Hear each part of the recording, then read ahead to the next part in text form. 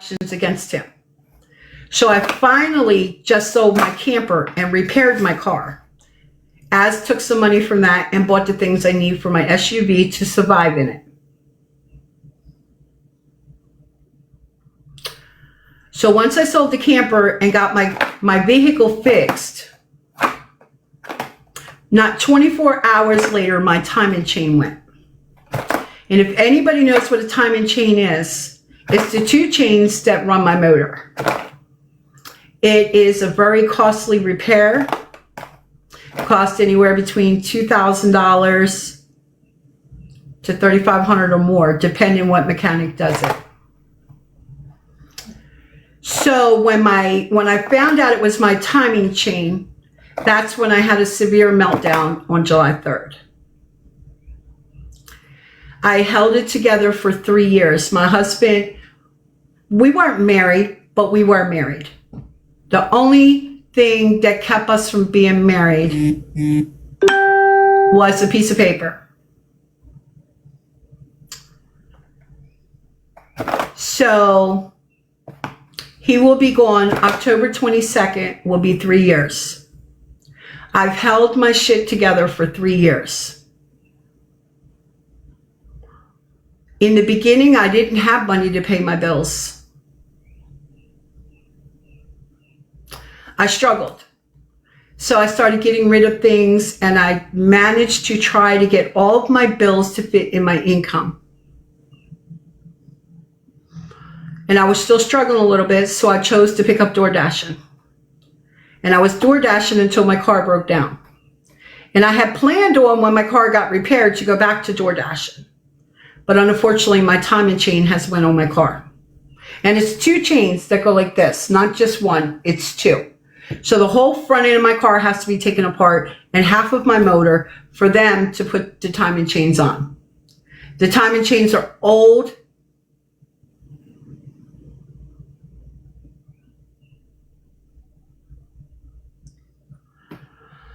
Goodbye, amazing calling. Goodbye. Do I have any mods in here? Brandon, stand by so when I tell you to block the account, you can block the account for me, please. So it's a very costly job.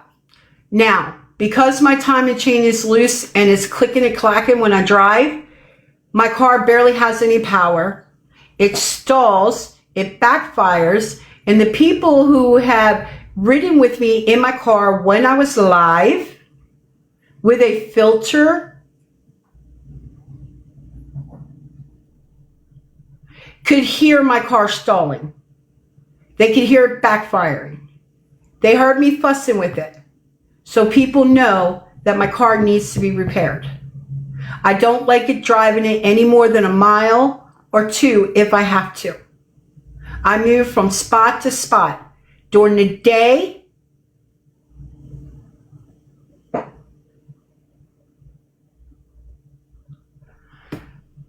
block Tiffany Brandon.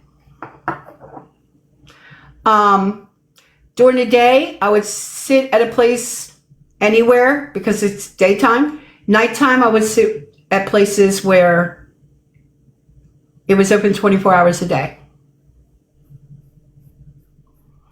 And I wasn't moving it far.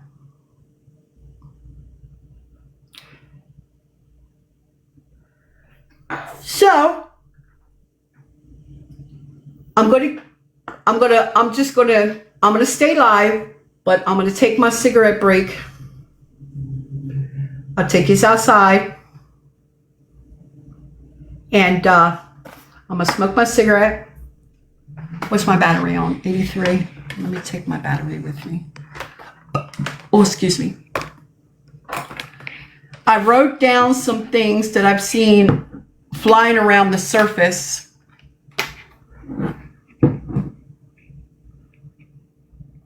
Do you wake your husband up? Block Lauren, please. Just stupid comments like that, Brandon, block them.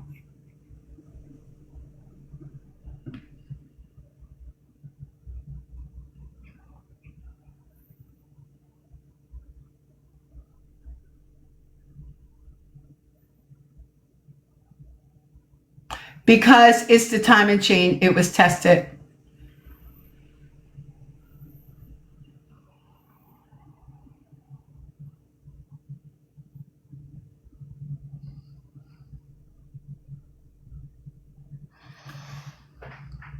I see there's a bunch of trolls in here. I see there's a bunch of trolls in here. A bunch of trolls. A bunch of trolls, a bunch of nosy people asking stupid ass shit. No. I did not have AutoZone tested it. It's a new diagnostic testing that they do on your vehicles. It's a machine that they hook up to your car.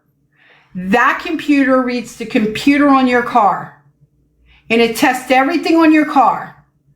It's like a $600, $700, $800 test, and it was done on my car. So it's legit. It's my time and chain. The car is a 2006. The time and chains have been on there since 2006. The time and chains are worn. And it's chipping off little pieces of metal or whatever they want to call it.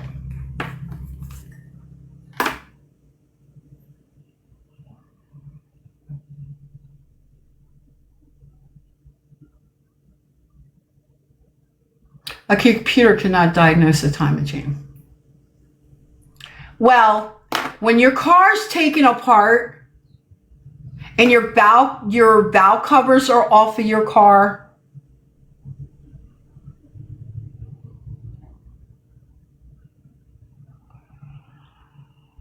okay, since you're a mechanic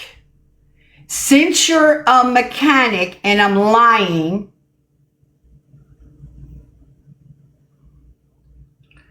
that's not a computer. Okay, well, what's the machine you hook to a car to diagnose it? So I can tell you this.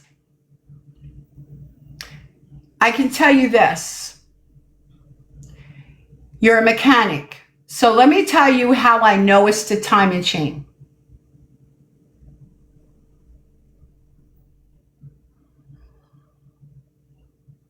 I asked a friend who works on cars, that's a mechanic, to look at my car. He called a friend that has a computer that diagnosed my car, checked everything. Now, how we know it's the time and chain is because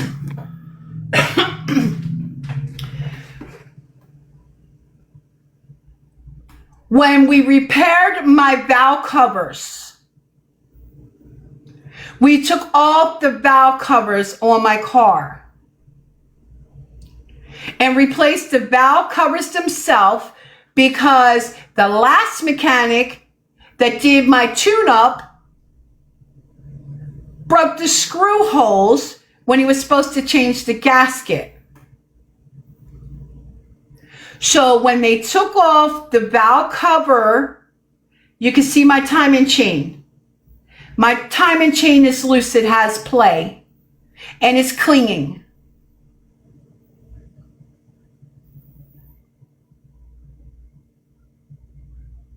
Okay, I'm going to block him because I'm not, you know what.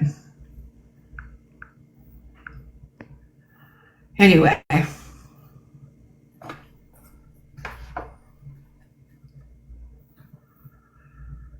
I blocked him, y'all. I blocked him. I blocked that account.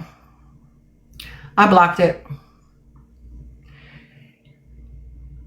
Like I said, if anybody wants to pay for the diagnosis, if anybody would like to pay for the diagnosis, or as a matter of fact, you can call U.S. gas station in Dover, Delaware, ask for Mr. Tony. Ask for Mr. Tony. Call U.S. gas station, Dover, Delaware, ask for Mr. Tony.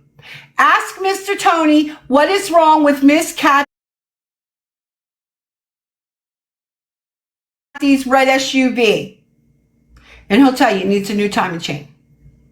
So there's my proof. Call the mechanic shop, US gas station that does mechanical work on cars, and he'll tell you. If the chain makes noise, it's time to do it ASAP. Thank you, Derek. Thank you, Derek. Thank you. Thank you very much, Derek. And Derek, if your timing chain has play in it, we just have my valve covers off, and you can see that the timing chain is loose, and it's old and it's wearing. And so when you start the car, you can hear. So.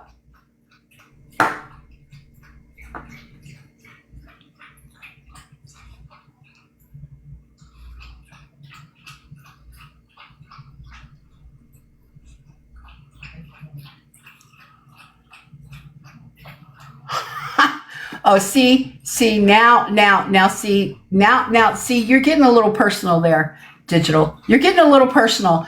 I heard you mention that your children turned on you. Do you have any accountability in that? Well, I'll explain that when it's my time to talk. Kathy, what cost you $600? Okay. What are you talking about? My timing chain went in my vehicle and my motor blowed up. The timing chain is in the front of the engine, cannot be seen from the valve covers. Okay, so on a 2006 Ford Expedition, if the valve cover's off, you can't see the timing chain? Oh, that's a fucking lie. That's a fucking lie.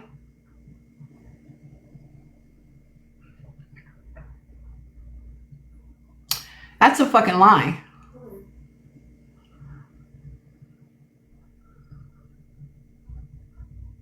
Because if the valve cover is off on the driver's side, you can see the chain.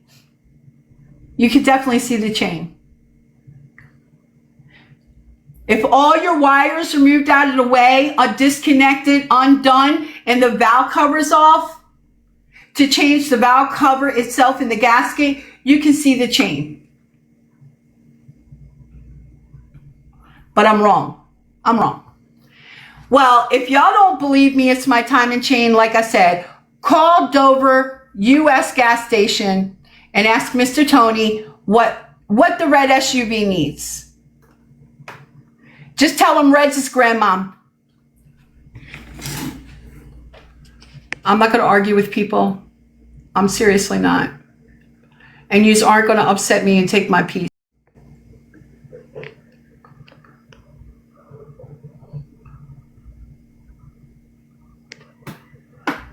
Thank you, Brandon.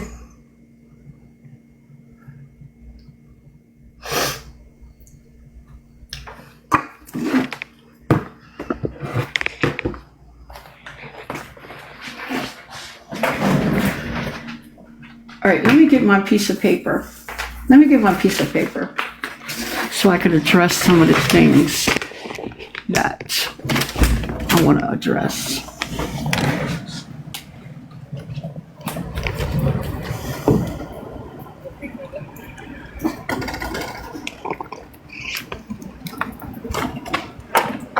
Hello, how are you?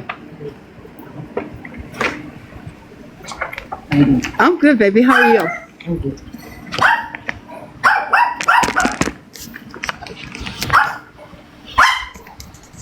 Brooklyn, it's okay, Brooklyn.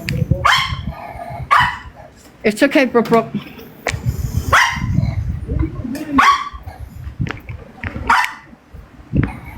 It's okay, Brooklyn. Your mom is okay. All right.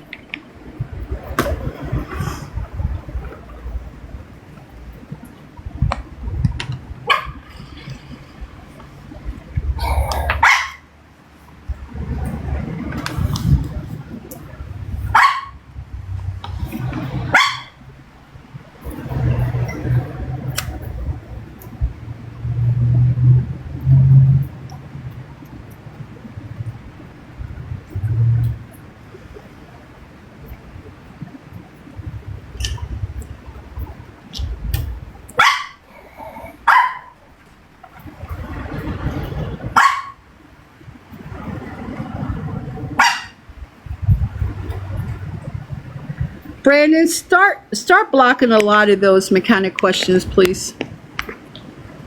The timing chain is behind the water pump in the front of the engine. Absolutely, it is. It is. It is. And you can see the top of the chain on my car.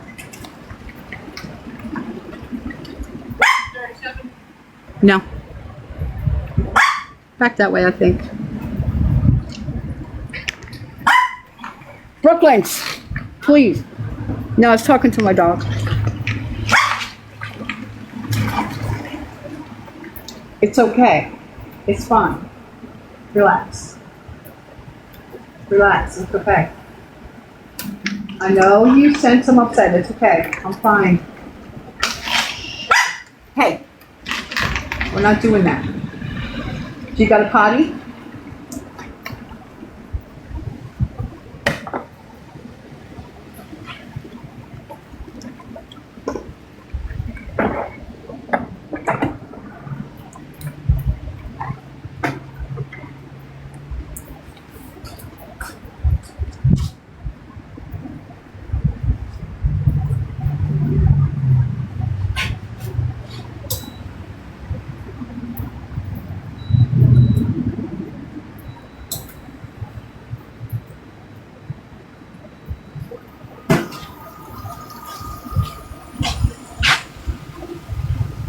Come on, you want to come out and go potty? Come on. Come on. It's raining. I don't know if you're going to come out or not. Come on, you coming? Go ahead. Go ahead.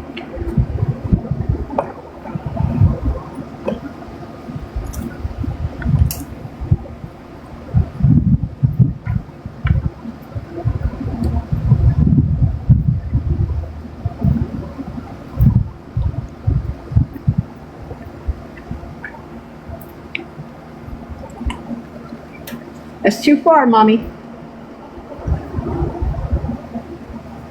Good girl.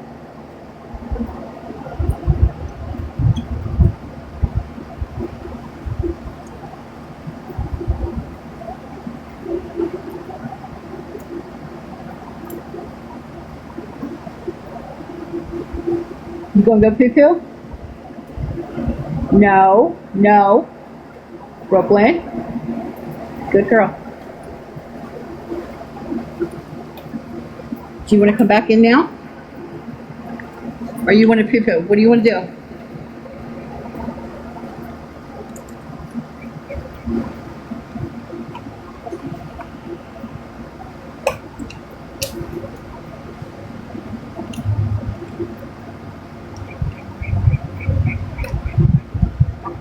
Come on. Do you want on the bed or do you want to sit with Mommy? Huh?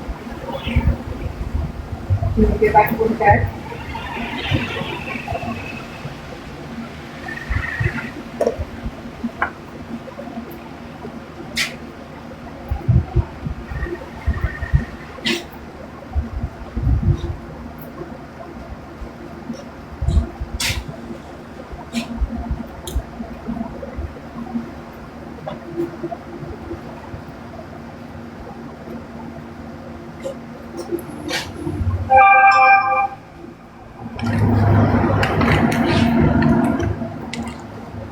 Okay, so I'm not going to answer no questions right now. I'm going to talk. I'm going to put my glasses on my head. I'm going to talk. I'm going to talk what I want to talk about. I will address what I want to address. If I chose to answer questions, I will. If I feel like it's a legit question, Babs said, Mr. Tony, Kathy, Mr. Tony confirmed. Thank you very much. Thank you very much. Appreciate it. Appreciate that, Babs. Appreciate it. Appreciate it.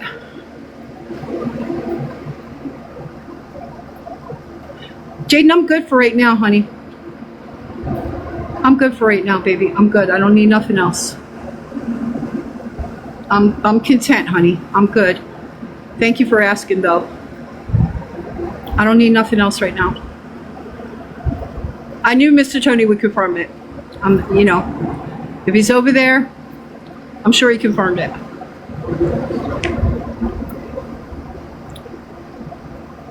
Okay, so the first thing I want to address, like I said, I'm going to talk about what I want to talk about.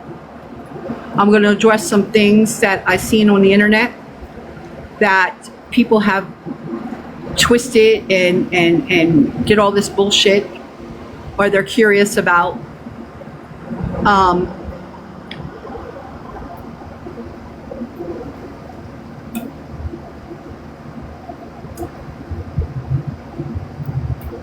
Give me a second, guys.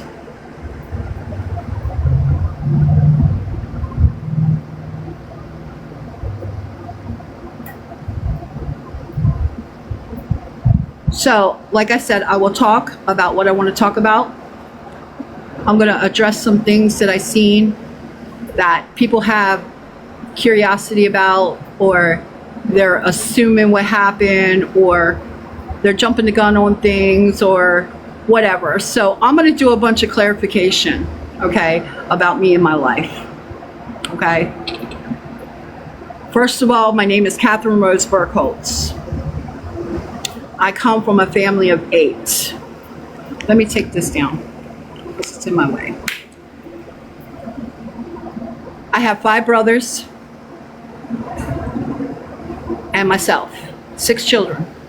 My oldest brother is deceased. He passed away of a massive heart attack at a very young age.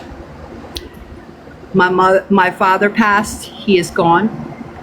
My mother has passed. She is gone. I have a brother that's a year older than me.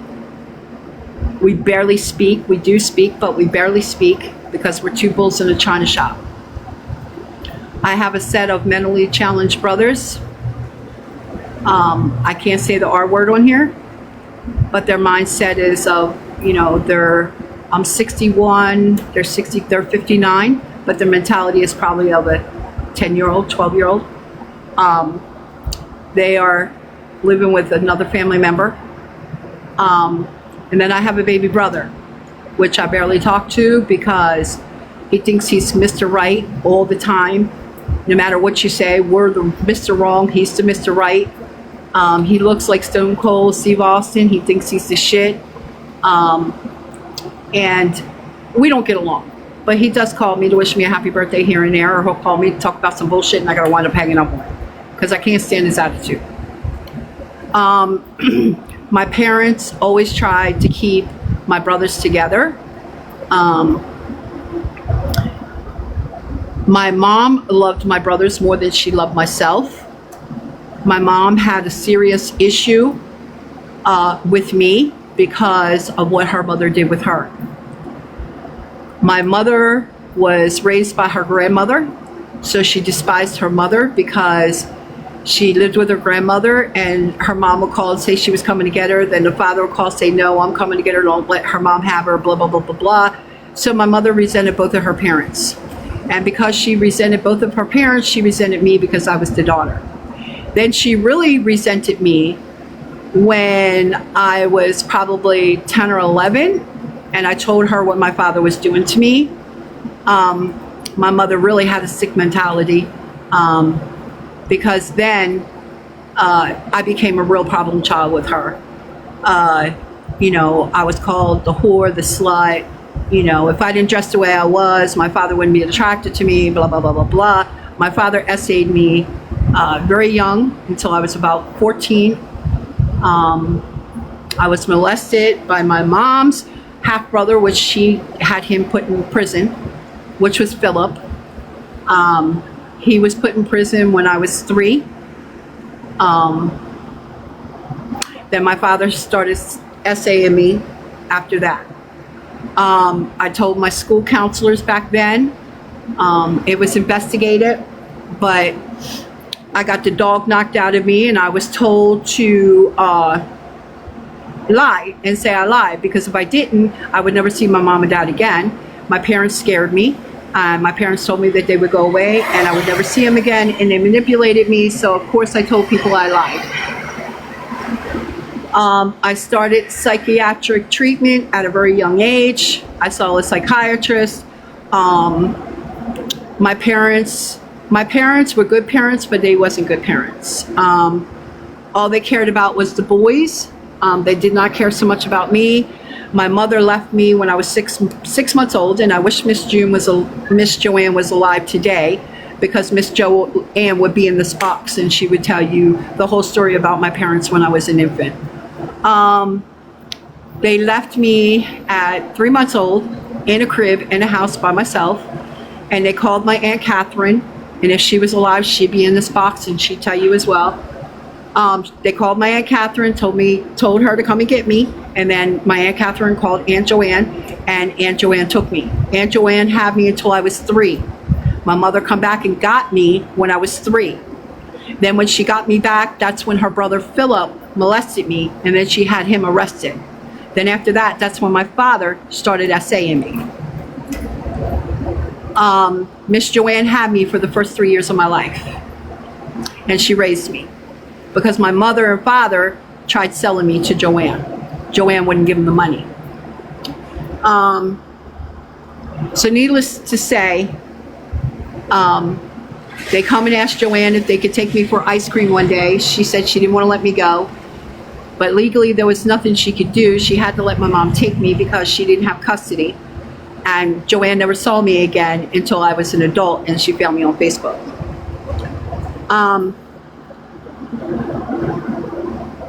I was never given Christmas gifts or birthday parties or nothing like that. I never got a sweet 16 birthday. My parents never celebrated my birthdays. Every Christmas my brothers got, I didn't get.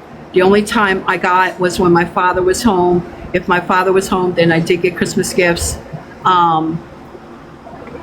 You know, my mom and dad used to fight a lot about me all the time. I felt a lot of guilt in that, because I felt like I was the problem, and that's why my parents fought every day.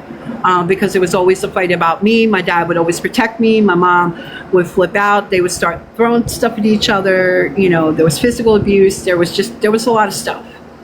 My family was very messy. It's very messy. My immediate family, I'm speaking, meaning my mom, my dad, my 5 brothers, and myself. It's very messy. It's very drama. There's a lot of things out there that surface, which is true. There's been family incest. There's been the RAPE. There's been essays. My family's very messy. I cut my family off. I'm going to say I was around the age of 14. I met my kid's father through school, and I became pregnant the weekend he left for the military. When he was in the military, we were talking, so forth. My parents forced me to get married. We did get married. He came home on leave he came home on leave June 30th. We got married July 5th. We only have 5 days. And he left July 8th to be stationed in California. I married my husband to get away. I married my husband to get away from my family, to get away from my parents, to get away from my home. After I married him, I was with him, and I got pregnant with my second daughter. But in between then, I found out that my kid's father was living a double life. My kid's father lived a double life. He liked men, he liked women. He was in the closet. When I found all the proof, and then I came in, I've caught him in bed with his platoon sergeant, which was not a female. I don't like to talk about it because my kids are on here, and I try not to bash their father in front of them because I was never that mother. The issue that my children's father and I had was strictly between him and I. It had nothing to do with my children. My children were innocent in the whole mess. So I try not to degrade their father. I have never degraded their father in front of them. I try not to put things on the internet so my kids can hear it. But right now my kids ain't talking to me, so it is what it is. If they hear it now, it is what it is, because they're not talking to me anyway. So I left my children's father. We were married for 15 years. I tried working it out with him, but it didn't work. I didn't divorce him until I met someone else who offered me an engagement ring, but I would not accept it until I divorced my children's father because I needed to close one door before I opened another one.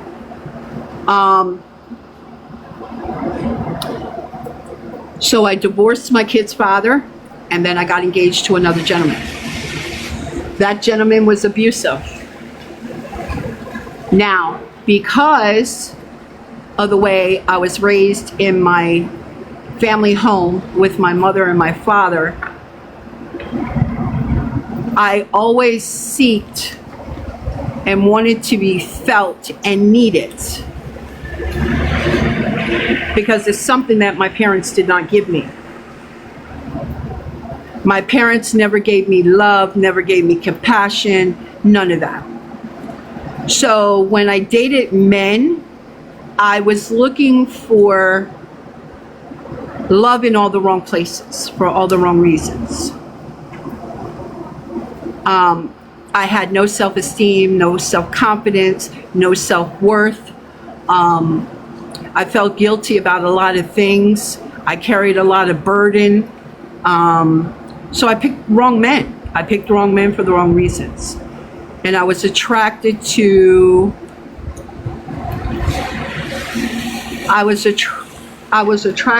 the wrong men for the wrong reasons.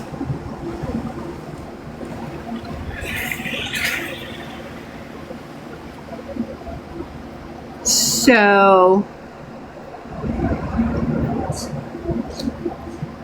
needless to say, that pretty much explains my childhood.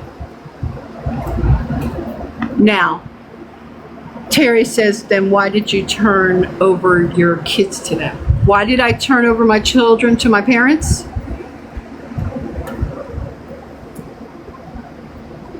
Because I was manipulated into doing so. That's why.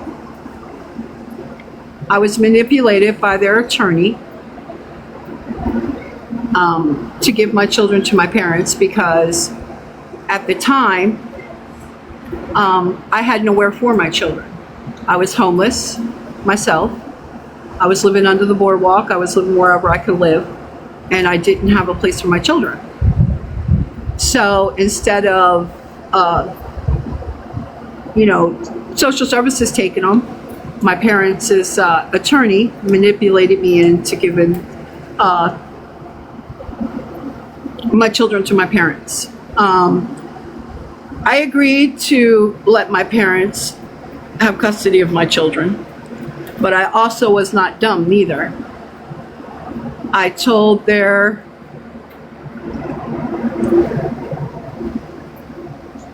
okay, Terry. Brandon, get rid of Terry. Get rid of Terry.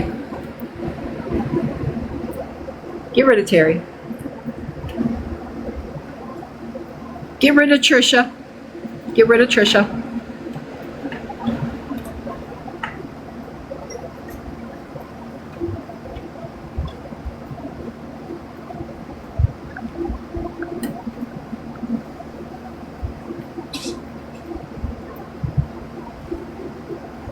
People like to assume, they think, oh, you wasn't manipulated. My parents didn't manipulate me.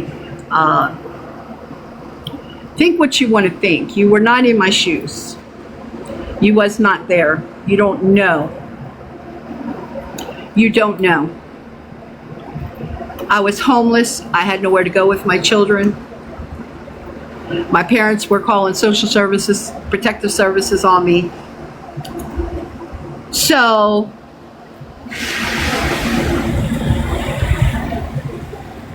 they manipulated me by saying, my kids would be taken from me. You're not waiting on a DoorDash, are you? No, ma'am. Okay. Sorry.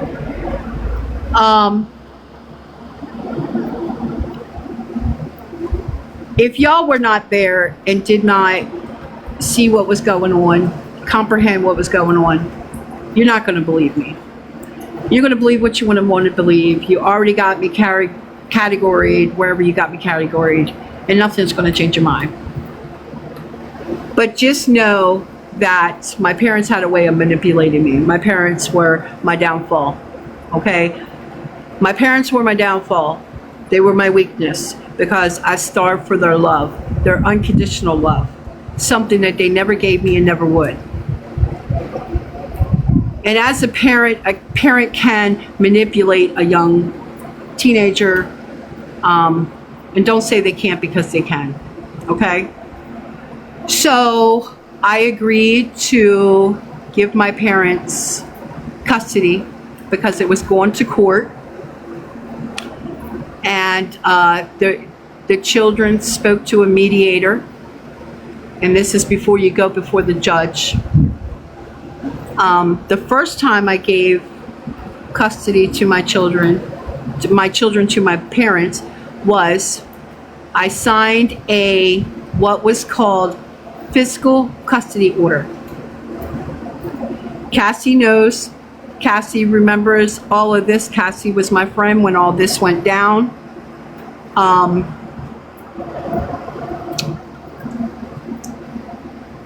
My parents were very manipulative. And if you don't understand my parents, if you don't know my parents, never knew them personally, you're not going to understand, period. So the first time I gave my children to my parents, I told their lawyer I would allow my parents to take care of my children, but it was only going to be in the presence. I was not giving them temporary custody. I was not giving them sole custody, and I was not giving them whatever permanent custody. I said my parents can care for my children until I'm on my feet. So that's when the lawyer drew up a contract that my parents only have physical custody of my children. Meaning when they're in their presence. Anytime that I wanted to come get my children, I was allowed. That was for visitation. That was to get them back permanently, whatever. My parents only had physical custody, period. So I got my shit together, got my own place, and I got my children back. I was living in the same development as Cassie. That's when I met Cassie. Cassie can tell you everything I've been through with my family. She was my neighbor. She witnessed it. My parents always condemned me to my children. My brother lived here. I lived here. My mother lived here. We lived right next door to each other. So if I had my children doing chores, they would run next door to their grandmother. Mom's making me do dishes. Why are you making her do dishes? Why can't you do the dishes yourself? I tried teaching my children responsibility, but my parents didn't feel that was normal. I wasn't allowed to tell my children to rinse off the dishes and put them in the dishwasher. My children wasn't allowed to do laundry. My children wasn't allowed to take the trash out. My children wasn't allowed to vacuum the floor. My children wasn't allowed to do any type of work according to my parents. They were children, and they were children meant to go outside to play. I was a bad mother because I made my kids, and I was teaching my kids responsibility. You have a bedroom, keep it clean. My kids always had their own bedroom. JR had his own room, Duke had his own room, my daughter had her own room. My daughter, she never cleaned it. She'd throw everything under the bed and in the closet and in the dresser. JR, he kept his room halfway decent. Duke kept his room clean. So they would rent next door to my parents. And of course, my parents always fought me over my kids. I was not a good enough mother. I will never be a good enough mother. I always choose men over my kids, blah, blah, blah, blah, blah, blah, blah. Like I said, y'all can believe what you want to believe. You don't have to believe it. It's on you, but I'm telling you the truth. So anyway, It got to a point that I had to put an ex parte on my parents, and my parents were not allowed around me and my children. I got my children back. I got custody of actually, there was no custody issue. There was no custody period. I just took them back. They were in my custody again. There was no custody issue. Even when we went to court and I allowed my kids, the court allowed my kids to choose where they wanted to live, with me or my parents. There was never no custody issue. There was never no permanent custody. There was never none of that. It was physical custody, period. That's it. Period.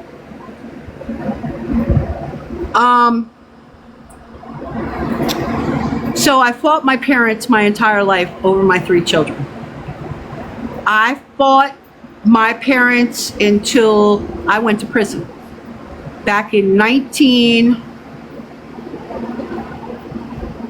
was the mid-90s when I got locked up and went to prison. I fought my parents all the way up until that point, until I went to prison. But my family had me sent to prison. Now, before that, did I go to jail? Yes. Did I get locked up? Yes. And I'll explain why down the road for that. But the reason I went to prison was because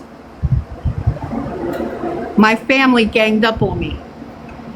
My family knew that I had applied for Social Security for Vincent, which is my youngest one, Duke.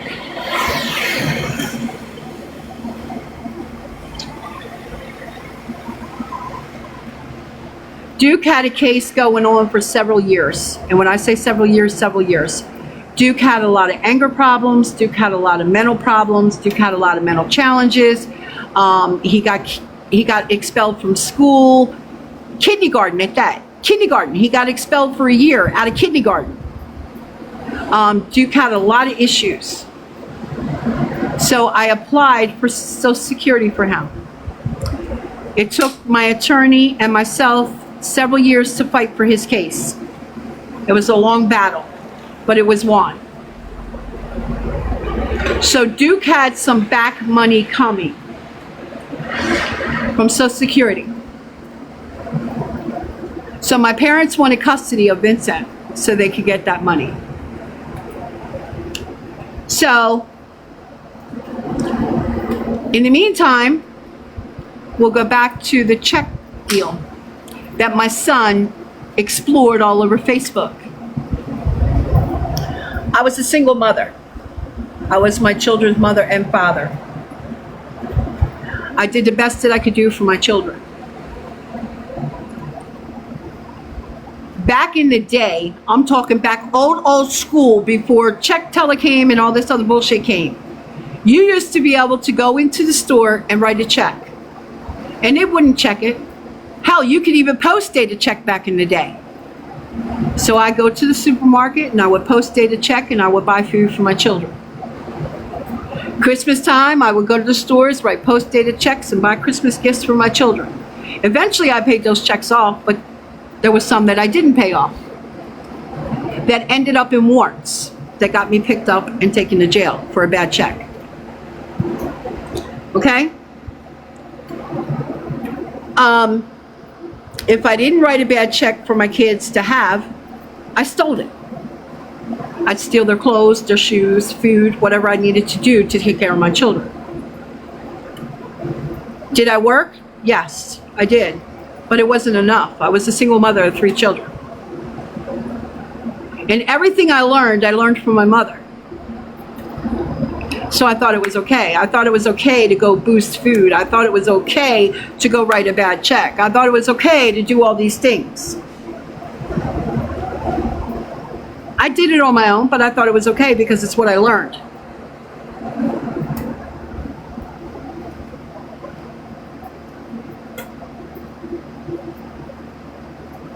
But my kids were taken care of. My kids had the best of everything. Starter jackets, Reebok pumps, telephones, Ataris, Nintendos, all that bullshit when they were young. There was nothing that my kids did not want that they did not have. I was the best mother that I could be, and I did the best job that I could do. Being a single parent. Now, some of the things I did, was I wrong? Yes, absolutely. I shouldn't have wrote bad checks. I shouldn't have stole. But I did the crime, I did the time. I paid for it, okay? Now, let's back up to when I was fighting my parents. My parents were fighting me to get Duke for when he got his SSI check. Now,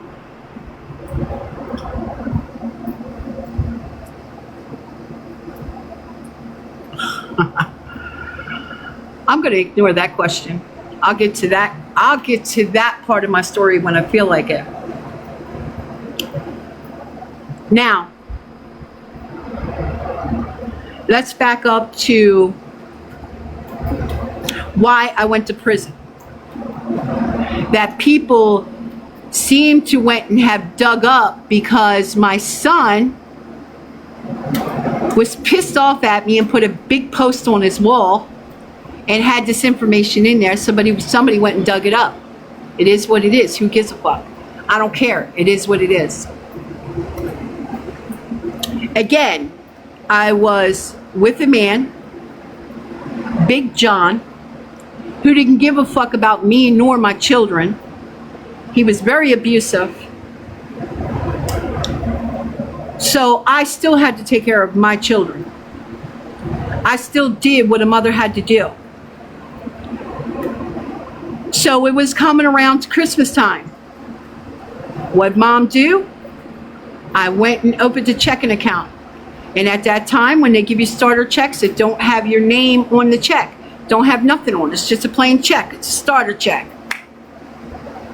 I went to the malls and I used a typewriter in Sears, stuck my checks in the typewriter, put all my information on there, on all my checks.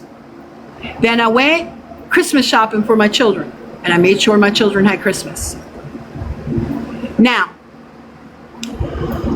I got all my kids' Christmas stuff. I had it all ready for them. And I ordered my kids' Christmas outfits. My kids always had Christmas outfits for Christmas. My boys had suits and my daughter had a dress. I ordered them from JCPenney's. I was cleaning my house. I was a mother of 14, mature and even. I knew right from wrong. Okay, well, that's you. That's you. That's you. Not me. Like I said, I can admit to what I did. Am I embarrassed by some of the stuff I did? Yes. Am I ashamed of some of the shit I did? Yes. But I'm telling my story, as I've told for years. I'm not ashamed to tell it. So again, I wrote bad checks for my kids, and I got them toys, and got them stuff they needed for Christmas, or wanted for Christmas, whatever the case may be. Now, when I wrote the checks were in my name. I was cleaning my house a couple of days before Christmas when JCPenney's called me and said the kids' suits were in. So I went to JCPenney's, me and my kids got dressed. I went by my mother's, picked up my sister-in-law, and we went to JCPenney's to get their clothes. And of course I had to write a check for it. So while we're at JCPenney's picking up my children's stuff, my house trailer was broken into. Raise your hand if you decided to steal as a mom. People ain't going to admit to it. People ain't going to admit to shit. Girl, please. People hide behind shit. And exposers like digging it out. Nobody's fucking perfect. Anyway.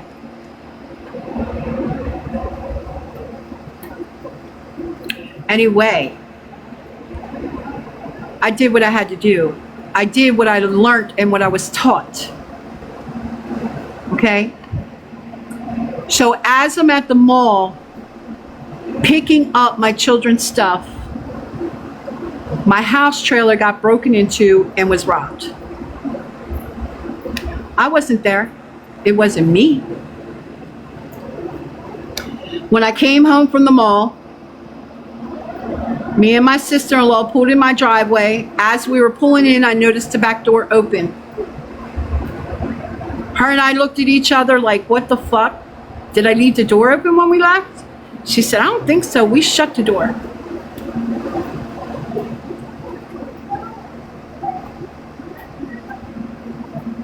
What I do? Block fighter. I'm sick of her comments at this point. Block her. Block her. Thank you. So I'm at the mall. We leave. Me and my sister-in-law get back to my trailer. As we're pulling in, we noticed the back door open. I looked at her. She looked at me. I said, I don't remember leaving that back door open. She said, well, let's check it out. And it was snowing. It was snowing. So we made the children sit in the car, and me and my sister-in-law got out to investigate. Well, when I got to my front door and put my key in to turn it, I could not unlock my front door. It was like somebody was holding it, like it was jammed or something. So finally, me and my sister-in-law got the door open, and when we opened the door, directly in front of us was my entertainment center. I noticed the TV was gone. Then I looked towards the Christmas tree. All the stuff from under the Christmas tree was gone. Okay? I looked at my daughter. I looked at my sister-in-law. She looked at me.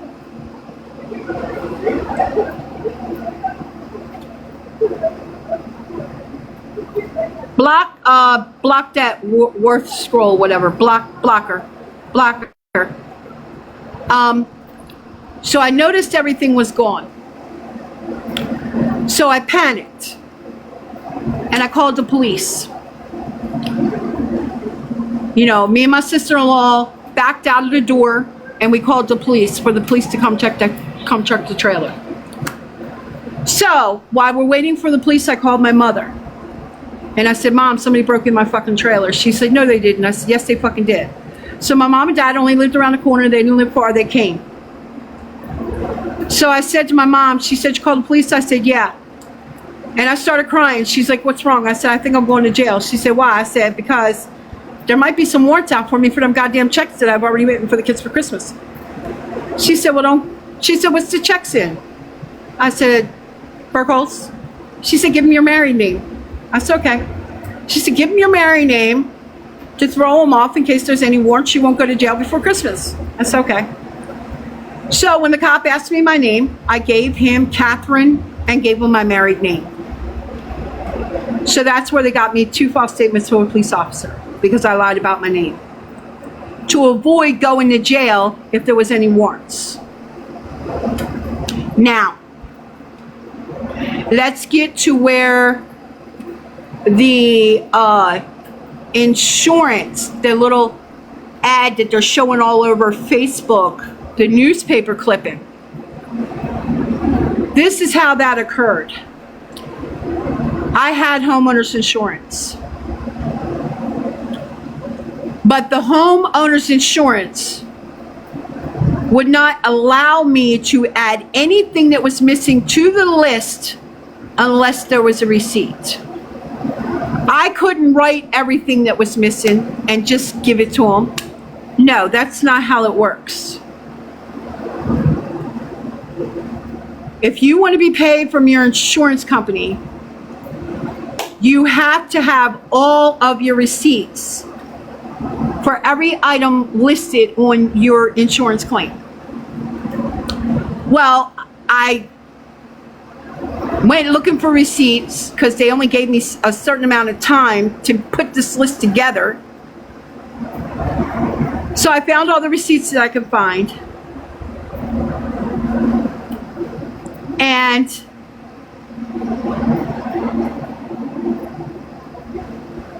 talk about how your son offed someone maybe as well.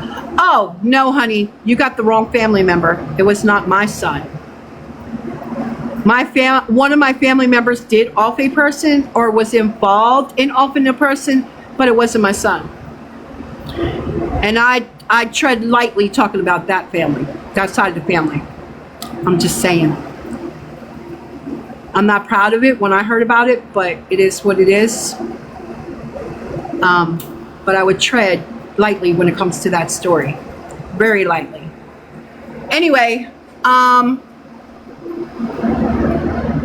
needless to say, when the police came, I gave them my married name because I was trying to avoid if there was any warrants for my arrest. So when the insurance company sent me the information, they told me that they did not want me to put anything on the list that I did not have a receipt for. So when I initially gave them my list of inventory,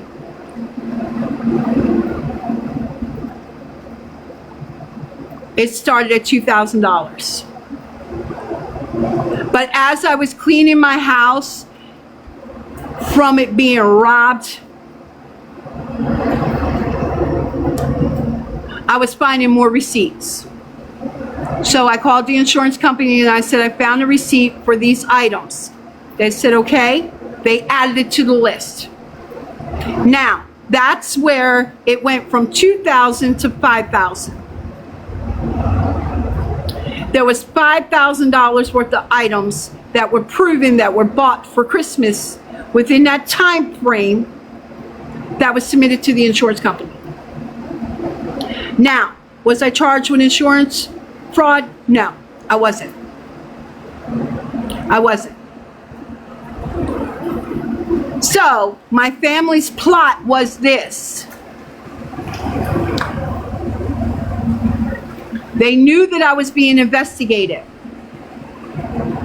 for the break-in. So my brother and my sister-in-law calls the detective and tells him that I'm threatening them, I'm harassing them, doing all this kind of crazy stuff. So I got charged with that.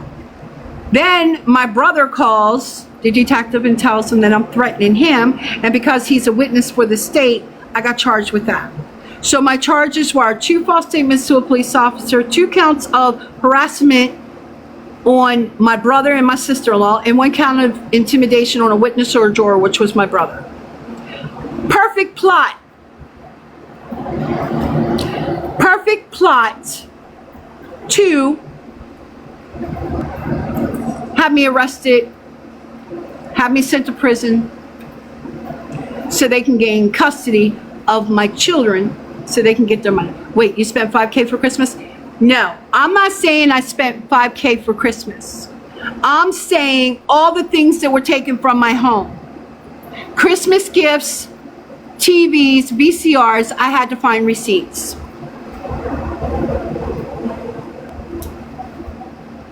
So it was a total of $5,000 between items that I had in my home and Christmas things.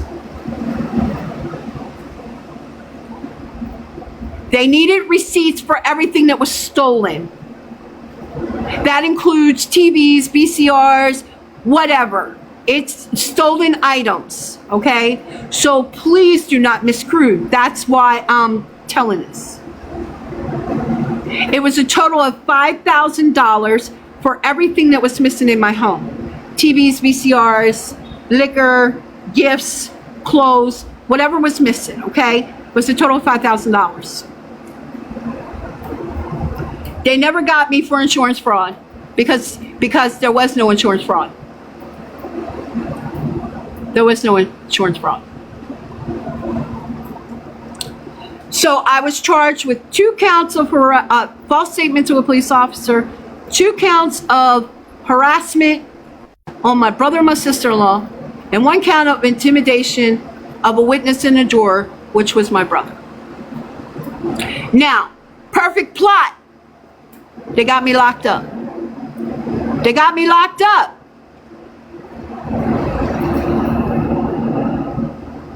They got me locked up. Well, because it's the newspaper and it's the news, and they take a story this big and make it this big. I wasn't charged with insurance fraud. Look up my record. So whatever the Washington Post said, yeah, they were going to make a big story out of it. Go look up my charges from that. Go look up my charges. 2 false statements to a police officer, 2 counts of harassment, 1 count of intimidation on a witness or juror. Go look it up. Go look my charges up in Maryland. So, perfect way to get me locked up, right? So, I tried explaining this to Judge Wise in Caroline County. When it was my time to get on the stand, I wish I had had a barracuda for a lawyer instead of a public defender. That's where I fucked up. I fucked up by getting a free public defender that was offered to me instead of me just paying for a fucking lawyer. That's where I fucked up. So anyway, I explained to the judge that my family was out to get me. They wanted custody of my son because he had money coming, blah, blah, blah, blah, blah. The judge thought there was something seriously wrong with me. The judge really thought there was something wrong with me. So the judge sentenced me. He sentenced me to 2.5 years with a psychological evaluation.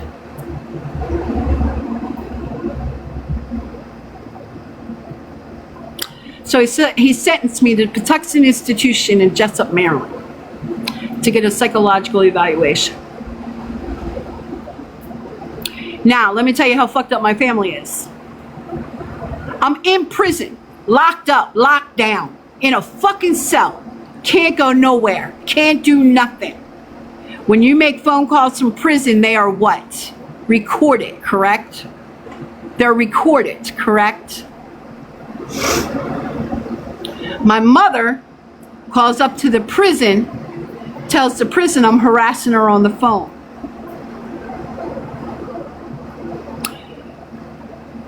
She's telling the prison that I'm harassing her on the phone. So the warden calls me in the office, and the chaplain, and they asked me what kind of whack family I had. And I said, why? They were trying to get me put on lock while I was already in prison. So I couldn't use the phone. They were calling the prison to try to get me put on lock. Lockdown. Because they did not want me calling my children and talking to my children on the phone while I was locked up. I barely had any contact with my children when I was locked up for 2.5 years. Children's Day at Patuxent, when I was at Patuxent Institution get my psychological evaluation, it was Family Day. Family Day. And this is how I met Julie. This is how I met Julie, the one I stayed with up in Chestertown. I was locked up with her mother. I was locked up with her mother, Joyce. And Joyce and I became very close friends. And we were having a Children's Day. So, you know, when you're in prison, you have to send out the form and you have to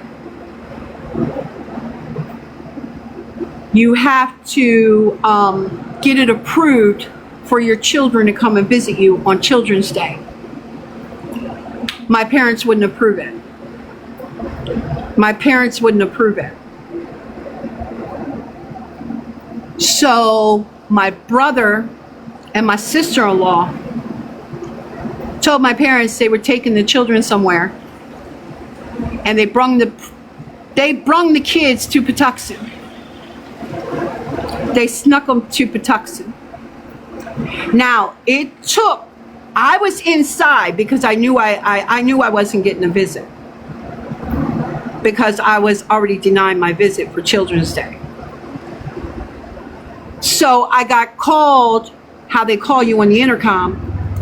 I went up and they said the warden needs to speak to you. So I had to go see the warden. The warden said, your children are here, would you like to see them? I said, yes, sir. He said, I have to approve it, but who is this person and who is this person? I said, that's my brother, that's his wife.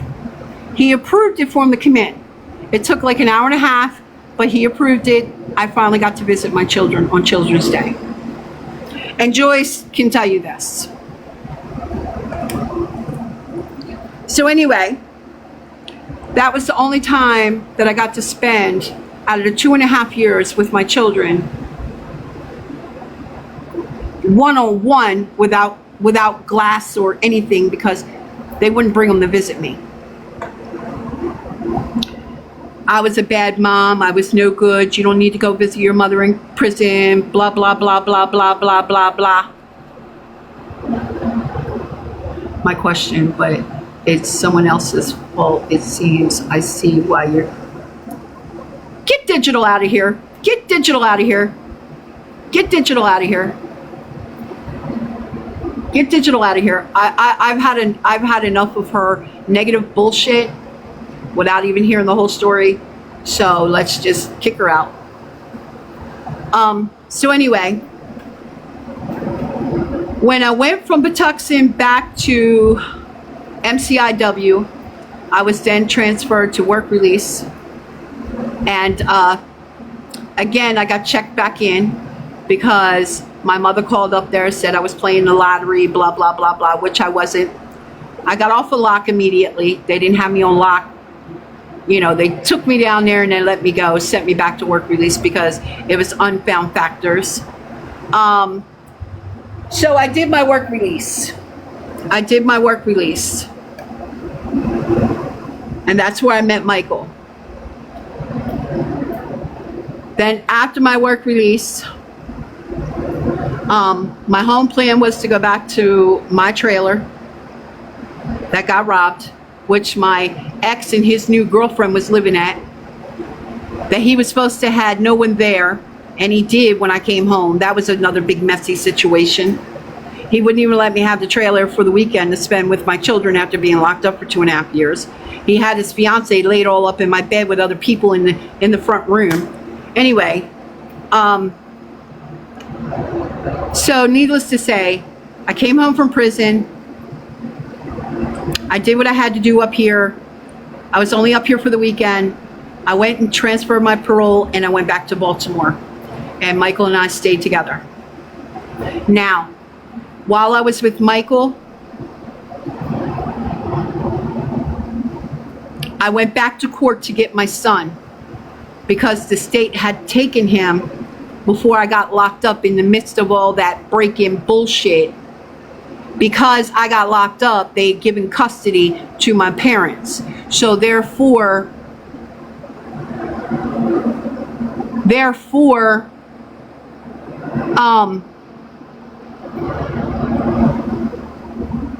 I got lost. Somebody said, what?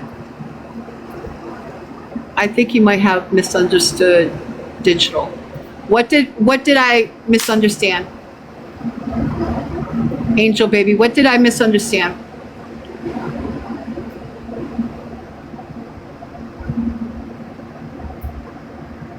The way I read the comment, she's saying I'm not accepting any responsibility. And I'm not going to keep reading that.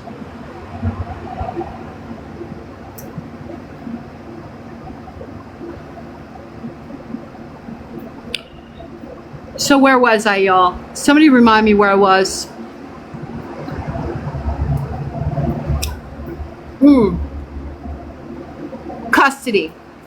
Custody. Teresa Ann said that's the same thing I read. Yeah, saying that I'm not accepting responsibility. So I was only up here for the weekend. I transferred my parole. I went back. Me and Michael were a couple. Me and Michael did our thing. We lived with his kids. No, I'm not smoking in my room, sweetheart. I'm outside. I'm outside on the concrete. I'm just sitting in front of my door. You can call the office if you would like, because I'm sure they're going to look out and see me sitting here. The office is right up there. So, yeah. I mean, you're more than welcome to call them and tell them I'm smoking in the room if you like.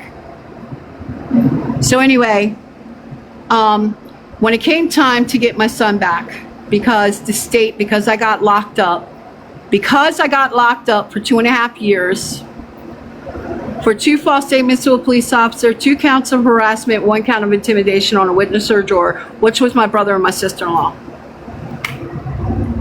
So, when I came home, I had to take my parents to court to get custody back of Vincent.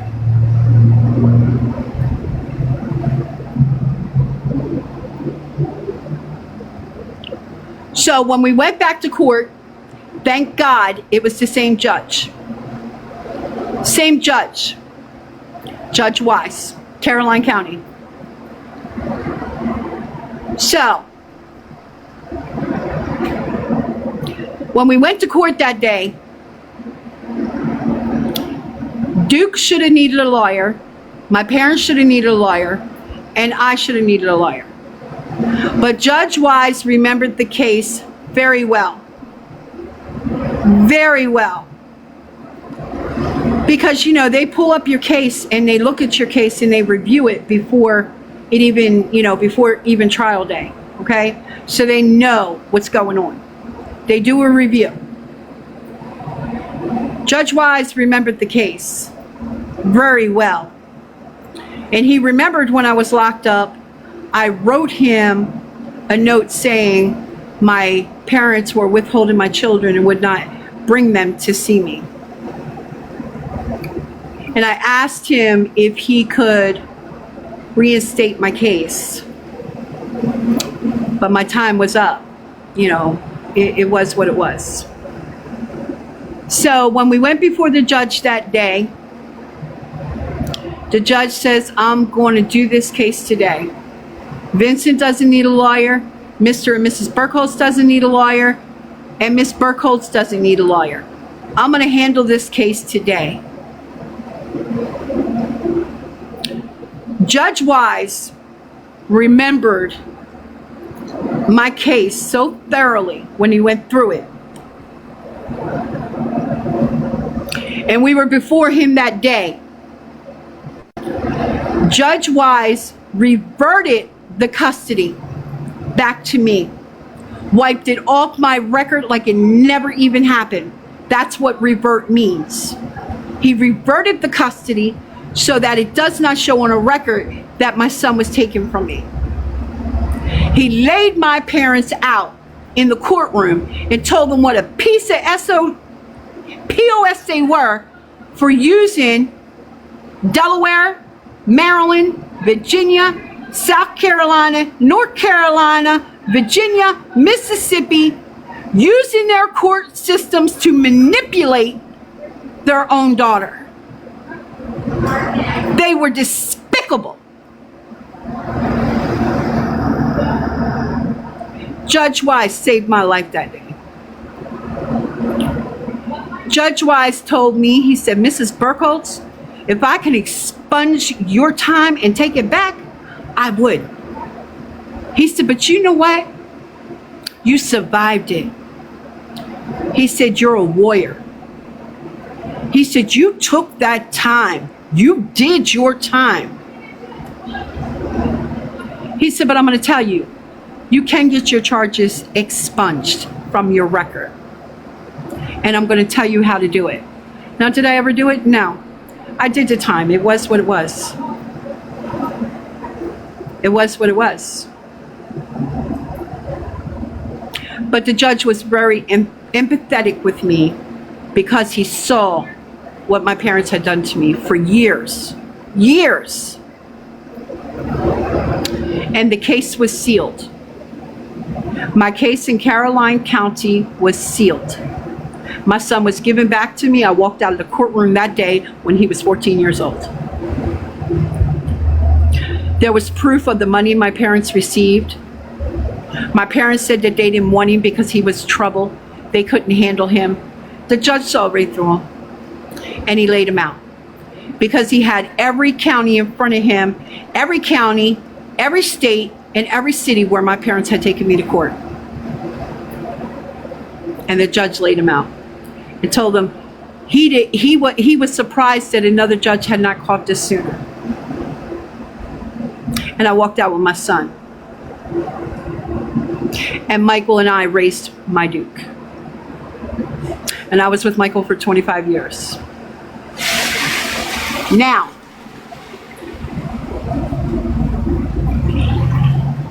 that's a little bit of that. Now let me address Brooklyn. Let me address this Brooklyn situation. Brooklyn, again, somebody has called animal control on me. Surfing around the internet. Poor Brooklyn, poor Brooklyn, poor Brooklyn, poor Brooklyn, poor Brooklyn, poor Brooklyn. I'm such a bad fucking dog mom. Ever since I've owned Brooklyn for 10 years, Brooklyn has had allergies, environment allergies. Every summer, we deal with her skin. She's been to many vets, many allergy shots, and more.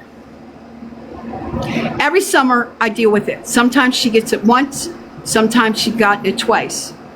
There's been a time or two where she's gotten it 3 times in the same summer. From the heat, the stress, whatever.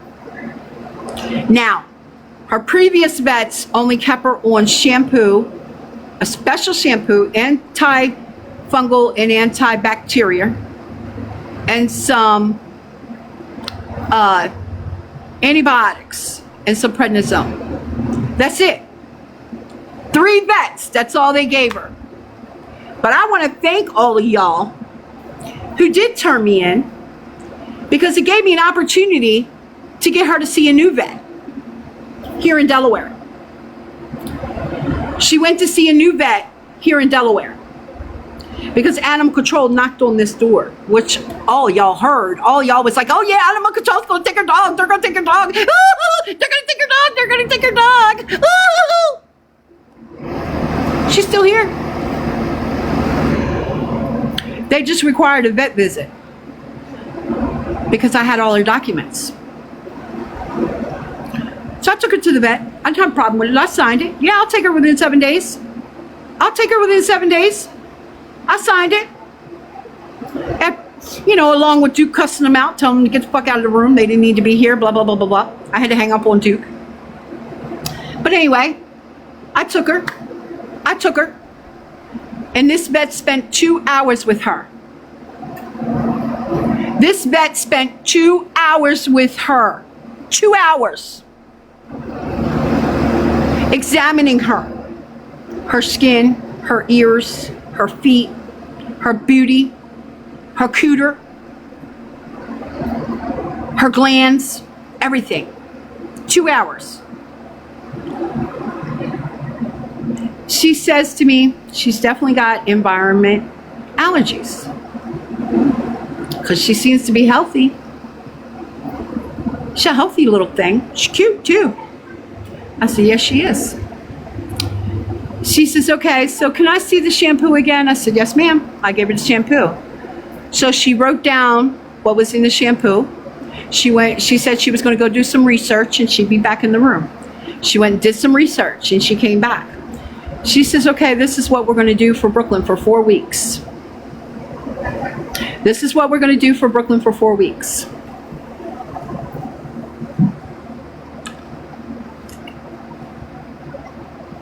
Her first shampoo was only 1%.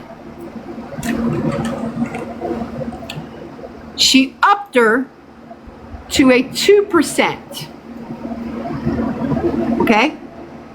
Just stronger shampoo. Same shampoo, just stronger. Once a week instead of the other shampoo 3 times a week. Once a week. She also found this. She gets it put on her once a day. It's a mousse that keeps her skin moisturized. Then she also put her on a supplement once a day to help her from the inside out with her skin. She's up to date on her rabies, and she's registered with Delaware. And she has an environmental allergic reaction to something. She had all the records from all the other vets. Brooklyn is not neglected. Brooklyn has never been neglected. And as far as you spreading rumors that I beat my pit bulls, that's the biggest fucking joke in the world. Any fucking body on this goddamn app, MySpace, fucking IG, fucking Book of Face, that knew me personally, that visited me on a fucking weekly, daily, monthly, can tell you, I have never in a fucking lifetime abused my animals. Never.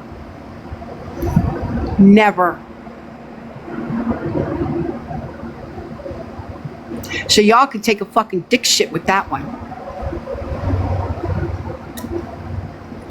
Now, let's clarify something else. That the account, Catherine Bergholz, is a scam. Catherine Bergholz, a scam account. Keeps spreading that I was hiding donations in my Wells Fargo account. First of all, I ain't had a fucking Wells Fargo account in 3 years. When my husband passed away, I closed my business, which was Sexy Edge Bling account. I closed my personal account, and I closed my joint account with my husband. I ain't had a fucking real bank account in 3 years. My bank is a fucking bank app, fucking Chime. That's my bank account now. So, that bitch is lying. And there are 2 fucking people that used to play tabs with me. Teresa Neal was one of them. Mama Al was another one. They play pool tabs with me. They play pool tabs. You know, the tabs, they're instants. You know, that you play a bingo and you can win cash on, or they got a holder, and when you play bingo, you can win on it and win money. They spent thousands of dollars, y'all. They spent thousands of dollars, didn't win nothing. They had remorse and fucking disputed their charges. I had to prove to the bank that they GAMBLED'd.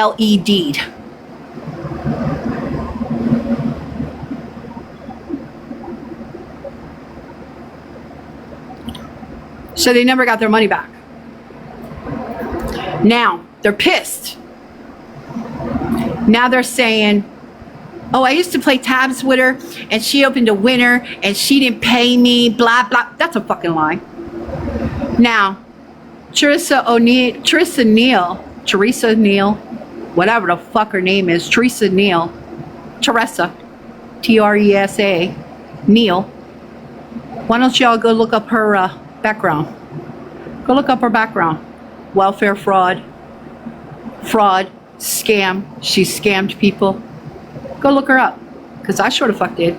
Because I'm tired of her fucking stalking me and harassing me after fucking 10, 15 years. So I finally went and dug down her hole. Yeah, it was pretty interesting. Pretty fucking interesting what her charges are. Why don't you look her up? Since she's the one out here calling me a scammer and a beggar, why don't you go dig her fucking background up? How about that? See, people like to hide behind fake profiles and fake accounts because they don't want people to really know who they are. So when they got personal vendettas, they come after people and they try to keep their self disconnected from the accounts that they're using. But social media is a big place. And if somebody wants to find somebody, they can. So I do a little research on them people that are giving you all this information that they're digging up, which I don't care because it's been all over the fucking media, social media, since fucking way back in the day. Okay? So that clears that up. So what else did I want to talk about? Okay, I want to talk about my children. Let me get a pen and mark this off what I've already discussed, what I wanted to say.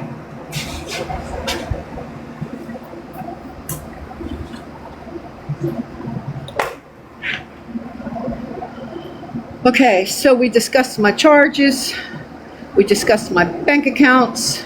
We discussed my marriage. We discussed my break-in. Okay, so let's discuss my children. Let's discuss my children. I have 3 children. I got a son who was born in 80. I got a daughter that was born in 82. And I got a youngest son that was born in 89, 88, 89.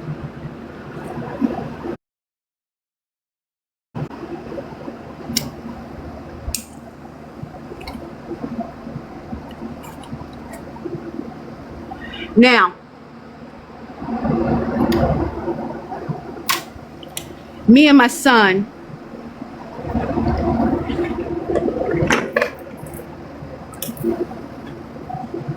have bumped heads for a long time. We have bumped heads for a long time since he got with his kid's mother, Alicia. I'm not going to say it's Alicia's fault because it's not Alicia's fault. Alicia's a good mom. She's a good wife. You know, that's their business. But my son opted to choose Alicia's mother as his mother because she had money, she had credit,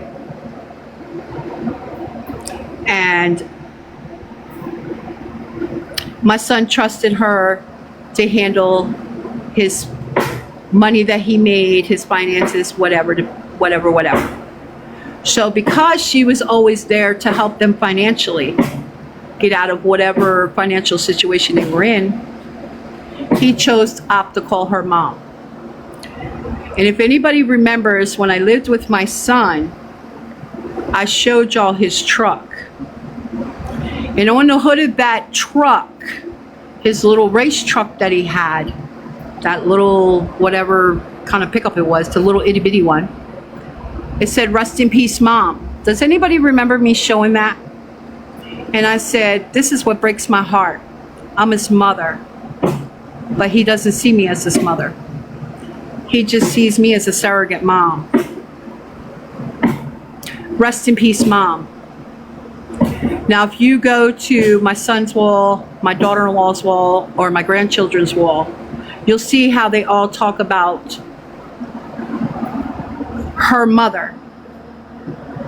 Everything was about her mom. Every Christmas, every Thanksgiving, every holiday, I invited them to my house. They did not come. Michael and I were together for 25 years. They never came to our house for Thanksgiving, nor would they ever come for Christmas. They came after, because they always spent Thanksgiving with her family, and they spent Christmas with her family. So they would always come to me like January to get the kids' stuff. So we have a love-hate relationship. I'm his mom. Yeah, he'll do for me, but I hear about it.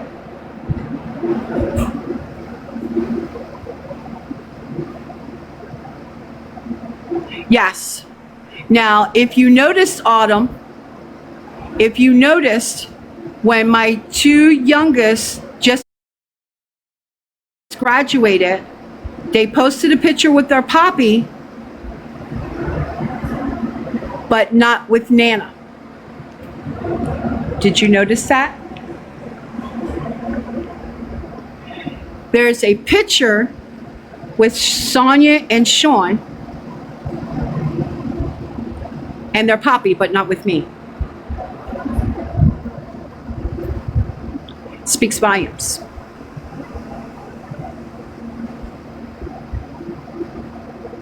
Yes.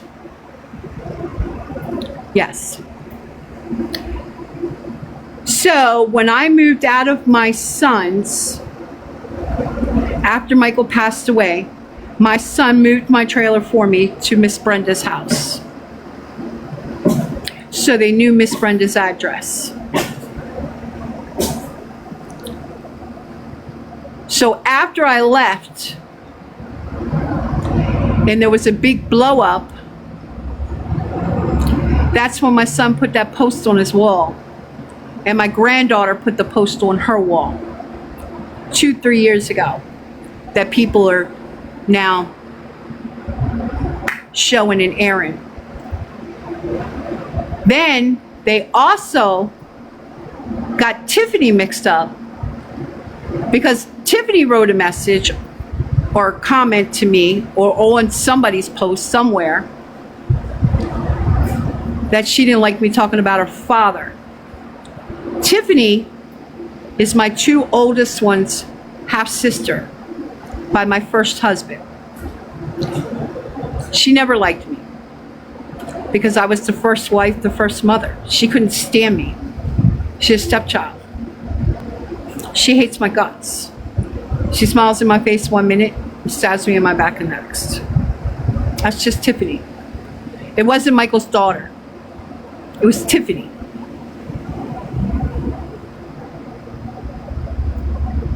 Now,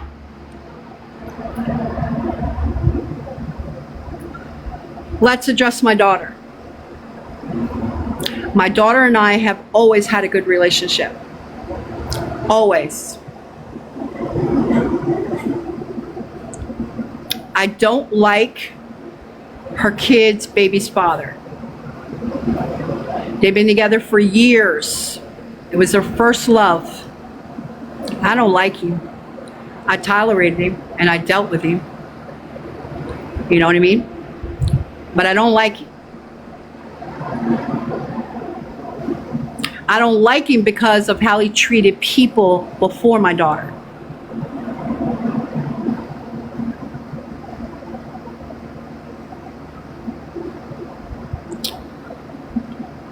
He's a Mr. Cocky SOB. But I've tolerated him for years, and we learned to get along. We got a love-hate relationship too. One minute we love each other, the next minute we're telling each other off, fuck you. Now, I mind my own business when it comes to my children. There's a lot of air that I can put out on my son's family, a lot of air I can put out on my daughter's family. There's a lot of air that I can put out on Julie's family, or she put me out. I can put a lot of air out on a lot of people that helped me out this last 3 years, and you know, that I stayed with and I'm out. But I don't, and I'm not going to. So, my daughter, after I left my son's house, I went to Miss Brenda's house, where my son towed my trailer. I was in my trailer for 2 months there. 2 months. I was reported to the zoning people in Kent County. They came out, gave me a certain amount of time to get out of that trailer, move my trailer, or they were going to take it. And I know a lot of you remember that. I got harassing phone calls from Teresa O'Neill, Neil, whatever the hell her name is, while I lived in my camper, talking about my dead husband and all this other threatening phone calls. People remember that. I was on live when the calls just kept coming in. So anyway,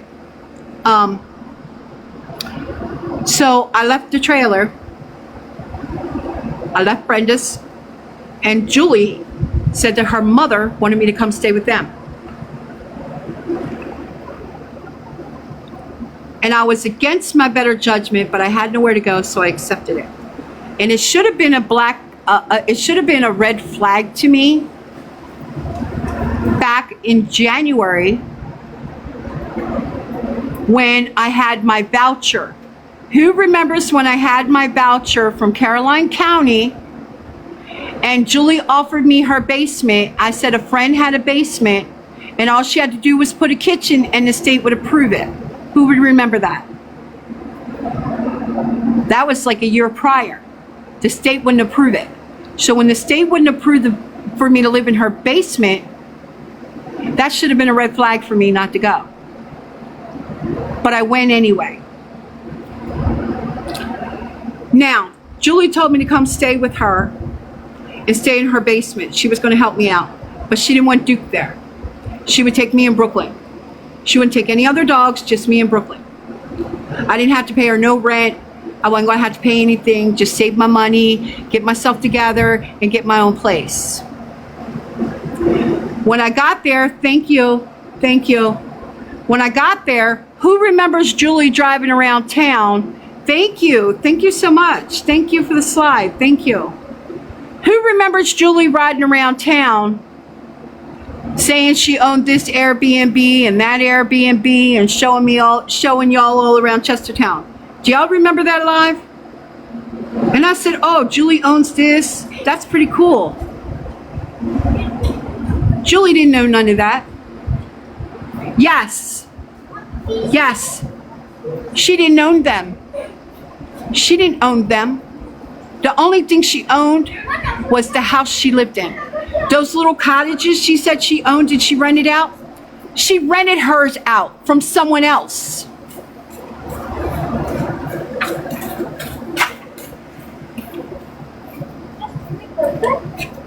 So, she knew that I had applied. That's when I applied for my first husband's benefits. Does anybody remember that?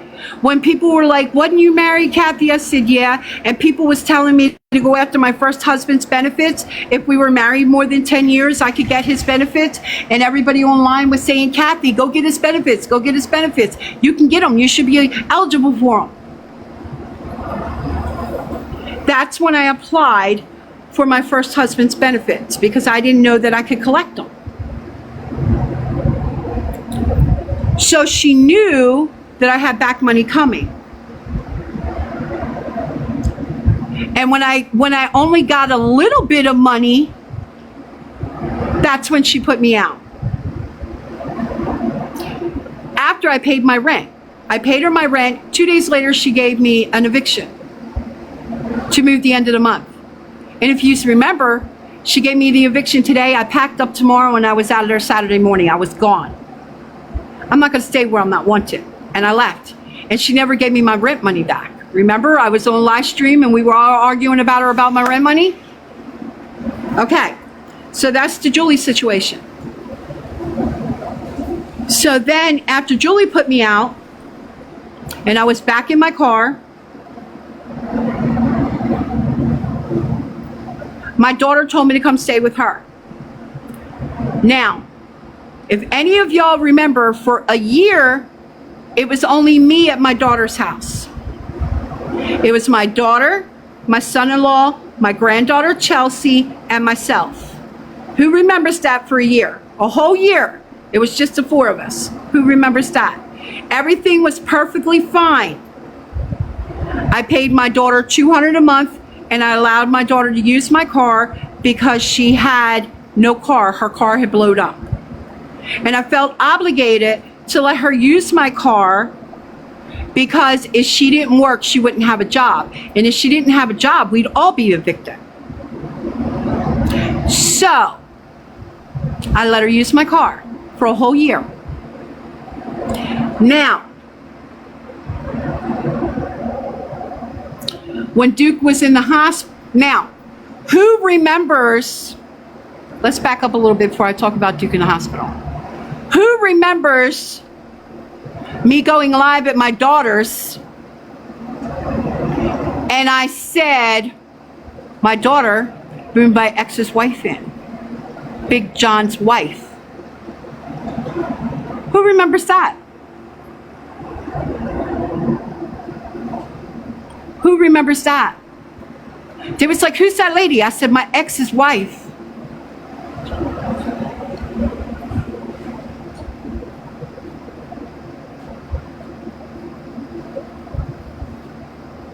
Okay. So, because Tammy and I were in the living room, and she was saying slick shit to me, I went off. And I threatened to put my fist down her throat. So my daughter and my son-in-law put me in my camper. The end of July, yeah, it was like the end of July, I think. July, sometime in July. They put me in my camper. Does anybody remember when I went to the camper? Was it the end of June, beginning of July, or was it July? I can't remember. So anyway, they gave me electric and they put me in the camper in the backyard. Remember? I was then in my camper. Everything was content. I was in my camper out back. So then when August came, that's when Duke winded up getting put on the ventilator. And he was in a coma.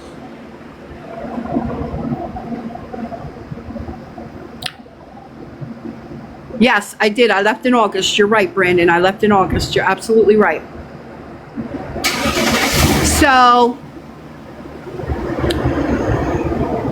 when Duke was in a coma on the ventilator, I took my truck to Baltimore and did a loan. Who remembers that? I took my truck to Baltimore. My daughter got pissed off.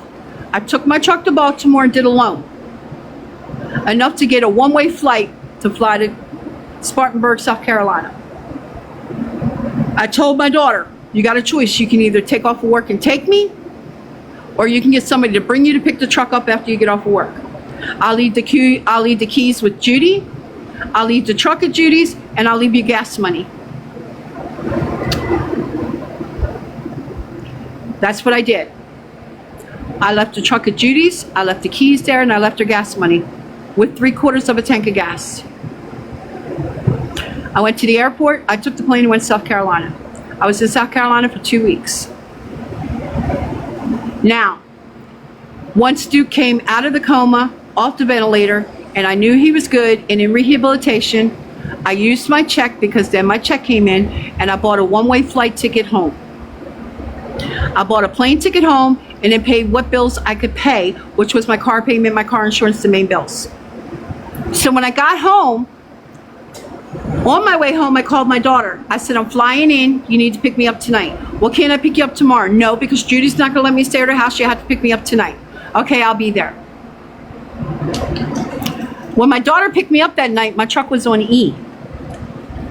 It was on E, and she had no money. I had to fill the truck in Baltimore for us to get home.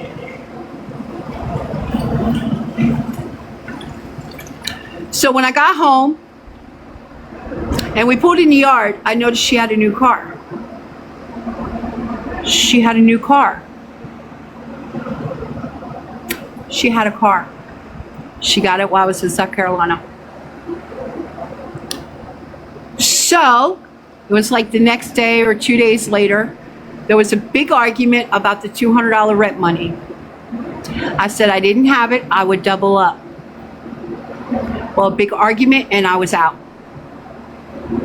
And that's the truth about my daughter. But she's still got my ex's wife living with her in her trailer. She chose another woman over her own mother. Okay. Now, so then Miss Brenda started helping me out again. And I was at Miss Brenda's. Now, Miss Brenda's mother was sick. She was going to need a hospital bed, so forth. So Miss Brenda gave me a notice, and I knew I had to leave. That's when I was on the live, and I said to you guys, I need to sell the trailer. I got to get my car ready because I'm going back in my car. So I got my car fixed and bought the few things that I needed for my car to survive. And then after I got it fixed, that's when the timing changed. They're saying it's my timing chain. And then y'all know the story from there as of July 3rd. So now that I talked about my children and I, my daughter ripped my heart out. I never expected that from her. I was hurt for almost a year. But now I'm getting over it. I'm getting over it now. It's been almost a year. I'm getting over it. I'm okay with it. If you want to choose another woman over your own mother, so be it. It is what it is. She put a restraining order on me. She don't want to talk to me. She don't want nothing to do with me. I'm okay with it. Because I'm not the one that's going to live with regret. My mom's gone. I'm not going to live with regret. So, now the only one that is my ride or die is my Duke. My Duke will go to hell and high water when it comes to his mother. But Duke and I have a strange relationship. Very strange, very weird. Because we're two seeds that roll out of the pot together. We're both the same way. We're hard-headed, we're bullheaded, and you can't tell each other nothing. So he's definitely my seed.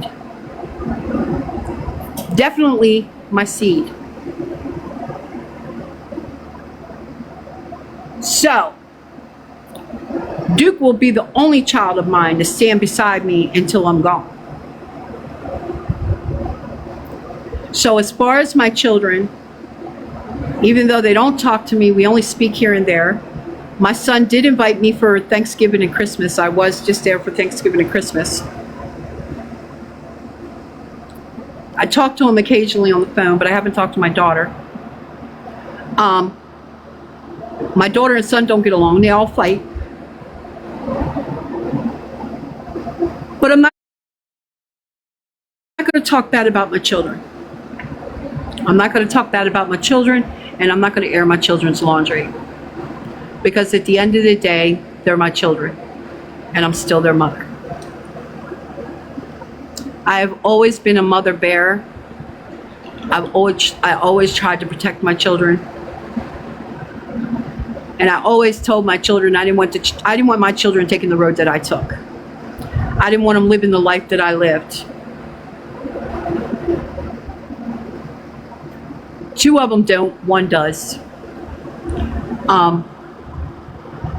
Now, I'm not going to talk about Julie because it's not my place to air her laundry either. I'm not going to talk about Miss Brenda because I left on good terms. We still talk. We're good.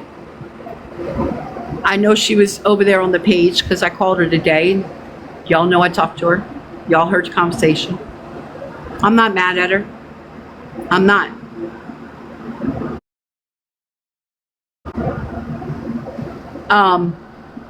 She said the only reason she talked is because Duke pissed her off. But like I told her, she's got a relationship with Duke and she's got a relationship with me. They're two different relationships. Don't take it out on me for what Duke said. So, that's my children. And I will not talk about my grandchildren, nor will I talk about my great-grandchildren. Because my grandchildren also have a love-hate relationship for me. Everything is always about their other Nana and not me. It's been that way for years. But I lived with it. So what else do I want to talk about? Okay, so now let's talk about, I talked about my kids. So now let's talk about me and Mike. Let's talk about me and Mike. One of the big things going around is that I didn't take care of my husband. That I sold my husband's pills. Let me tell you something about my husband. Anybody that knows me and knew my husband and watched my lives daily is going to remember this name. How many of my regulars remember me saying to my husband on a monthly basis, "Baby, Frank's here. Frank's here." People say, "Who's that?" I said, "Oh, that's Mike's friend." Anybody remember Mr. Frank? They used to come see Michael once a month. Anybody remember the name Mr. Frank? Older guy, long gray hair. He was on live a couple times in the kitchen. Anybody remember Mr. Frank?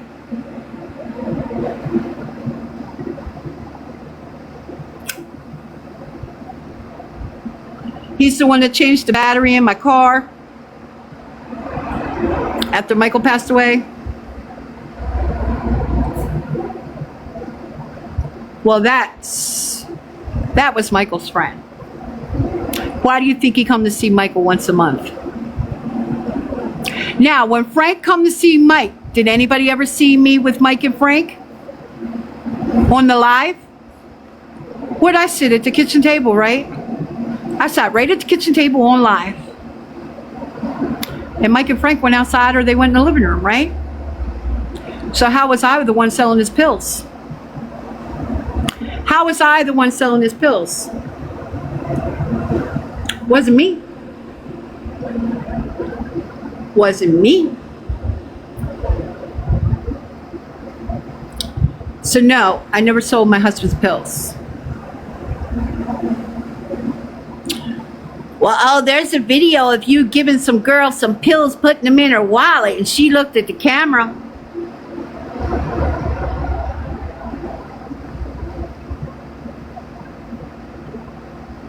Maybe they were aspirins.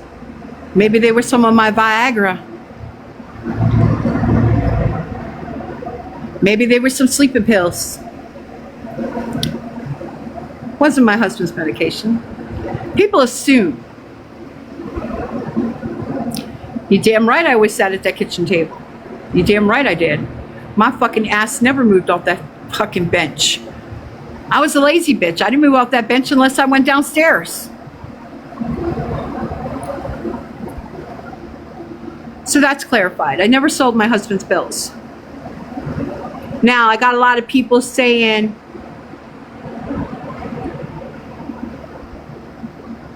I have a lot of people saying I didn't take care of my husband. That I mistreated him, I didn't take care of him.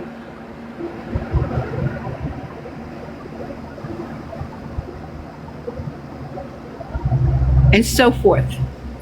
Now, who remembers when my husband got sick? Thank you for the dolphin. Who remembers when my husband got sick and I packed up all my games? Who remembers when my husband got sick, I packed everything up? I packed everything up and put it in storage. Who remembers that? I sealed every game up. I verified every game that I closed up. I verified who was in the games, who did what on my tab games. I verified everything before I shut it up. And I said, I don't know when it's going to be open again, guys, but when I open it, I'll let you know.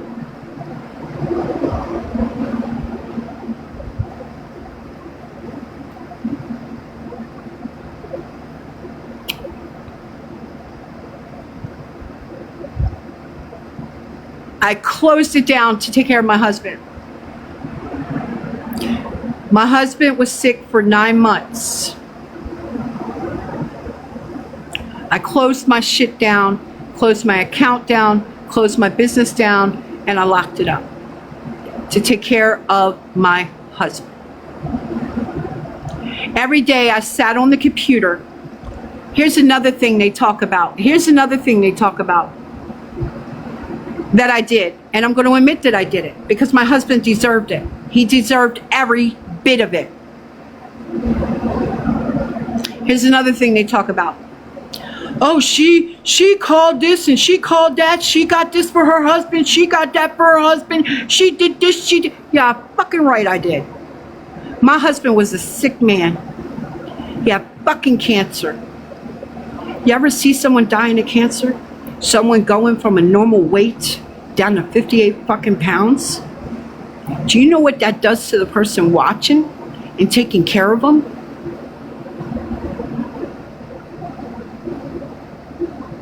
But I took care of my husband. He went to every doctor's appointment. He went to every visit he was supposed to went to. I kept up on his medication. I kept up on his vitals. I kept up on everything. I documented everything. Videos, pictures for his doctors. I just clarified that, Honeysickle. Where were you? Where were you? You're late to the fucking party, baby girl. Kick rocks. If somebody wants to answer Honeysickle, they can. But I'm not. Anyway. So when my husband was sick, and my husband was resting after I fed him, bathed him, and took care of him, I sat on the computer and I did research.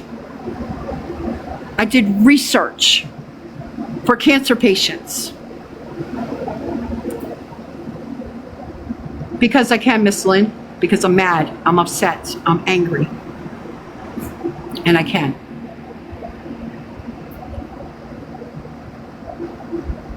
So I did research. My husband was entitled to help with his copays. He was entitled to help to pay for his medication. My husband was entitled to help with his equipment. My husband was also entitled to his dream vacation. And yes, I made it all happen. My husband got 2. His last wishes. One was to go to Dollywood. I made it happen. The entire trip was paid for. Donated. And I took my son, all his children, and my niece because my daughter didn't show up. Who remembers my daughter didn't show up? Who remembers my daughter didn't want to come? Her nor her kids. So my niece took her place. Who remembers that? And then I took him to Wildwood. That was paid for. I invited my granddaughter for her graduation, but she didn't want to come. So Lindsay and her husband came.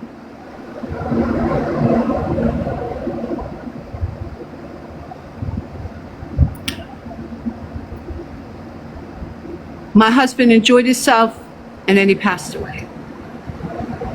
The night before he passed, he wanted to go to the casino, and I took him. And anybody that watched that live that night knows I sat by his side the entire night. I didn't play not one fucking machine. Not one. Not one. Who paid for it? It was donated through the cancer people. Because he had cancer and he was dying. They grant cancer patients their last wish. People need to research things. There's things out there for cancer patients. And I researched it. And everything that my husband was entitled to, I got him. I got him pen pals. Angels. They're called mail angels. They sent my husband mail every day. Okay, all y'all that knew my husband, what would my husband do every day when the mailman came? What would my husband do for the mail, y'all?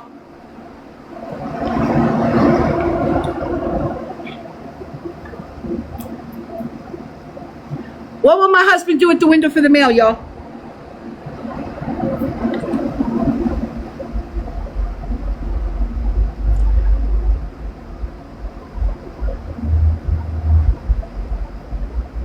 My husband sat in that camper at that window every day.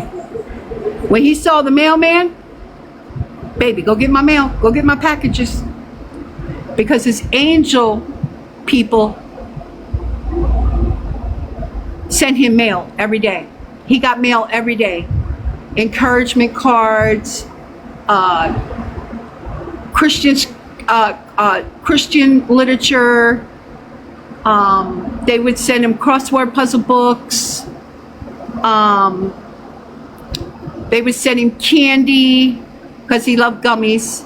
So it's what they do with angel mail. They give you 3 angels to send you stuff and send you encouraging words. So they get your likes, what the person likes. So my husband told him he likes candy, he likes crossword puzzles, and he likes movies, and he likes to eat. So his angels would send him cards. They would send him little packages of candy. They would send him crossword puzzle books. They would sometimes send him gift cards to go to McDonald's or Burger King or something. My husband looked for that mail every day. He was like a kid in a candy shop, y'all. And because my husband couldn't walk to go get it, he sent me to go get it. Baby, go get my mail. Go get my mail. Or the grandkids would bring packages out there. Now, how many of y'all, this is another thing I want to address.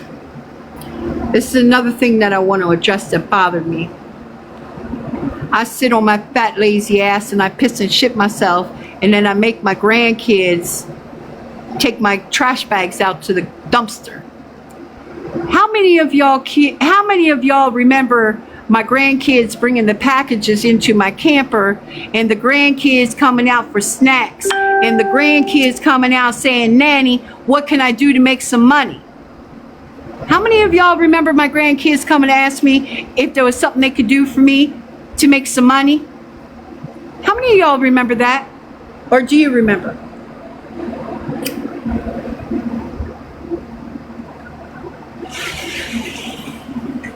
So what would I tell them, y'all? You can take the trash out, right?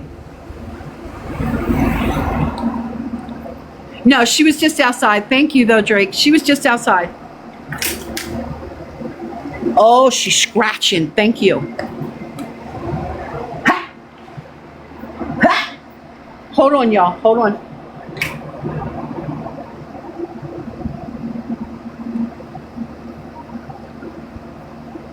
I caught you. I caught you. They caught you. They caught you.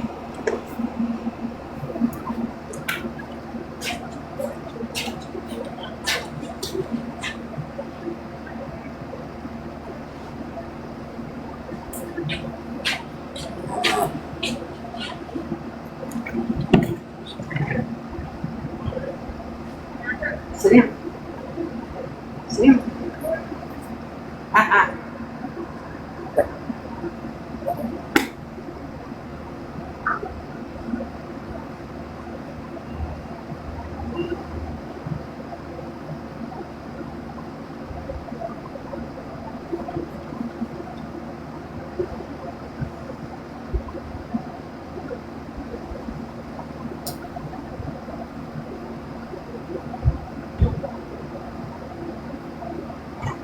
Looking so much better, Mama.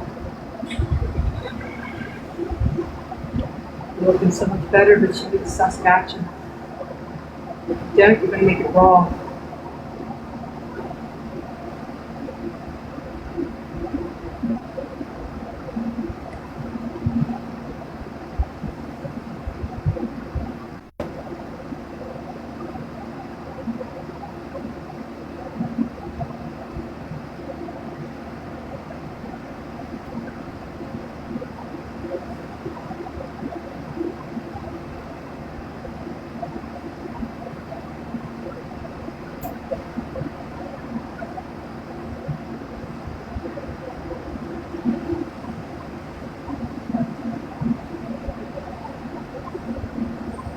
Mommy, you're going to lay on my lap. Come on, I'm not going to drop you. Lay down. I got you. There you go. Good girl. What time is it, y'all? Did somebody give me the time?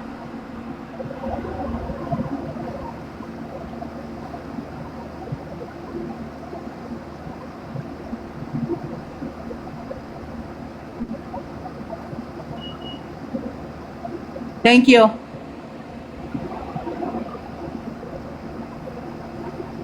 If I'm still talking, remind me when it's 11:30, please.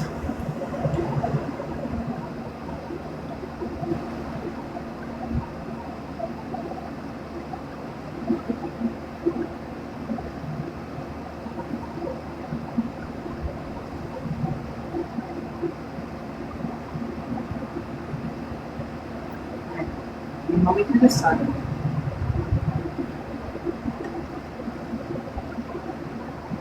Now I'm not dropping. You're good. I'm gonna got you.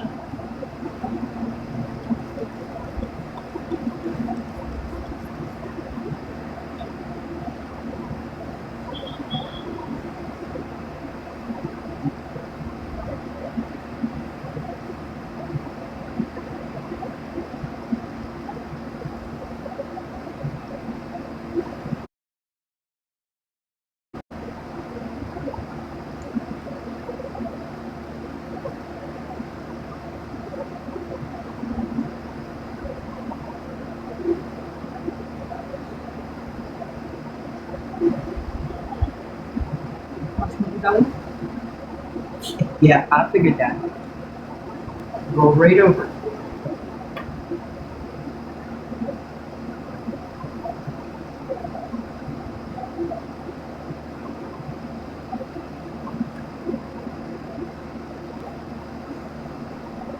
I hope this stuff helps Bergholz. I don't know if the lungs putting on there anyway. Maybe we'll get some hair to go back. Yeah. Searching. Searching. Look up. There you go. Okay. Now, you're all moist. You're all nice and wet. Now you'll stay wet for 2 or 3 hours. You're nice and moist. Put you back up there so you can go in your bed and lay down, go to night and rest, okay? There should be no reason for you to scratch now.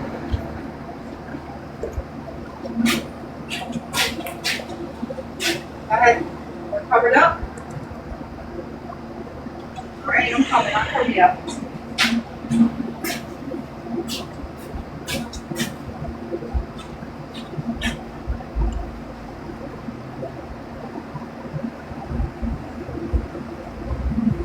There you go. Billy, here you go.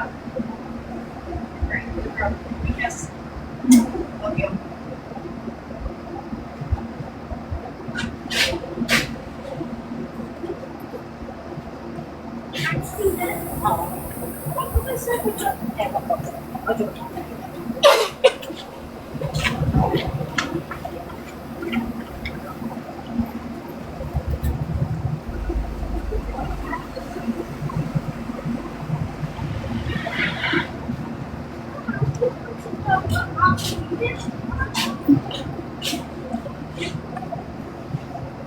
Okay, guys, you know I can talk.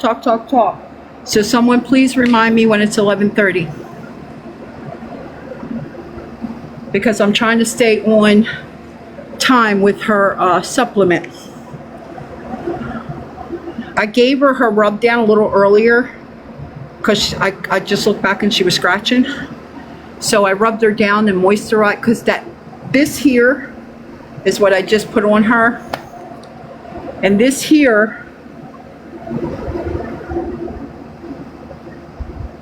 is what this stuff does is it keeps her skin, it's like a mousse. It's like a white mousse. And you put it on her skin and it keeps her skin really moist. You know, it keeps it like a wet, moist thing for like several hours. So her skin doesn't dry. So that's what she gets that once a day. But I've been doing it twice a day. I do it in the morning and I do it in the evening. So, what else did I want to talk about before I stopped?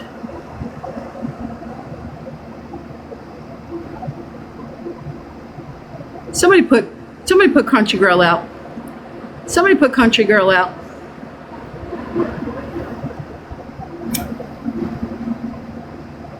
Of course, I just went to the bathroom and washed my head, you dumb bitch. Anyway.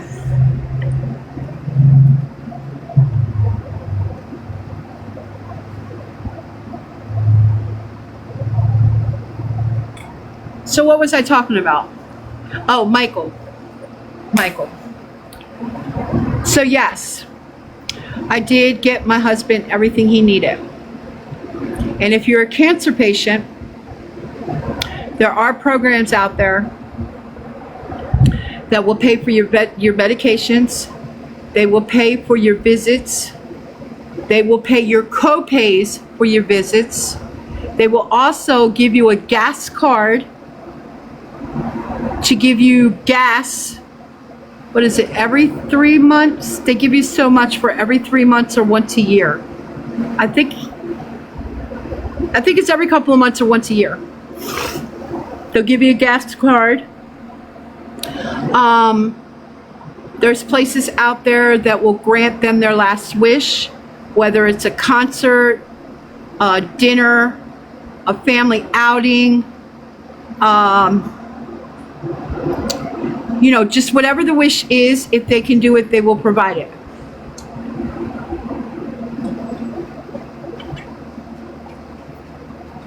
Yes, his wish list, yes.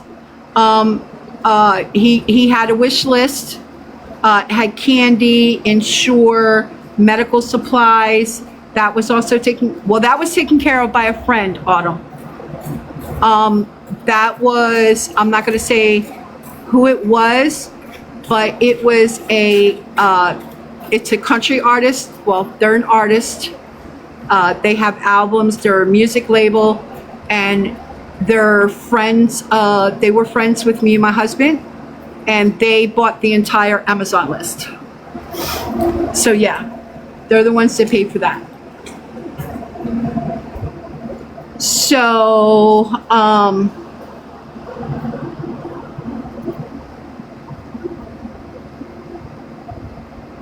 yeah, it's out there, Mary. You just have to, you know, cancer patients don't know it, and people taking care of cancer patients don't know it, but the research is out there. You just have to sit daily and research. And that's what I did for 2 years. You know, for 2 years I did it.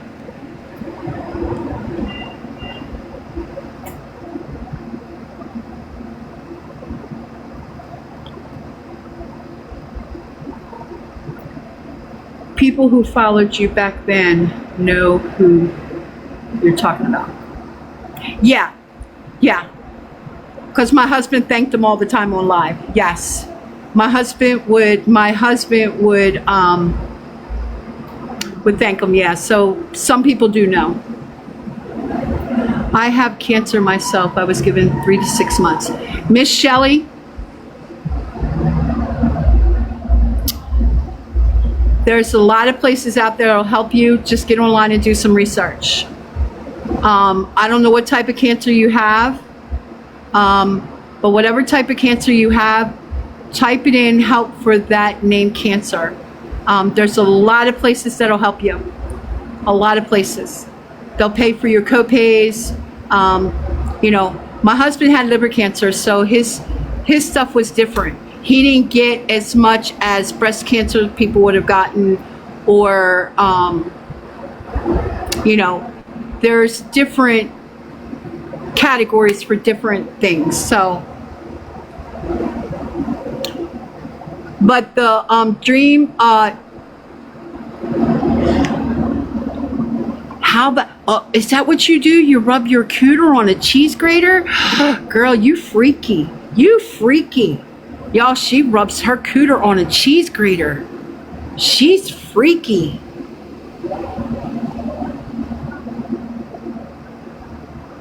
Yeah, Brandon, you blocked the wrong person. You blocked Autumn. Unblock Autumn. I don't think she said anything. I don't think she said anything out of the way. Or did she? Did I miss something?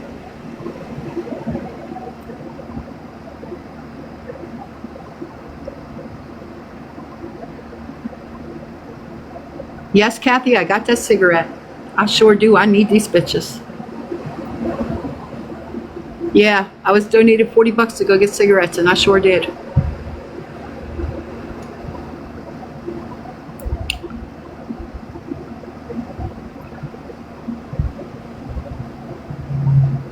Yes, I'm outside.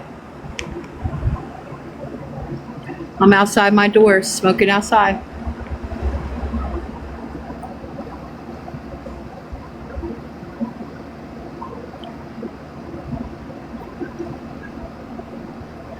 My husband passed this October 22nd will be 3 years.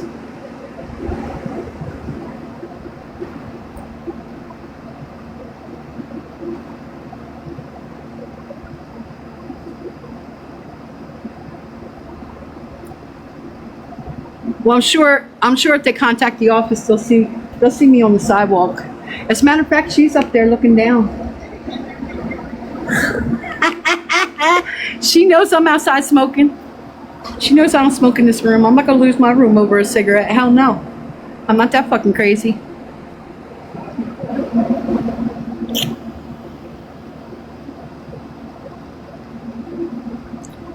As long as I'm sitting at the door and the cigarette's outside, I'm good.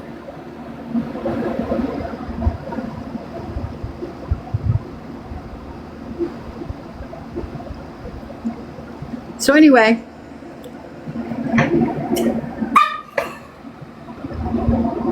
it's okay, Mama.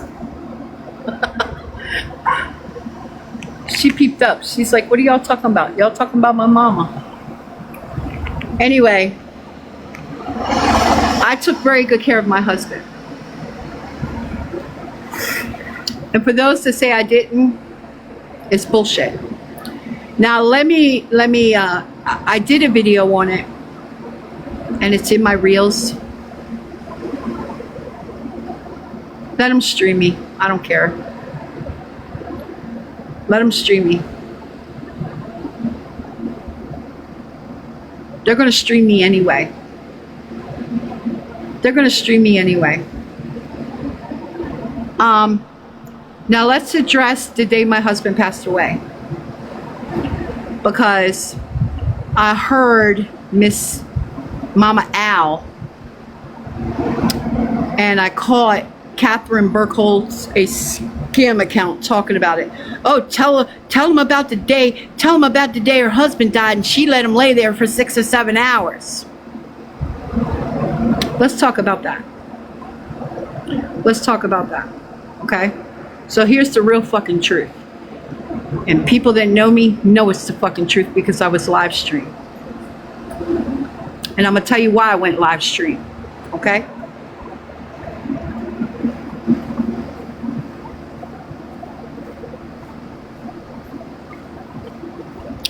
Michael had a big family. Michael had a very big family. And I have a big family. Our family's from all over. Virginia, Jersey, Eastern Shore. Thank you. Thank you for the gifts. I appreciate y'all. Thank you for the taps. We had family all over.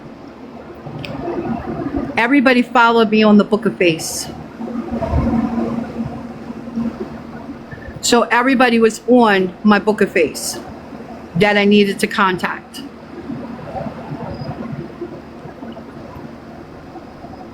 Now, this is how the day went. Miss Judy would always get up at 5:30 in the morning.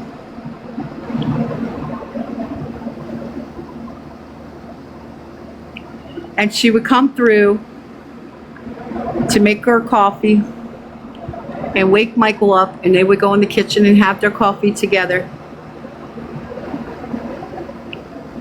And they would joke around and talk and whatever they did.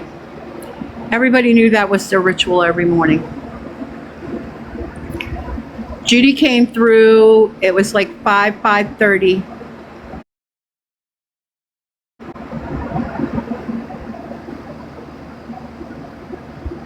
I can't do it, I love you. You can't do what, baby?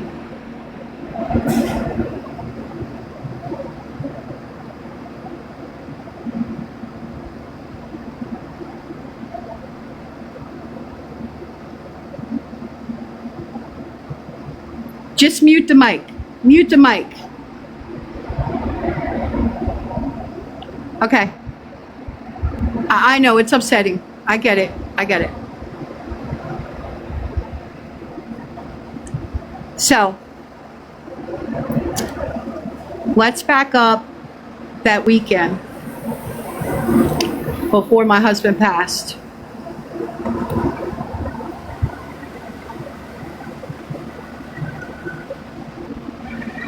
My husband worked his whole life. My husband had a good job. My husband had good insurance.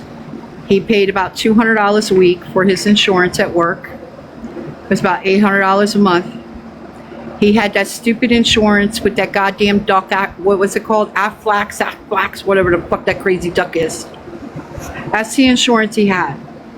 If he was hospitalized, off of work, anything happened, his insurance paid him.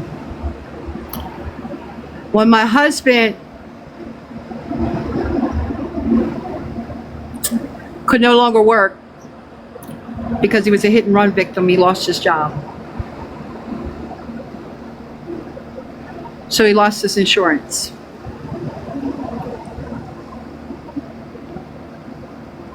So that's that. But if my husband had still been working and had passed away, I'd have been set. My husband had, I think it was like a $150,000 life insurance policy that he was paying for.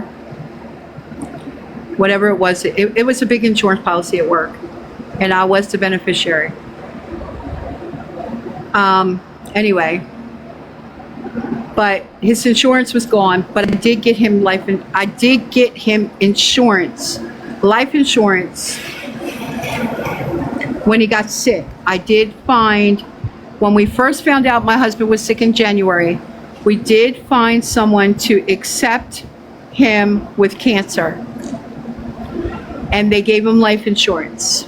Now, if my husband had lived an entire 12 months, I would have been paid the full benefit.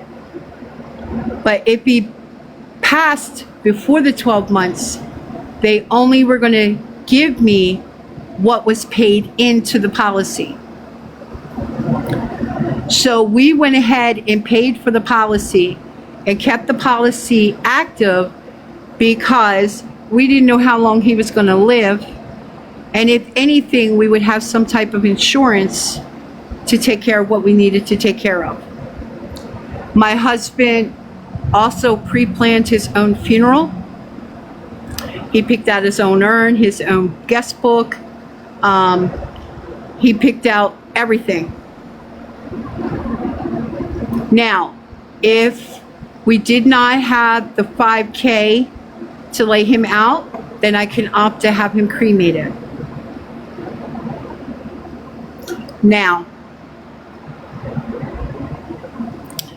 my husband had a doctor's appointment that Monday. So we left Thursday night or Friday night, whatever it was, to go to Baltimore. But that day, my husband was zoning out, what I called zoning out. That meant my husband's eyes were completely black, and he'd sit with a cigarette and just be zoned. When I told the doctor about it, the visit before, he told me it was a matter of time. That's when I used to cry a lot when we left the doctors. When I was playing music and people thought it was the music, but it was actually the news that we got from the doctor. But I didn't put that online because it was not the time.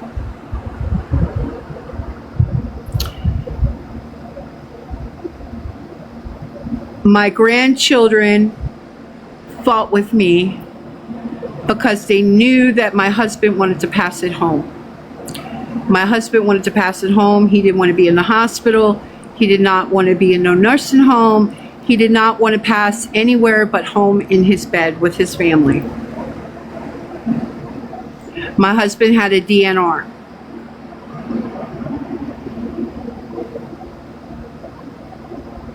My husband put me in control of everything so that his children couldn't step in to get his body or to do his burial and get his ashes, because that's not where he wanted to be. He wanted to be with me.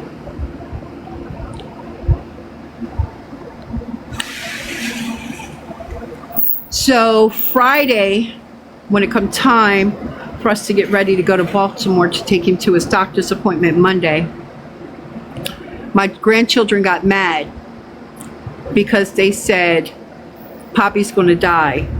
I got a feeling, and you're making him leave." I said, "Poppy has the doctor's appointment. Poppy needs to go." So that's why my granddaughter was pissed and posted all that shit all over Facebook. She was mad because I took her Poppy from her and she was not with her puppy when her puppy passed.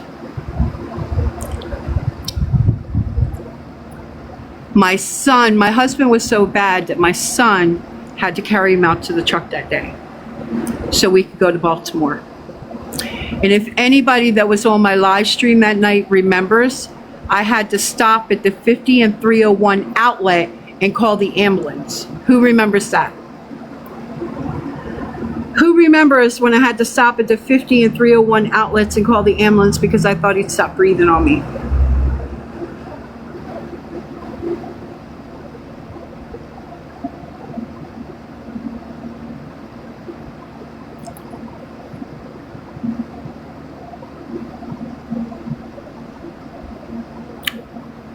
When the paramedics came, my husband came too. Thank you, Rose. I appreciate it. When the paramedics came, my husband came too. And I asked the paramedics if he would make it over the bridge because they wanted to take him to the hospital.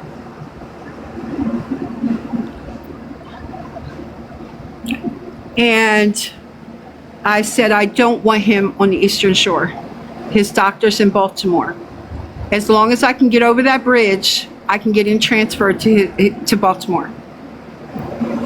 The paramedics said, well, I think they checked his vitals, they checked everything. They said he would be good because we were only 10 minutes from the bridge. So they said he would make it over the bridge. So we made it over the bridge and he was smoking. I had him propped up in the passenger seat with pillows and blankets.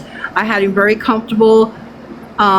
He had pillows all around him so he wouldn't fall and hit his head or nothing. And he was smoking. He was okay. Then when we got to Judy's, he came around like nothing ever happened. He got out of the truck, walked in, everything. He was good. And his family was there because I called his family. I called his mother, and I told his mother to meet me at Judy's.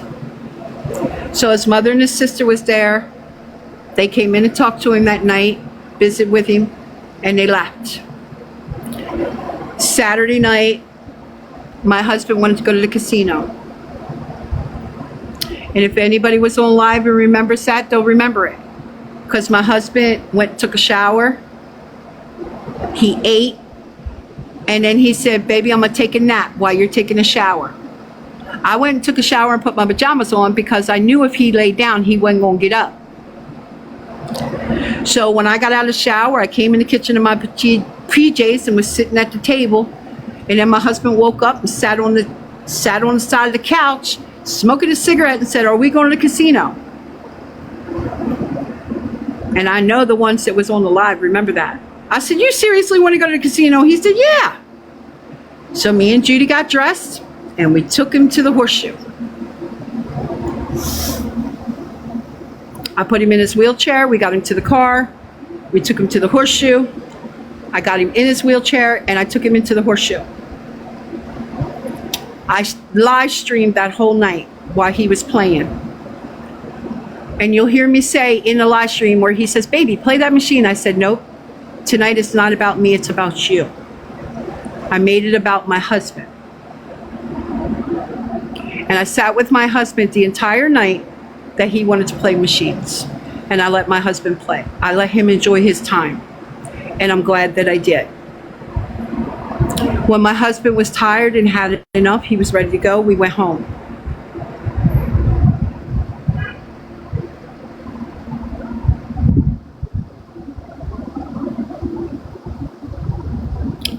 When he got home, he was hungry and he ate a full plate of spaghetti. Then he went to bed.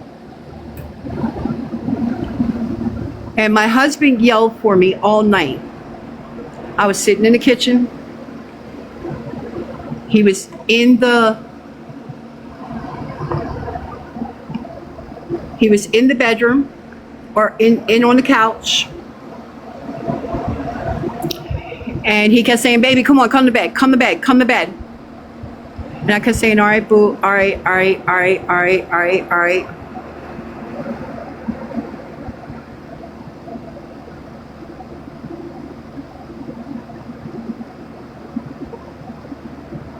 And finally, something told me to go lay down with him.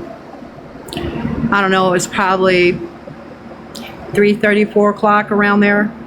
I went in and climbed up on the couch with him. And of course, I recorded that night. I recorded that little 10, 15 minutes of conversation. And I crawled up next to him, I held him, and I fell asleep. Now let's talk about the morning of. Judy's routine was she come through at 5:30 in the morning. She came through, she found Michael's arm off the couch. She walked over to touch him to let him know she was making coffee to get up, and she felt that his arm was cold. So she picked his arm up and she put it on his chest. And she went to the kitchen.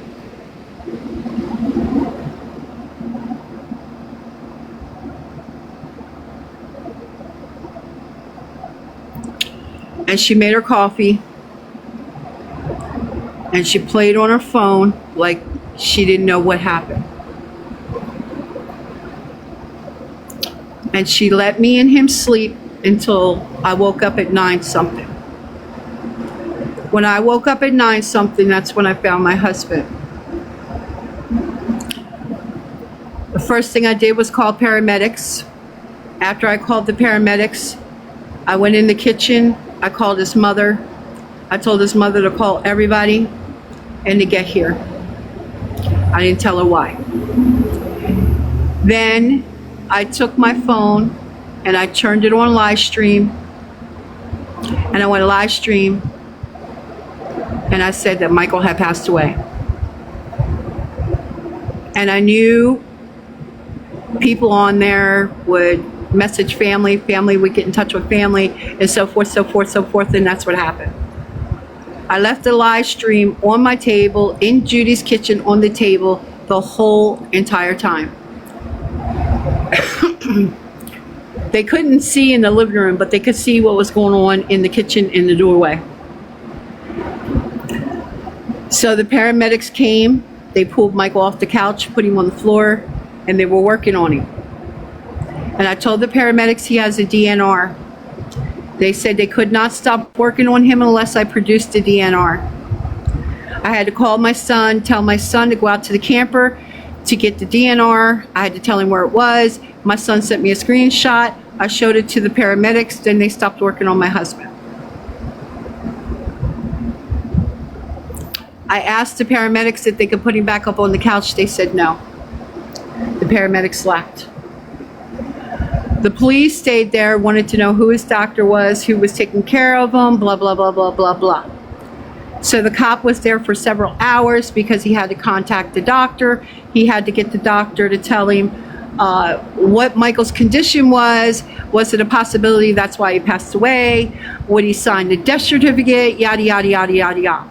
So the cop was there probably, I don't know, maybe 2, 3 o'clock, maybe. Block that, Neil, please.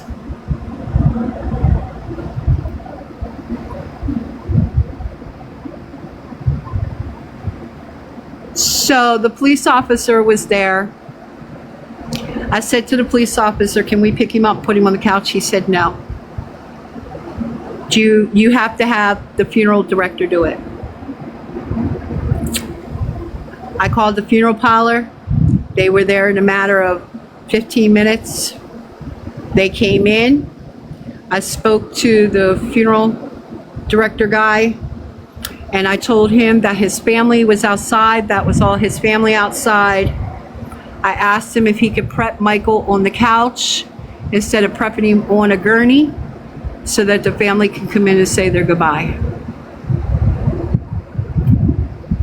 Because the police and the paramedics, while they were there, would not let anyone in the living room, not even myself. We all had to stay out of the living room. The cop blocked the living room completely off. I wasn't even allowed in there. So mind you, I got all Michael's family outside having fits because they can't come in. I'm trying to control that. A lot was going on. So the funeral parlor got Michael up, prepped him on the couch. It was probably, I don't know, maybe 4 o'clock, 4:30, between there. And I told the funeral director as soon as everybody got done, I would let him know so he could come in and take Michael. Now, all the family came in, said their goodbyes. There were still people coming. When the last person came that said they were on their way, they were coming a distance, so we did, out of respect, because it was the children, my children and his children, we waited. I waited. Because I knew I did not have $5,000 to have a service for him. And I knew when they took him, the decision was already made that he was going to be cremated. Because nobody wanted to help pay for the funeral.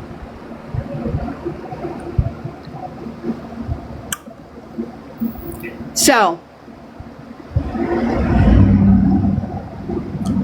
after the last person came, it started getting towards the evening. It was still daylight. The funeral director came in. He loaded Michael on the gurney, and he took Michael out. When they got him on the ground, Michael's family followed the gurney to the hearse until they put him in and closed the door. And then his family celebrated, took drinks, whatever. But before they removed Mike, before the family left, his family had a tradition. They all gathered around him. They all played one song, took shots, had a few drinks, toasted and sang a song, as they do with everybody. Then when they took him out, his family followed him to the hearse. And then after that, they left, and I did me. And that's how the day went. I did not purposely leave my husband there. By the time the paramedics got there, worked on him, by the time the police got a hold of the doctor called him back, clarified what his condition was, and the doctor would agreed to sign off on the death certificate. That took until 2, 3 o'clock.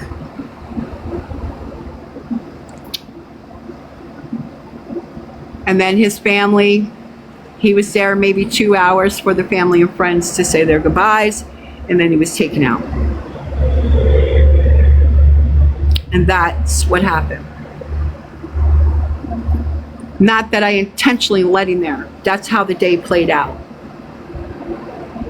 And if you wasn't there, and you wasn't one of the people that was there,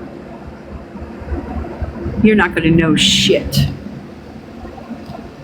So please stop speaking to my husband. If you want to talk about me all the fuck you want. But don't talk about my husband. My husband was a good man.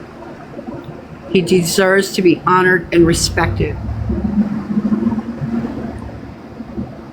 He made me promise that I would give him a service with no conflict, a quiet, a peaceful goodbye, and I did that. I bit my fucking tongue the day of his service. I had not one fucking family member help me. Not one. It was my friends.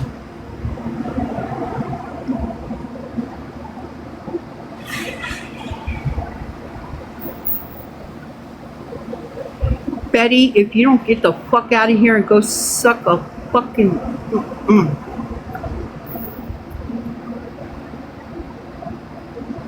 Lord, forgive me. Lord, catch my tongue. Catch it, catch it, catch it. Lord, catch it.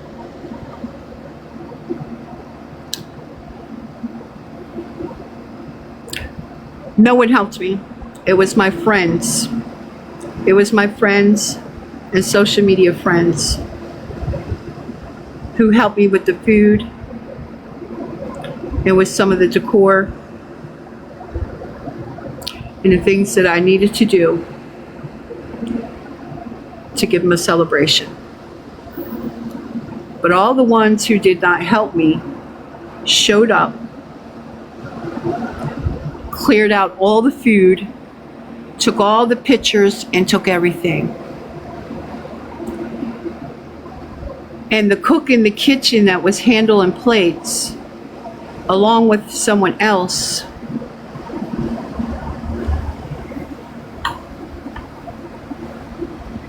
made me a plate because I did not eat.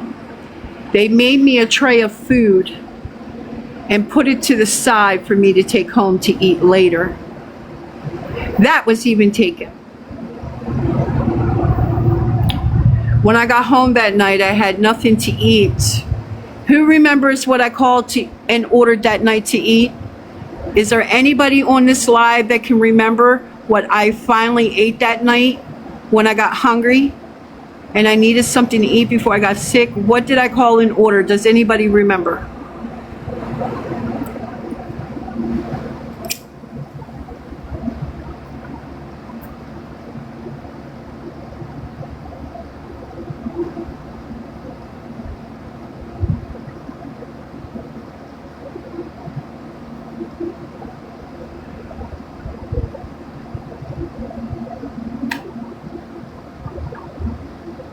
Does anybody remember what I called to eat that night? Autumn got it. Chinese food. Chinese food. Absolutely right. I called and ordered myself a fucking Chinese rice to eat because they took my food too. The same people that wouldn't help me, wouldn't do nothing, but came and cleaned out the service. Food, decorations, everything. But didn't want to contribute. Family. Family.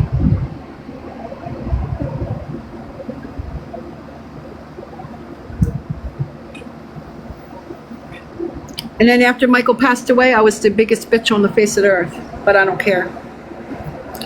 I continue to be that biggest bitch on the face of this earth. And that's why my husband put me in charge. That's why my husband put me in charge of everything.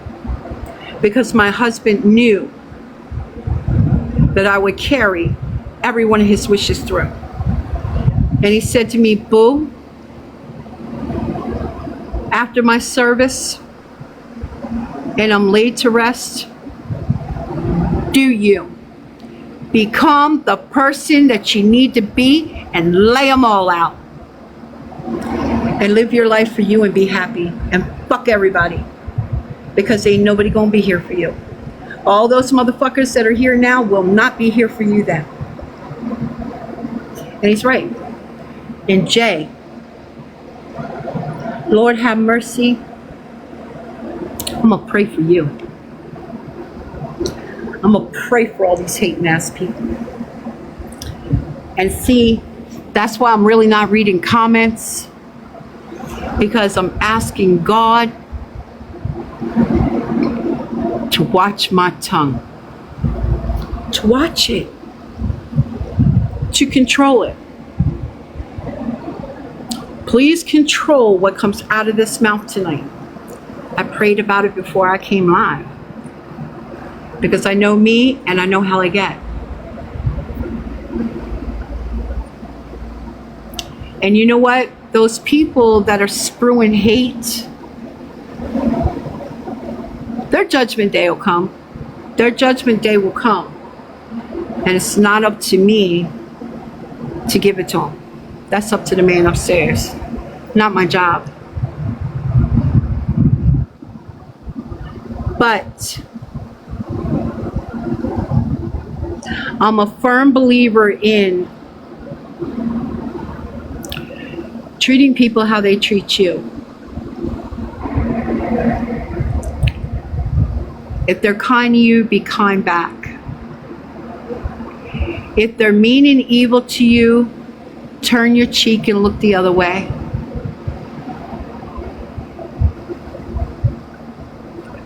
Because, honey, if I sat and worried about what each and every person thought about me, I'd be a fucking basket case in a nut ward.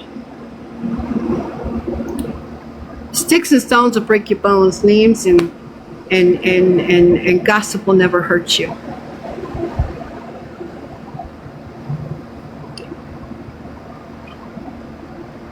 Kindness goes a long way. Kindness goes a long way. And that's why I don't like beefing with people. And I don't like arguing with people. And I don't like drama. That's why I like to eliminate it. There's only one person that I can say in the last maybe 10, 15 years that I literally went to war with. And when I say I went to war with this person, I went to war. And I was not backing down.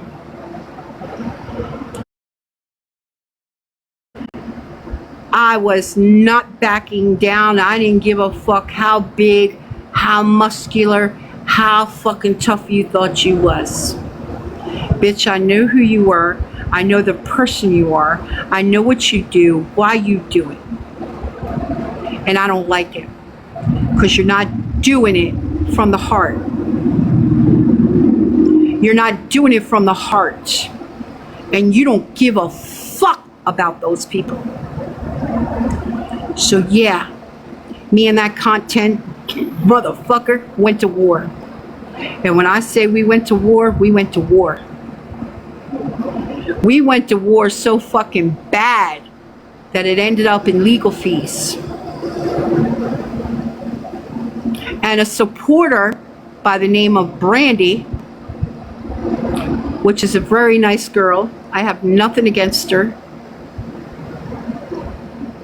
helped me out with some legal fees.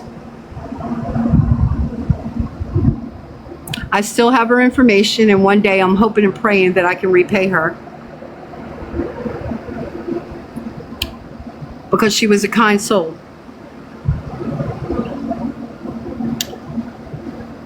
She loaned me money to help me pay for my attorney fees to go to court with this cat. Because I had to go to court. It ended up in legal action. But I called him out for all the right reasons.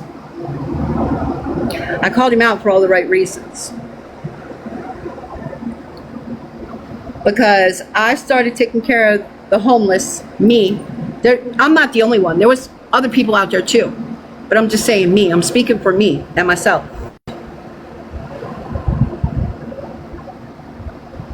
I started in early 2000s.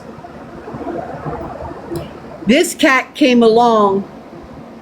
I knew him from the little town we lived in, little city town we lived in. Everybody knew who he was. Everybody knew what he was about. He was bad news. But supposedly he changed his life around. And he wanted to help take care of the homeless. So I was like, okay, people can change. You know, people do change. So I gave him the benefit of the doubt. So he was asking me questions about how to start a nonprofit organization, you know, how I did this. He just asked me different questions, and I told him. Well, this cat started taking care of the homeless people. Well, then he made feeding the homeless people a competition. He made it a competition. He had a page that was private, and if you supported him, you got to stay. If you commented something he didn't like or you didn't donate to him, you were blocked. He had his admins screen recording and recording me 24/7. I couldn't take a shit without him knowing it.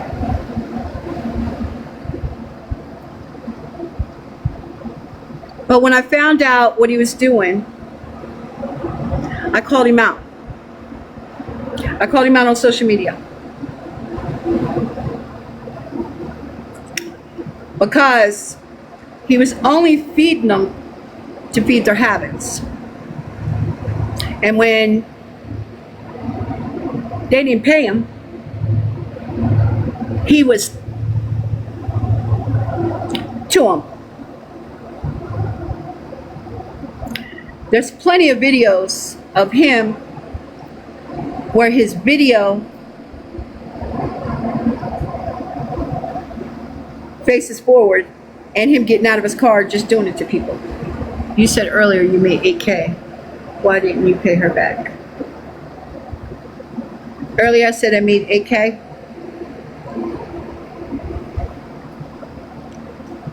Well, at the time, Hope, at the time that I borrowed the money from her, she was actually playing my games, and the money that she loaned me was being deducted off of what she loaned me. I do owe her a little bit of money, but I haven't worked since that. That's why I've not paid her back. And I've not had no big money since then. So,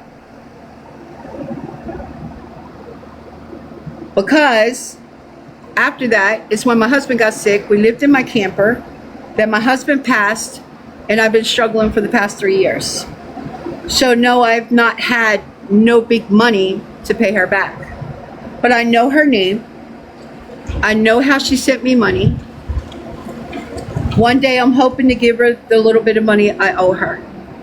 I'm not going to say how much I owe her, but it's written down. I kept track of it. It's in a book where it's screenshotted to her. I have all the messages. I have all my receipts.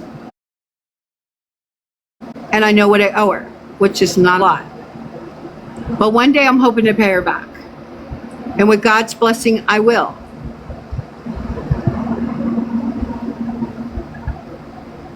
Now, she's one of the ones out here bashing me. I wouldn't know. She could be behind the page. I don't know. She could be behind the page because I owed her a little bit of money. I don't know. But her, I do owe money. I will say I do owe her money. I'm not going to say I don't, because I do. There's a couple of people I owe money to.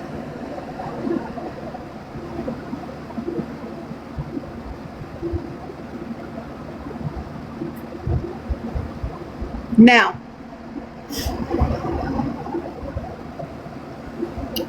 like I said, I've made mistakes in my day. I'm not perfect.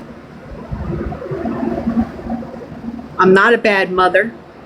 I'm not a bad grandmother. I'm not a dog bad mom. And I wasn't a bad wife. Have I made mistakes? Yes. Have I done some bad shit in my life?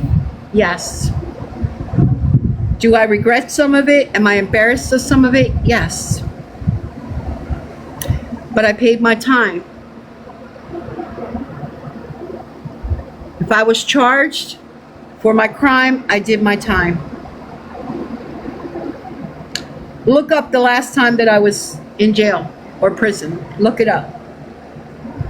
Look it up. I have a good heart.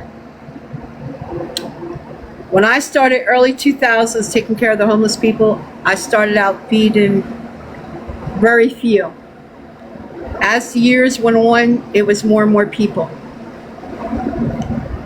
Before I stopped feeding the homeless people, there were some nights I was feeding up to 400 people a night in Baltimore City. There's videos, there's proof. There's followers.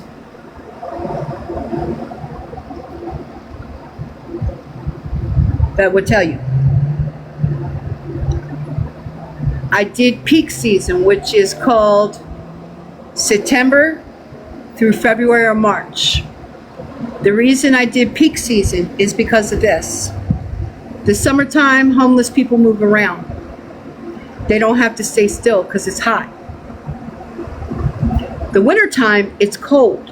They need to stay warm. So they find a spot where they can build a home out of cardboard, pallets, tents, tarps, and they make their winter homes for the winter. So they would stay still in those same spots. So over the years of me going out to feed them, I learned a route. And that's the route I would take every night. That car would be totally jam-packed. The front passenger seat would be loaded with dog food, dog clothes, collars, leashes, first aid stuff, over-the-counter medicines. In the seat behind me would be the person helping me. In the middle of the two back seats would be the coffee cups, the hot chocolate, tea bags, things like that, cups and spoons. On the passenger side back seat would be one of those great big yellow and red, I call them contractor coolers, you know, with the little spout on them. I have 4 of those. One would sit on that seat with boiling hot water, and in front of them would be stacks of cases of cups of noodles, cups of soup. We would strip the plastic and the paper off them at home and then sit the cups back in the thing, because when you pull up the red lights to offer them a meal, you don't want to be too long at the red light. So it's what you do is you pull up, you give them a meal, and you move on to the next corner. So there was nights that I was feeding up to 400 people a night. Now, all that came out of my pocket. My supporters who played my games, bought gift baskets and gift balloons, were those who helped me take care of the homeless people. My game players and my supporters that played my games supported with help feeding the homeless people, because they knew that I didn't use that money for myself. One side of my basement was all game prizes and stuff like that. The other side of Judy's basement was full of drinks, noodles, personals, tents, stoves, backpacks, blankets, hygienes, protein bars, protein shakes, you name it, it was there. And as I said earlier on my live, the one time I had someone ask me on TikTok, they had commented, "Can we see the stuff you give the homeless people?" I went live. In the 30 minutes that it took me to show all that stuff, I went viral. And I didn't know what the hell that shit was. All this shit was coming up on the screen, fireworks and jets and planes and fucking tigers and lions and all kind of fucking shit. I thought somebody was fucking trying to steal my my identity. I got scared and logged out of that bitch and deleted it, not knowing that that money was going to be transferred to my account.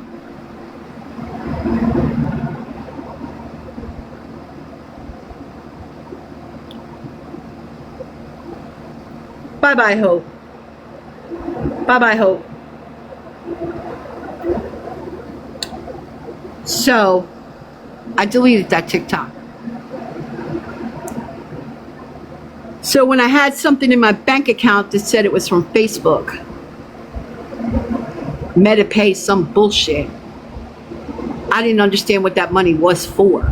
I was like, I didn't spend it at first. I let it sit there until I figured out what it was. Then I realized I was paid for something from Facebook, MetaPay, whatever it was. So it either came from the Facebook, came from the viral, but I was told it was from the viral TikTok, all the gifts.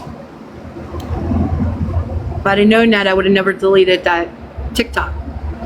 But anyway.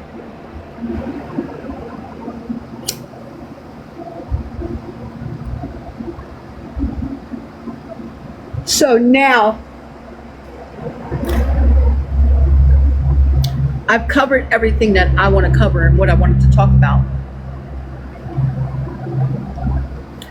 Now, if there's anyone in here out of 116 people that have a question for me and you want to put it in the comments, I will read it and I will answer it. But if I feel like you're one of those T-pagers or streamers or all that, I'm not going to answer the question. They called the Popo on me. Here they come. Here they come. They called the Popo on me.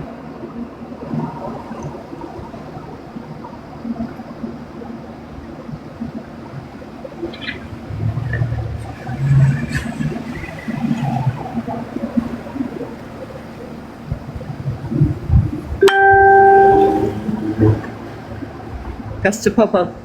I know you heard him.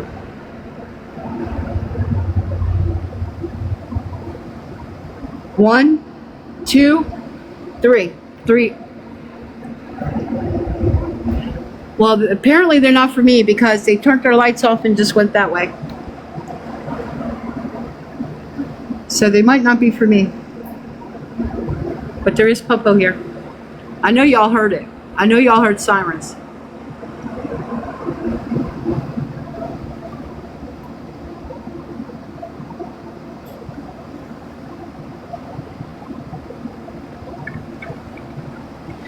Here goes another one. Look, there goes another one.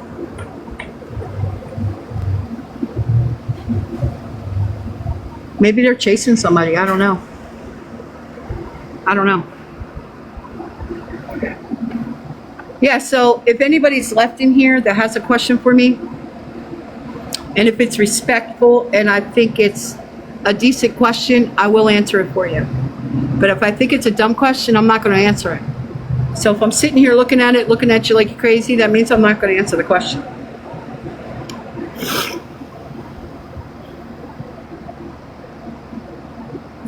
So, I mean, that's about what I'm going to share for tonight.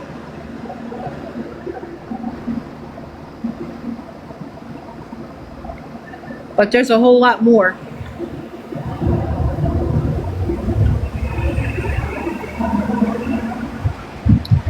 There's a whole lot more, but you know,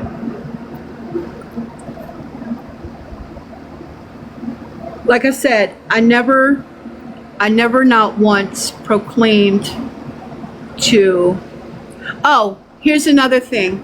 Okay, here's another thing. One other thing that I want to clarify. Damn, I don't know who they're after, but they're after somebody. They're in pickups and everything.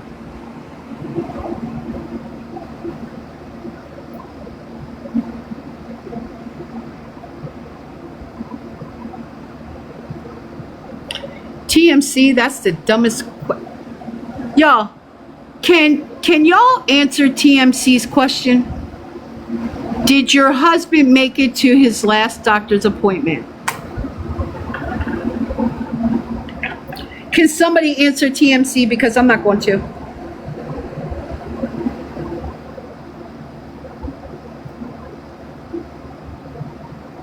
Apparently they wasn't paying attention.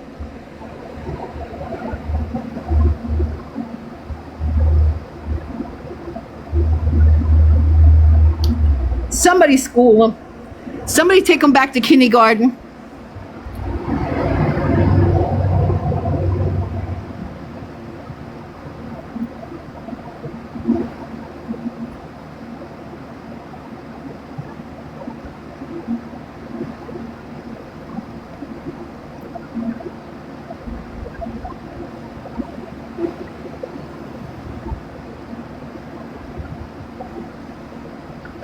Miss Shelley says, just keep watching Bixie by Miss Kathy. What's that supposed to mean? I don't understand that comment. Can you elaborate, Miss Shirley?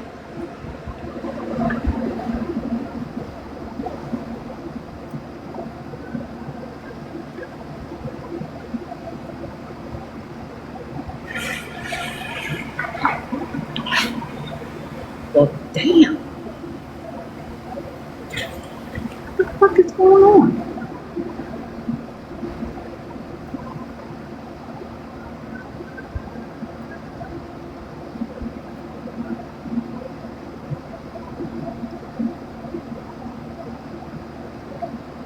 I think I'm gonna finish this cigarette and bring my ass in this room because I have no idea what's going on. Here they come again. I know y'all see the lights.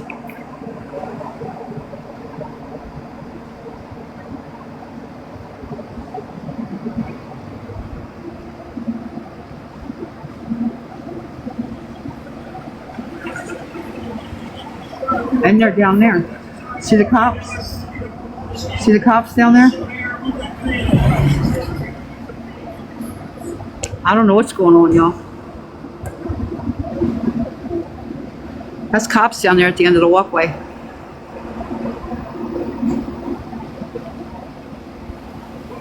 I don't know, but there's a shitload of them in here. It's about 30 of them.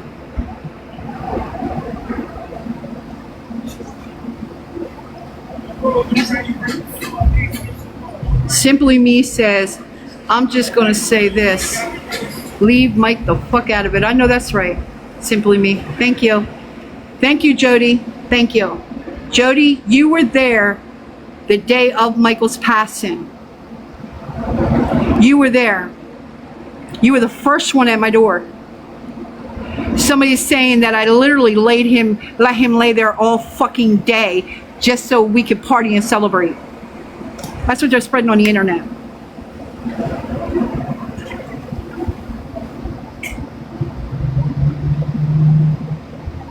Okay, remind me in 15 minutes, AC. Thank you. I caught your comment. Thank you.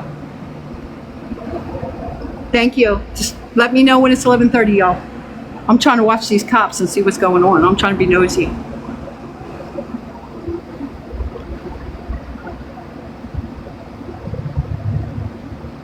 Mike was a good man. Mike was in love with me. And I'm not the one that sold his medication. Him and his friend, Mr. Frank, did their own little thing, not me.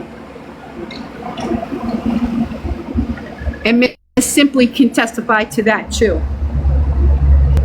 Miss Simply Me, who sold their medication? Was it me or Michael? Why would Mr. Frank come see him once a month? But they're saying I sold it.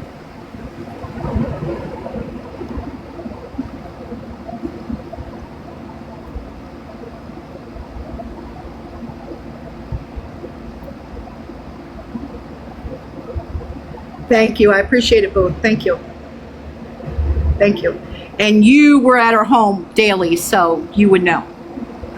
Well, Miss Judy's home anyway.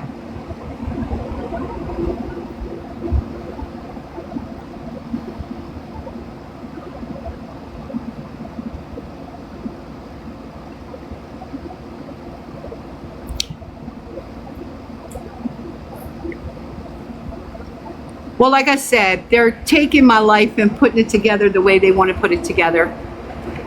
And like I said, they're repeating what I've talked about and what I've done in life.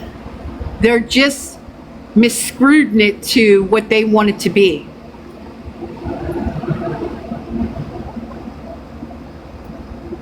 Have I done wrong? Yes. Is some things my fault? Yes. Do I accept my mistakes? Yes. I'm not fucking perfect. Now,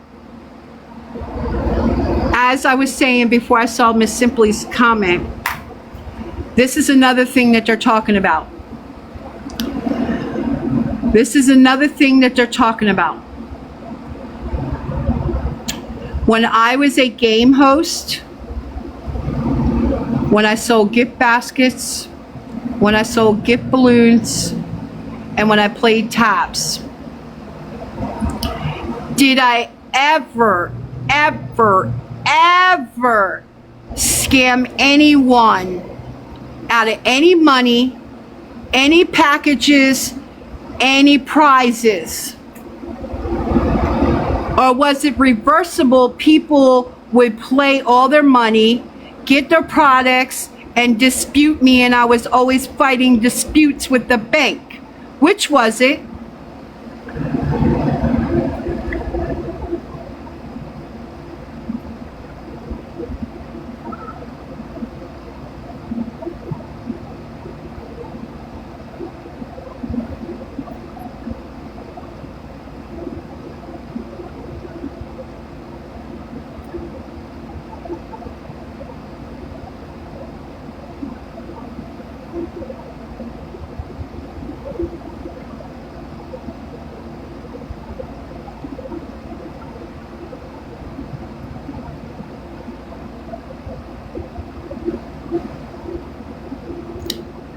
So they're making it sound like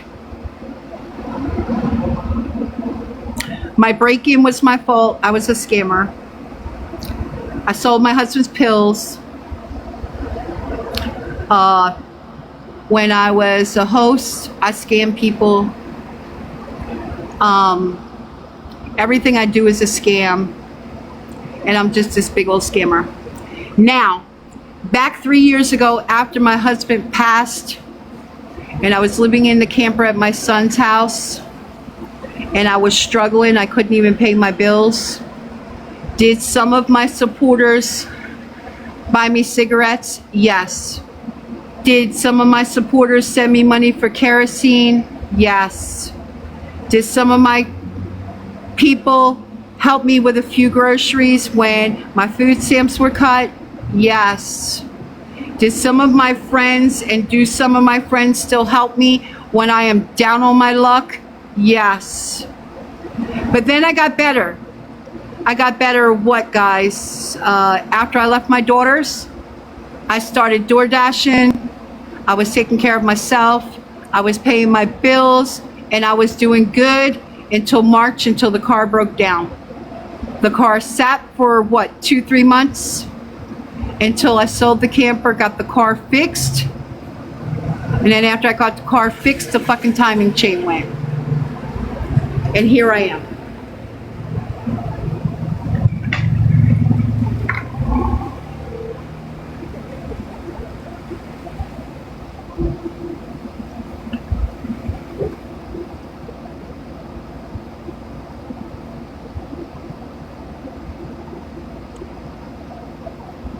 I have.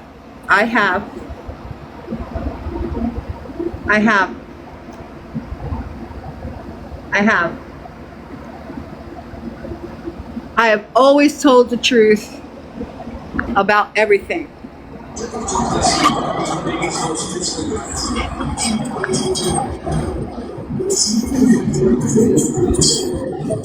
that you, Duke? Yeah. Yeah, but I guess it's not going to allow me to turn the camera on now. Probably, I don't know. You might not have the camera, but anyway, you can talk. Hold on. Can't turn camera on because Duke Tasher doesn't have access to join video. Oh, I think I got it friends only, so you might have to be a friend to do that. I'm sick of these people lying about you and turning their backs on you who are supposed to be your friends. Absolutely. And I've had a lot of that the past 3 years. You know, I've had a lot of that the past 3 years. The only person that really did not do me wrong was Brenda. You know what I mean? You know, as she was on the panel and said what she said what she said. But she had already given me my notice to leave, and I knew I had to leave. So, you know, it is what it is. But I'm not mad at her. You know, I mean, she was mad. She was mad because Duke said something about She got wind that he put me out. She put me out over $24 food stamps, but that's not what happened. She already gave me my notice. Brenda is where I had my camper and got put out of, and then where the last place I was staying, where I used to take a shower, do laundry, and sleep on the chair. I just said what? When you said that Brenda put me out over 20, look, there they go again. Look. Mm-hmm. There's about 20 of them here.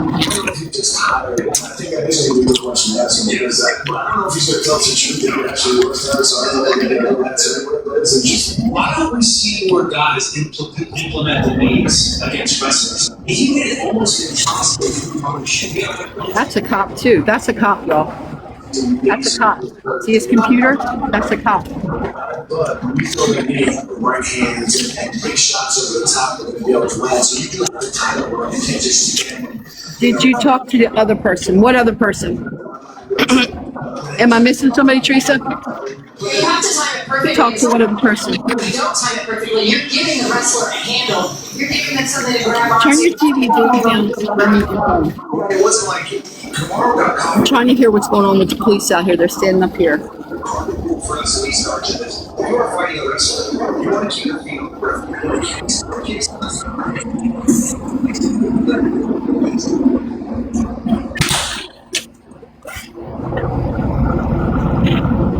The one that sent me the message. I'm lost. I'm lost. Teresa Ann, I'm lost. The one I sent the message about.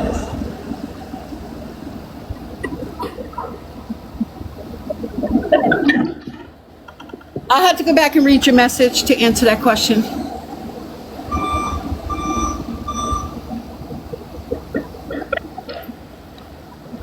And then, like I said, that cherished chick, I didn't know her. I made her my mod. It was against my better judgment, but because she was being nice to me and she was helping me, I thought she was for me. She wasn't. And then there was someone else that I made mod with her. But they both left me. And they did unblock all the pages that she blocked, or certain pages, so they could still stream me. So I felt like that was a setup. I felt like that was a setup from the beginning.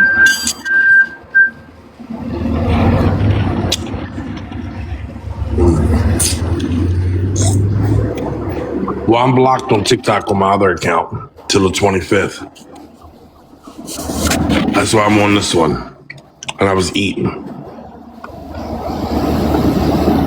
No, just two. Cherish and that other one. The other Can you hear me? people. Oh, you. Yeah, I hear you. The other people that are mods are family and close friends that I know personally, that I hang out with. Just not. You know what I mean? So it was only two, Cherish and the other one. I can't remember the other one's name, but there was another one that left me because it gave me a notification.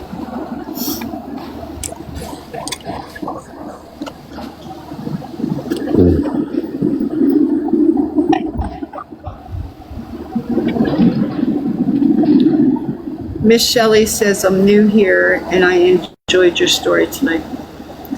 Well, thank you. Like I said, you know, my life is an open book. It has been. You know, since YouTube was out, dial-up day, I was sharing my story on dial-up Yahoo chat. That was the first thing that ever came about with the internet. That's what I experienced with my sexuality on Yahoo chat. And then, MySpace, Book of I Face, almost got sex trafficking. Instagram, Yeah. Twitter. I tried Twitter, but I didn't like Twitter. But I was too comfortable with it. I think so. I think so. I think so. It was somebody using it. They were two different people, but the names were almost the same. Yeah, I'm Duke Tashler. It won't let me put on cams. She's got to add me as a friend for the video. Duke, simply one is Jody. Just so you know who that is. Mom. All right, well, I'm just telling you. That burger was good as shit.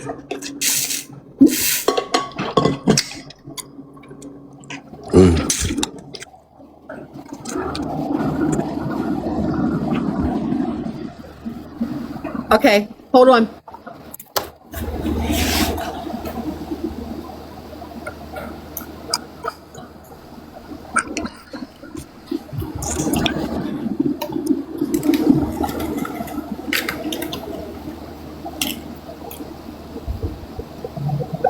Oh, thank you, Graceful.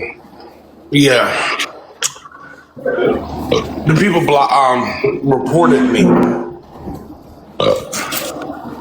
Oh, excuse me.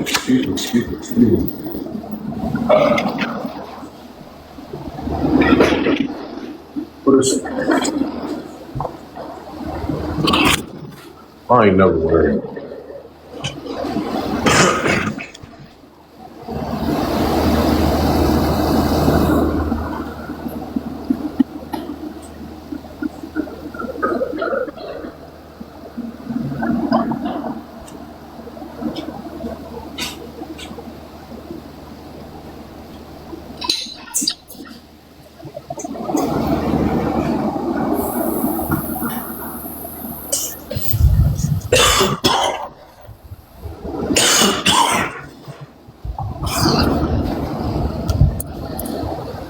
Wow.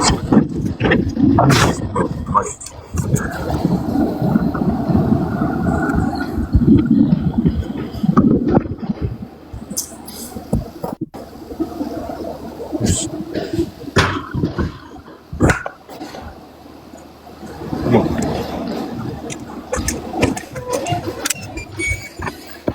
Go potty.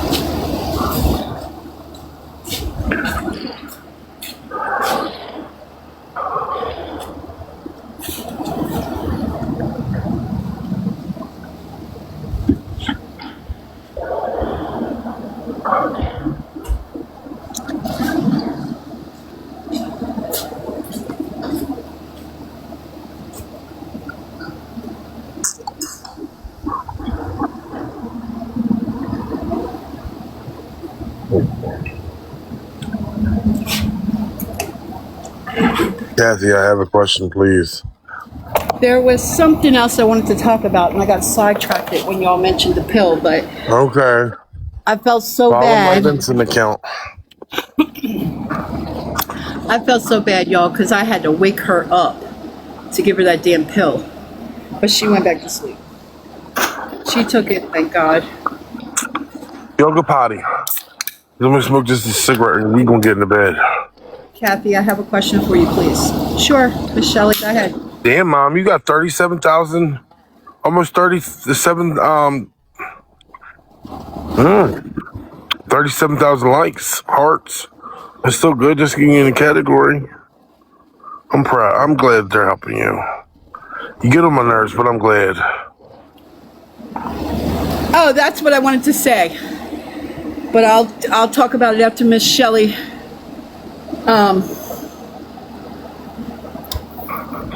After she asked me her question. She says, I just want to make sure that you got the... I don't know what you're talking about. I have no idea what you're talking about. I just want to make sure you got the cat bed. I didn't say that word, and I didn't say it for a reason, but I read the comment.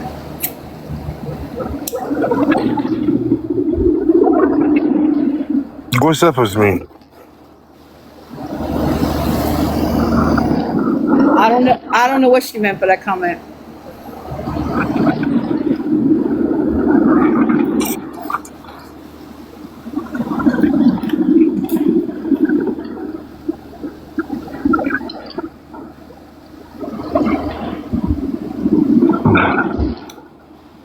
I just noticed somebody sent me 22 likes or hearts or whatever. Thank y'all. I didn't even know. I was smoking one cigarette, paying attention to the dogs. I feel like that's a trick question.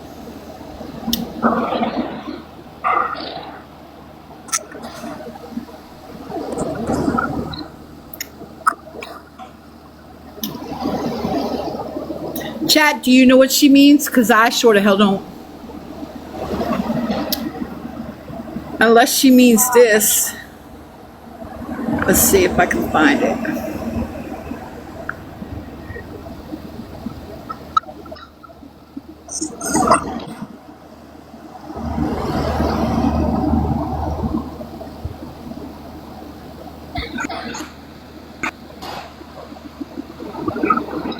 Oh, it won't let me go back that far.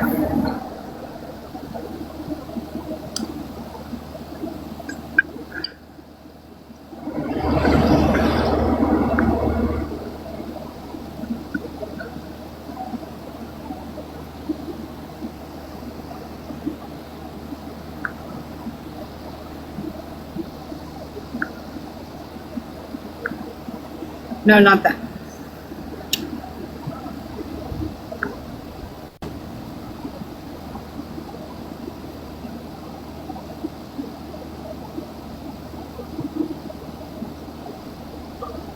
Oh, so anyway, let me go back to, I'm going to share that story. I think it's a funny story. And it's the truth. When I was a game host, I was so loyal. And I made my games so much fun. And it's a true story. Very fucking true story. And that's why I got so many motherfucking haters and so many dick riders and so many cucarachas on my cucaracha and some more shit. When I was a game host and I was a tab plucker and I did all the good things that I did for people, when I would go live, that number right here, woo! Y'all, that number be lit. Lit! 10, 20, 30, 40, 50K, 100K. And people in line for hours to play a simple game. Just a simple game. They wanted their turn to play. I had pre-orders out the Tang Tang. But people would sit patiently and wait. They would say, where am I in the lineup? You're 362. Okay, well, I'll be back. We kept a lineup. And me and Duke kept people entertained. It was me at first. And then when Duke came around, it just got crazy then too. But we kept a lineup. And there was a lot of people mad. Because we had people playing 50-cent tabs to win what was the biggest prize? $100, I think. But they never knew what they were going to get in that game. They could have got a $5 tab. They could have got a Michael Kors purse. Oh, I can't say name brands. Shit. They could have got a name brand product. They'd be big mad. They was big mad. We used to have other hosts coming into my live, mad as shit. Why y'all over here playing these little tabs when you could be over there playing with me? You don't support me. Why you over here waiting in this line? I'm open. I got an open line. Y'all, we still with some hate, yo. We still with some hate. And let's not talk about Mr. Pecker, okay? Mr. Pecker drew a lot of controversy, okay? Mr. Pecker drew a lot of controversy. A lot of controversy. Mr. Pecker got me put in the Book of Face jail many times.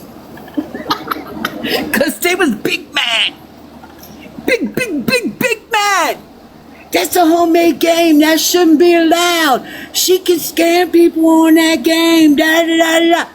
But how many other hosts was playing it because they thought it was funny as shit? But yet the host joined the play. Just saying.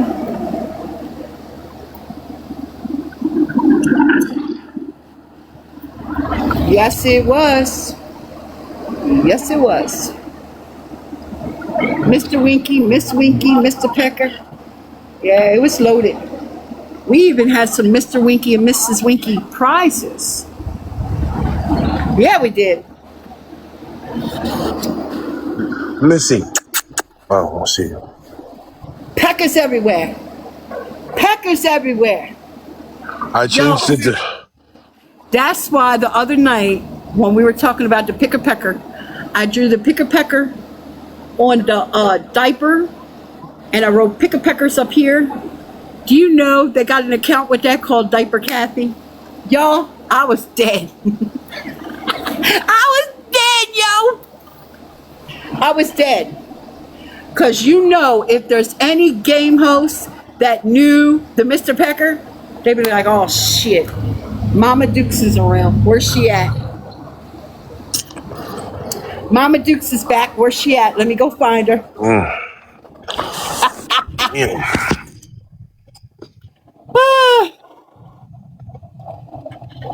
I've had some of my clients find me, and they're in here because they've messaged me. You know what? Oh my God, Mama Dukes, is that you? Yes, me. They hate me. They salty. Yeah, it is what it is. She said, let them keep sending them back to your mama.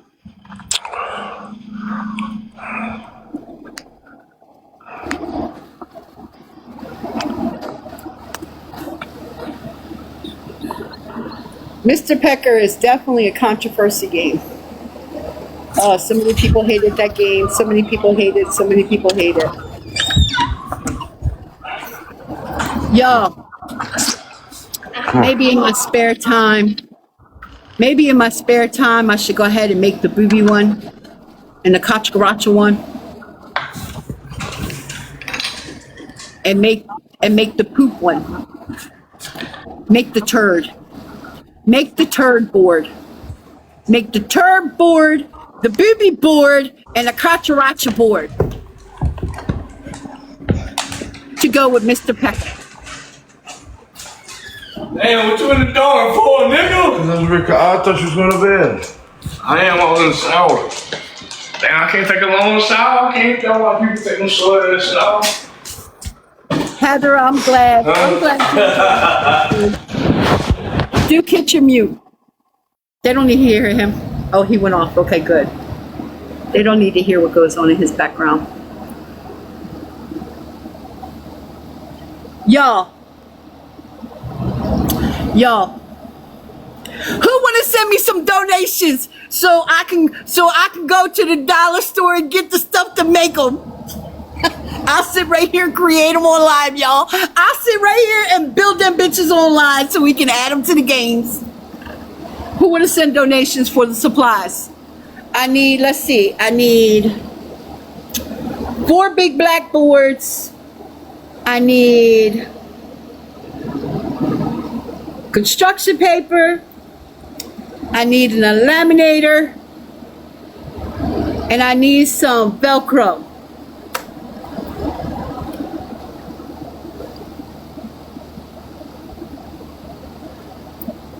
Oh, so somebody asked me about Miss Judy.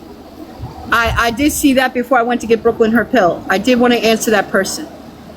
Who was the person that asked me a question about Miss Judy? Who was that? What was the question again? I got sidetracked. It just smacked me inside of my head. Somebody asked about me and Judy. Who was it? What was your question, Miss Kathy? Can you do? Yeah, I'll sit right on TikTok and build it. Shit, yeah, hell yeah, I'll build it. I'll build it right on TikTok. I don't think they'll have a problem with it with a shit emoji.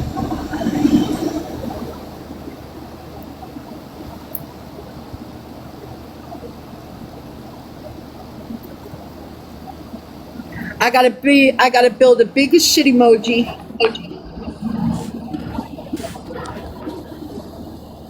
All I did was click invite. I didn't realize you did it that fast to accept it. Or did I accept myself up here?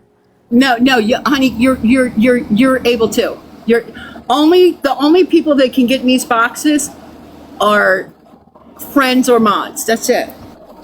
Oh, well, I didn't realize I could bring my own self up here. But anyway, Yeah, you remember that one time?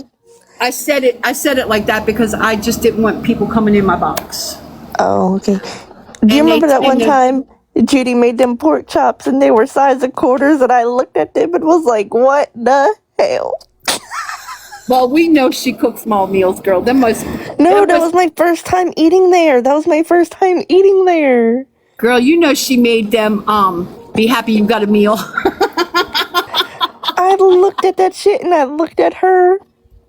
And then I looked at Aunt Kathy. I said, what the hell is this shit? I ate them in one bite and Aunt Kathy goes, come on, we going to McDonald's.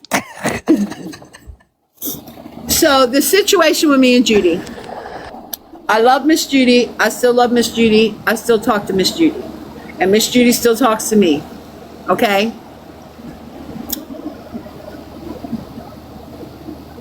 Miss Judy and I had a few disagreements. One started where one day I was live, I was hosting games, and she just come off out of the clear blue sky. She went to bingo. She came home. She came to the basement. Well, I heard her come in and I said, did you have fun? She said, oh, and let me tell you. And she come marching down the steps when I was live. And she said to me while I was on live, yeah, you thought you were slick moving my money in my wallet so I couldn't play bingo. Who remembers that? And we were all like, what the fuck? Where'd that come from? Why would she say that? Like, she didn't say I stole her money. She said I went in her wallet and moved her money so she couldn't play bingo. I was like, what the fuck? That was the first time. So that threw a red flag at me. Like, is she getting dementia? Is she getting, what's going on? Then she did it to Michael. Her and Michael went to this gas station or whatever. She had her credit card out. And she laid her credit card up on behind your steering wheel on that little dash thing right there. After she got gas. And they went to the bank. And she panicked because she couldn't find her card in her wallet. And she looked at Mike and said, did you steal my credit card to give it to Kathy? And Mike looked at her. He said he was stunned. And he said, Judy, your card's laying right there. She never apologized to Michael. Then after that, she was doing some things that I asked her not to do. Like, she was always taking Michael, and I would say to her, Judy, if you're going to take Michael, let me know at least the night before. Because if we have plans, you know. But our biggest beef was, and that's what made me pack up my shit and move, was when the morning of Michael's passing. Because I felt like when she found Michael at 5:30, whatever it was, she could have said to me, Kathy, I'm making coffee, get up. She could have said, hey, Kathy, the dog wants to go out. She could have woke me up some type of way so I could check Michael, because she knew that's the first thing I did. I checked Michael every morning. I woke up to make sure he was okay. And she could have woken me up. And she told Duke, and she told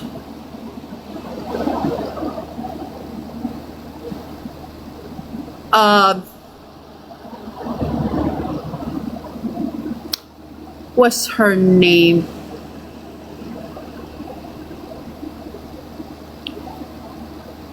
Oh my God, y'all follow her too. What's her name? Steve and Allie. She told Allie and Duke outside the day Michael passed. She called Allie and Duke up to the side. She said, I found Michael at 5:30 when I woke up. She said his arm was cold. I laid it on his chest.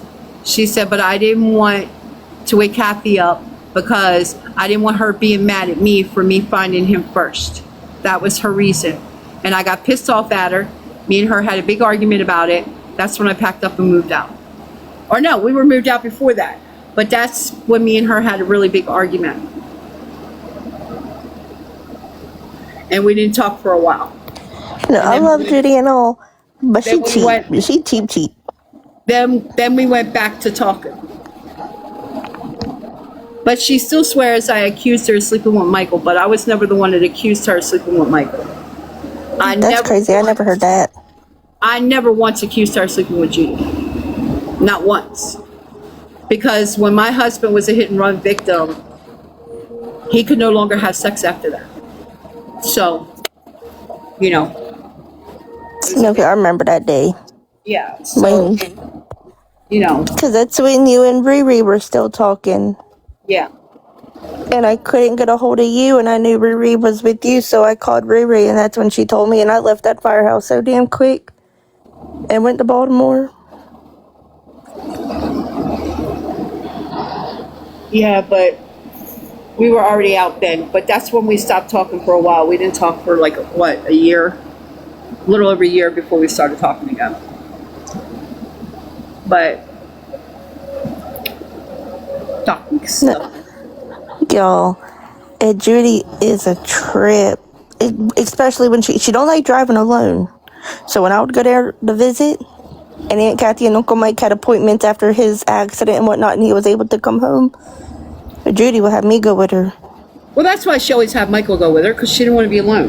Mm-hmm. You know, and she like always had them hands on 10 and 2, 10 and 2, up to the steering wheel.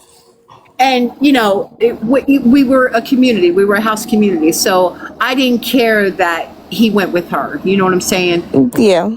And I didn't care if he went to the grocery store to help her carry the groceries and shit and shop. But I refused to go shopping with them two motherfuckers. The way they fought in the grocery store, nope. I know, because after I went grocery shopping with her, and never again.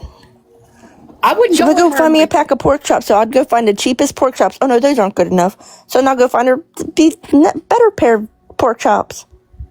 Oh no, those are too expensive. Girl, which one do you want? The one that's cheap? Or the one that looks better? That's more expensive.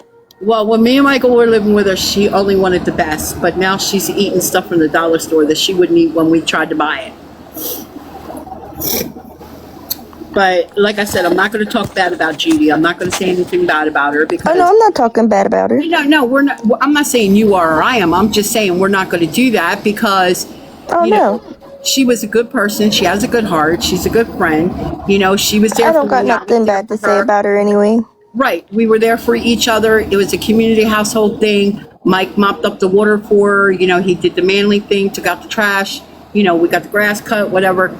You know, we all put our part into that house when we were living together. So, you know, we have a lot of good memories. You know, she always wore them fuzzy hats too. Yes. We have more good than we have bad.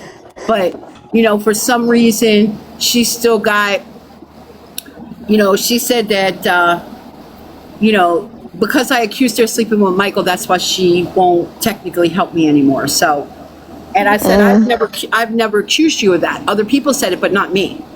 But Right. she swears it came from me. But anyway, I don't ever remember saying she slept with Michael. I never. Yeah, and she take bingo too seriously. I went to bingo with her one time. She takes that shit serious. All them bingo people do. Oh yeah, you can't talk or nothing around her. You can't. You can't. You can't Typing on your even phone. make a snicker You without can't. go. Right. She's serious about her bingo girl. Yes, she is. I got one more number. You can't talk. Can't talk with your cell phone. You can't. No, because what would get me was somebody would holler that bingo and they'll go to the next game and that number she needed would pop up on that screen each time. She would be pissed. Yes, she would. She didn't want to leave at that point. She threw the papers in the trash and leave. I want a refund. I want a refund. Motherfuckers always same fucking winners. Motherfuckers. Jen and everybody used to say, Well, it's almost time for Judy, y'all. Let's stay on here because they knew when she came in from Bingo Friday night. She'd be slamming closet doors and cussing. No, because we would stay quiet. You would stay quiet. We would all stay quiet just to hear that what was it? That breezeway door slam. Yes. We knew it was a bad night. Yes. Yeah, if it was a bad night, we definitely knew it. And we knew not to say nothing to her either. We just knew to sit back and listen to whatever she had to say. She was like a dragon spitting fire if she lost the bingo. And then if she would, she'd be skipping in. And be like, oh. She'd be skipping and running and locking the door, scaring somebody's going to take her cookies. She'll be skipping, hopping, running, singing, all at the same time. Yes, she would. Yes, she would. Yes, she would. She would hit that big winner and she would roll up out of that bingo place. Yes, she would. Yes, she would. Were you there? I can't remember if it was you or Shaylin. Who was with me at Judy's house when we made that goddamn spider out of the balloon and put it in the refrigerator? That was us. That was us. Y'all, let me She about shit herself. She dropped her cup and every damn thing. Y'all, Judy hated spiders, y'all. She hated spiders. Well, we took them balloons that you make animals in, and we made a spider, and we put eyes on it and eyelashes and shit. And we stuck the legs in the refrigerator first, so that the spider was facing out. But when she opened the refrigerator, the legs and the spider jumped out the refrigerator when you opened the door. Y'all, if you had saw Judy when she come out, I don't know, what was it, like 2:30 in the morning, she come to get that soda.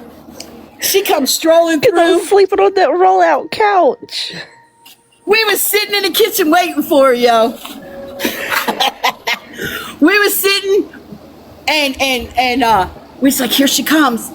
Because she would leave her bedroom, go to the bathroom, and I was laying on that couch. I popped off that couch real fast, and I ran to the kitchen. She come through to get that soda. She opened that refrigerator. Y'all, she screamed, cup, bottles, everything went everywhere. That damn, when she opened that refrigerator, them legs popped out, the spider popped out. She didn't know what the hell was coming at her. Y'all, she was mad as shit. She goes, you two motherfuckers. She laughed about it, but it scared her. It scared the shit out of her first. Yep.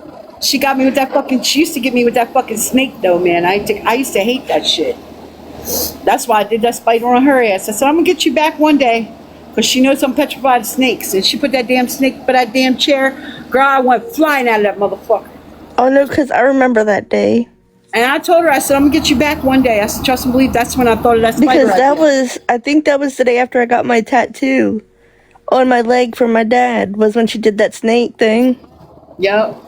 Because we came back from the store and it was sitting right there. Girl, we used to have so much fun. Because then she put it right in the entry of the doorway before you went into the actual house, that one room that's right there outside. Hey, Lindsay. What? You know what? One thing they haven't dug up, and I'm waiting for them to dig that shit up, because that was some funny as shit bullshit. You know what they haven't dug up yet? What? My hooker hunting days. Oh no, because that was fun. Because you remember, shoot, what was that one strip joint over in Curtis Bay? Where all the train tracks and all them deep ass potholes are that we thought we like fell into the road. Oh, fantasies. Yes, because we rode up to somebody right there with all the windows fogged up. They peeled wheels out of that place. That was fantasies. Yeah, that was fantasies.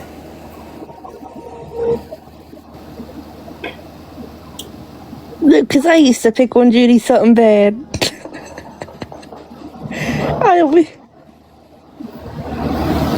Graceful said, wrong chat, gotta go.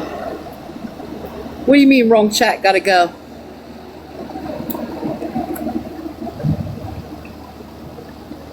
Yeah, them hooker hunting days, girl, they was fun. They That was shit was funny. I used to pick on Judy something, but I used to tell Judy to go get herself a man so she'll be happy. Lindsay, you should have been there that day I got Rhonda. Girl, you know Rhonda. Yeah. Oh, I'm excuse me. surprised she's not in here. Rhonda was in the passenger seat. I was in the driver's seat. And we were out hooker hunting. We were up in Brooklyn. And I decided to come back through the bay because we were going to go down Fairhaven. And Rhonda was over there playing that damn, what's that thing that you got to chase them around? What's a Pokemon? Is it Pokemon? No, she just said it in the comments because I think I was there for that one. That game, I don't know. Everybody was playing. It was a popular game where you had to chase them and find the guy. Pokemon Go. Yeah, whatever it was. She was on her phone playing that fucking thing. Well, when I went through Curtis Bay, Because you unlocked the door. yeah, she was. See, I was there because I was in the back seat. She wasn't paying attention. I flipped around that corner. I saw that hooker, and I got up next to that hooker, and I tapped my lights, and I pulled up to the stop sign to stop. I locked the door, and that chick run up to Rhonda's door. Rhonda dropped that phone, grabbed the door, locked the door, talk about not today, bitch, not today. And no, because you were... I never saw Rhonda move so fast. Yeah. Because do you remember that time I was sitting up front and there was that strung out guy bent over, like bent in half, about to touch his head to the sidewalk, and I screamed at him, and he about shit himself. Girl, I'll never forget that one me and Riri got. It was me, Riri, and T. Girl, we took them damn masks. I had a mask on and T had a mask on. And we put the camera on the driver's door. So when they open the passenger's door, everybody can see it. T was in the back seat, I was in the front seat, and you know my car had tinted windows so they couldn't see inside. So I had the phone where it was live on my driver's window so they could see when the hooker opened the passenger's door. So me and T went around the corner and there was two of them. And they were holding a sign, buy one, get two today. Or you get two for one today or something like that. So we went back around the corner and we tapped the brakes and they came up to the car. Girl, when they opened that goddamn door, I jumped at them. T jumped at them with their mask on. They left their bodies, their souls left their body. You hear me? We had them stupid, ugly ass clown masks on. Them ugly, scary looking motherfuckers with the lights light up. Girl, their souls left their body. Their body was at the door, yo. No, because you need to go do that again.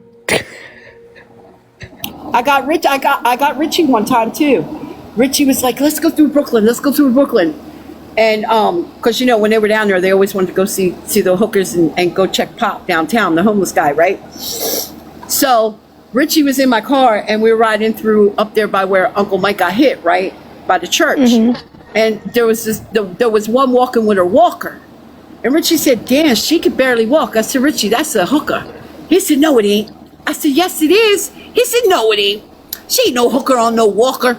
I tapped my brakes. Girl, I said, Richie, here she come. Richie looked in the mirror. She was dragging the walker behind her running. Richie went from the front seat to the back of the seat. Said, lock the door, lock the door, lock the door. I said, I told you, Richie. I said, she uses that walker as a crutch. So police doesn't think they know what she out there doing. But they got to know my car. So there's Rhonda right there. Rhonda just came in. Rhonda, we were just talking about. Because you remember that time that hooker tried getting in your seat? We were just talking about you, Rhonda. Not today, bitch. Not today.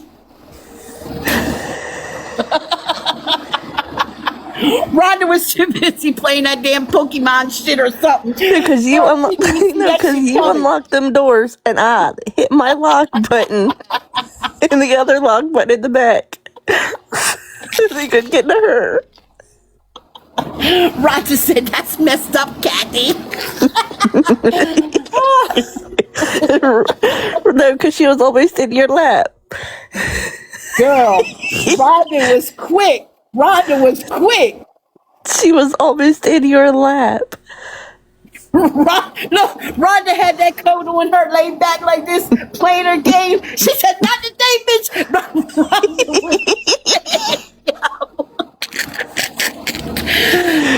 Oh my gosh. No, because Rhonda, we're talking about them hooker hunting days.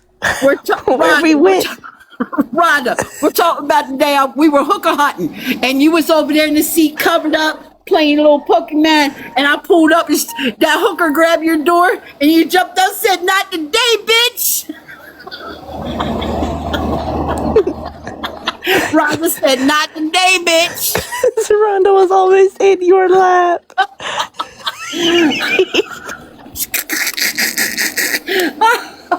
Rhonda didn't see it coming, yo. She did not see it coming. But Rhonda was quick. She was on her money, though. She was quick. She heard that handle. She heard that door handle. Rhonda locked that door, y'all. Not today, bitch. Not today. Oh, my God. My stomach, y'all. My stomach. Girl, I thought she was going to tell me that shit. How old was we then? I don't know. How long ago was that, Rhonda? I don't know. Probably. I think I was like 19, 20. Maybe I had just turned 21. It was while we were living at Judy's. We were still living at Judy's. Yeah, I know. We were still living at Judy's. Because when I turned 21 was when I went with you and Rhonda to go see that singer. I ain't going to mention his name. It was probably like around 2017, around there. 2018, So it was like 19, 20. Because I graduated in 2015. Okay. Yeah, around there. We used to have so much fun, y'all. And I streamed all this shit. Them lives and them streams are out there somewhere. Go find them. They're out there. Yeah, them streams are out there, ain't they, Rhonda? They're still out there. The OGs remember who I am. All them Virginia trips, it's all out there. Let them go find all that shit.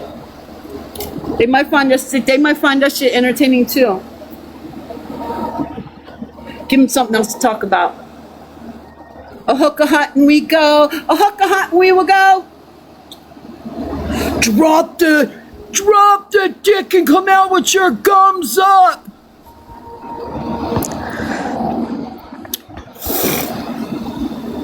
Big old floodlight, Facebook Live. Drop the dick and come out with your gums up. Kendall. We took Megan with us one night. That video is on my TikTok somewhere where I took Megan. Megan went with us that night. It was me, Megan, Riri, and somebody else. No, because we used to stay out forever. We didn't get back until like 5 o'clock in the morning. That's the night that the two Mexican guys picked up that girl with the mismatched shoes. Mm-hmm. Yeah, she was a hooker. She had mismatched shoes on. And they wouldn't even look at us. He held on to that steering wheel and stared straight ahead. Megan was cussing him out in their language. You can hear Marie laughing. You can hear me laughing. I was like done, yo. We used to have some fun, yo. No, because we used to stay out until 5 o'clock in the morning due to be sitting at that kitchen table drinking her coffee. Are y'all just now getting back? Rhonda, who was it when we went downtown? If we had a car full, we went downtown, riding around downtown, And that's the one chick. She was coming out of a bar and she fell off the concrete. And I said, ha ha. I said, nice. I said, nice fall.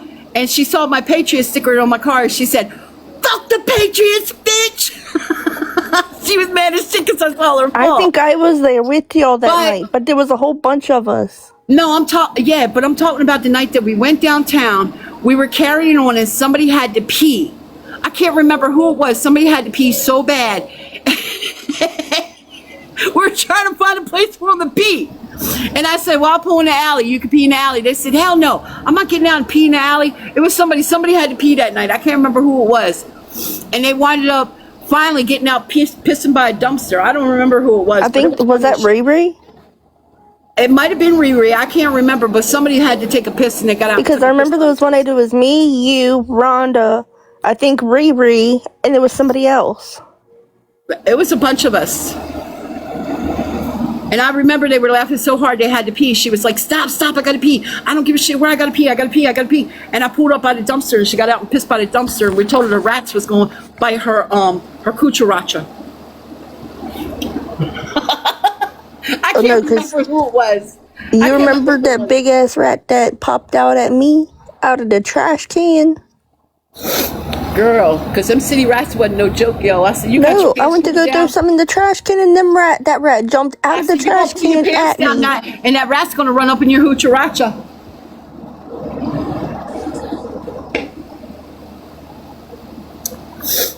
Those were the fun days. Yes, we used to do some crazy shit, yo. Crazy. That's when everything was open 24/7. That's the night we were running downtown yelling, fuck her right in the pussy.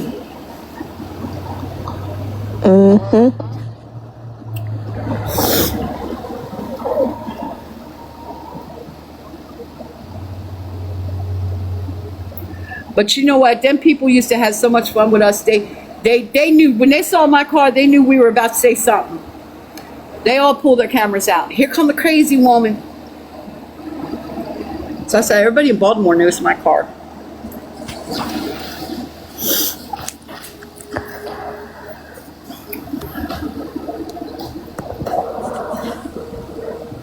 I was telling you know who about the time we were on the ferry coming back and we got the knock on the window when they thought he was in the car, remember? When we were coming back from Wildwood? Oh, yeah. And the guy next to us knocked on the window because he thought he was in the car? I was like, no. I said, no, this is my vehicle. He said, oh, I saw the name. I thought it was him. I said, no. I said, this is my car. I said, I remember that. Yeah. That happened when we were coming. Because everybody was yelling then. Yep. And pointing it out. Uncle Mike enjoyed that ferry. I hate watching that. I hate watching that video because every time I see that video, I can see how bad he was that day. Yeah. You know, I mean, I didn't see it then, but I see it now, you know. And I don't, because he wasn't even dressed that day. He still had on pajamas and a t-shirt. And, that's what he lived in then. Yeah. When he was like that. Yeah, he didn't want to wear clothes. He didn't want to wear no type of clothes. Even when he went on the boardwalk, he still didn't want to wear clothes. He wanted to wear pajamas. Back then, he used to get all spruced up. Yeah. Yeah. But he enjoyed that. He enjoyed Wildwood, though. But you know, when you were talking about that last day, I had to pop out. I couldn't hear it. I don't blame you. I don't like talking about it because I almost want to cry sometimes. It makes me cry when I hear it. You know, Uncle Mike was a good man. Nobody has no reason to talk about him, period. You know, he was my backbone for years. He's the one that held me together. No, because I loved it when he watched them Judge Judy shows. Oh, yeah. He'd yell at that TV all day long, girl. No, because you remember when I had to go back and start working again after he come home from being able to walk and stuff? Yeah, rehabilitation. And I was on the phone and you were having a hard time trying to get him to use the bathroom. I said, you better use that bathroom. He goes, I'll be potty trained when you get back. Yes, he did. That's when, remember he called me that day. I was on live and he called me that day talking about Oh, excuse me. He had shit himself and they left him in that shitty diaper. Oh yeah, I remember that because we pulled him right out of there. Yep. I left work and I went right up to there with you, and we both marched in there. I said, "We're taking him out now." He said, "Don't make me call my wife." And by the time I got up there, he was changed. Yep. Because I let loose then. There wasn't no stopping me. You just let me go. But like I said, they wouldn't let me stay there. I stayed at university with him. I was allowed to sleep in ICU with him because they gave me that chair, that chair bed. I stayed in ICU with him the whole time he was in ICU. But when they transferred him to rehabilitation, I couldn't stay with him there. So he was constantly on the phone with me all day long, calling me, baby, they won't change me. Baby, I'm wet. They won't change me. And when you called me, or when I called and you said that's what had happened, because I was calling all the time, checking up on him. And you said that, I said, well, I get off at this time. I said, we're going right up there and we're pulling him out. Yeah, that's when he had enough. He said, I'm signing myself out. And they didn't want him to, but he did. He said, nope, I'm not staying here. Y'all ain't taking care of me. I'm going home. Yep, he sure did. And then I would call him, make sure he was doing what he was supposed to be doing. Yep, and then he said, I'm going to be walking and I'm going to be potty trained when you get back. Yeah, because he wanted to be home for Christmas. And damn sure the next couple of days I had off, I came up there, and damn sure if he wasn't potty trained. Yeah, because that one nurse used to pick with him. She said, your wife don't want to change your shitty diapers, remember? Mm-hmm. He said, baby, she making fun of me. That's why and I let loose. That's why he didn't want to wear those adult diapers at the end. But I told him, I said, boo, I said, I'm not making fun of you. I said, we can bump diapers. No, because when we went in the place to go get him out, I let loose and he just let me go. But there wasn't no holding me back. Yeah. Yep, like I said, they can talk about me all day long. I don't give a shit because, like I said, I just keep blocking them and keep moving because I'm still going to do me. You know what I mean? Mm-hmm. But I don't want them talking about Poppy. That's one thing I don't play with is my family. But they don't understand the relationship with me and JR. You know what I mean? Right. You know? What was your aunt's name? What was her name? Which one? Alicia's mom. My mom? Yeah, that was your mom, right? Yeah. Karen. Yes. Yeah, and JR always called her mom. That was his mom. Yeah, I wasn't never his mom. You know, every Thanksgiving they would go to you just went to your grandma's for Thanksgiving, right? It was, so, let me think, hold on. I know you. Before Alicia and JR started doing it, we went to my mom Louise's house. Before they started doing it, so it was always at my mom Louise's house. Then my mom Louise started getting sick, and my mom Louise stopped doing it, so then Alicia and JR started doing it. Okay, but I know for years, though, they went to your grandmom's or one of the families for Thanksgiving, and then they went to somebody else's for Christmas.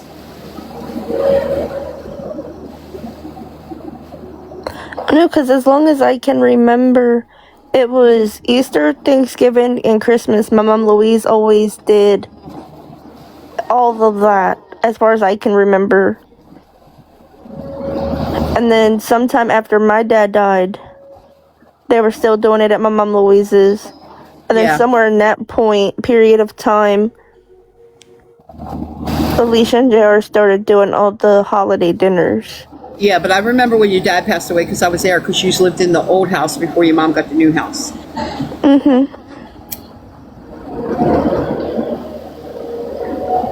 Yeah, but they always came to me after Christmas. They always came like in January. Yeah. Because JJ's like a second dad to me. But like I said, I left it like that, and I let them do it because that was their family tradition. You understand what I'm saying? Me and Mike understood. You know what I mean? But I Yeah. always hear, you never come to the kid's birthday party, you never do this, you never do that, blah, blah, blah, blah, blah, blah, blah. I say, I don't ever do, and I just get tired of people saying you don't do nothing for the kids. But Lindsay, how many shoes did I buy from Payless when I went out of business and had Alicia come get them? A lot. And the school supplies, I did the school supplies, all that shit. And I watch them, when they need me, I'm there. And when they don't need me, I'm not there. So it is what it is. But you know what kind of relationship we got. You know what kind of relationship you got with them. You know what I mean? It is what it is. But we're still all family at the end of the day. And I'm not gonna trash my family. My family trashes me, but I'm not gonna trash them. At the end of the day, they're still my kids. Period. And then you know who Tiffany is, right? Tiffany. I think so. Tiffany and little Stevie. I know you know who they are. Oh yeah. Who are they? They're related to you somehow, ain't they? Yes. They're JR and Becky's sister and brother. Yeah. From Pennsylvania, from their dad with the other woman. Well, they tried saying when Tiffany commented, because she heard me, she must have heard it, or somebody told her that I said talking about her dad was gay online. She's like, my dad's not gay, blah, blah, blah, blah, blah. But anyways, they were saying that message that Tiffany wrote was Michael's daughter. I'm like, what the fuck? That's Tiffany. That's from Tiffany.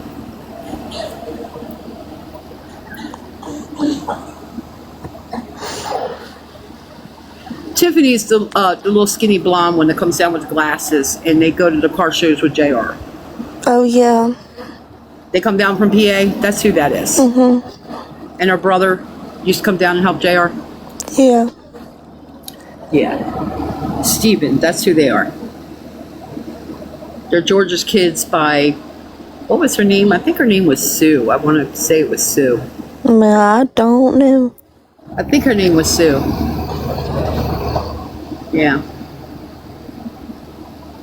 But anyway, I'm like, when I saw that shit, because people send me like little clips, like, 30-second clips or whatever. And I was reading the comments and I listened to it. I was like, that's fucking Tiffany.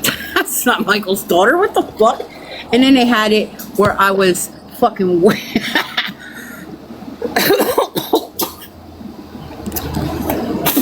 girl, when I read that summary where they said that I was related to William McCrory and I was his mother, I was dead, yo. I was dead. And I can vouch for that one. You are not related to him whatsoever. I'm not related to him. I don't know where that came from, who invented it. I don't know if it was AI. But why would AI say, oh, it's his mom when I'm not his mom? I don't know. But anyway, I don't know where it came from, but somebody sent it to me and I started laughing when I read that shit. I was like, these motherfuckers done went crazy.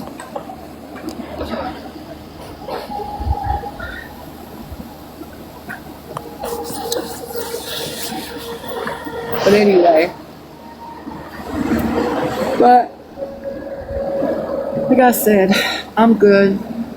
My plan is I'm going to try to call the loan company Monday or Tuesday.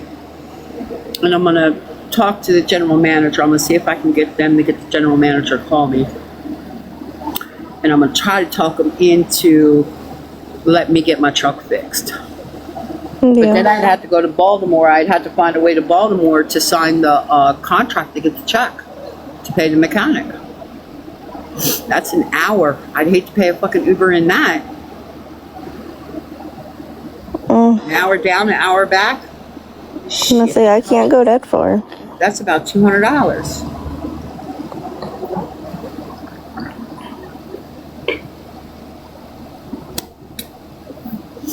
I don't even like going to Annapolis when I got to go down there.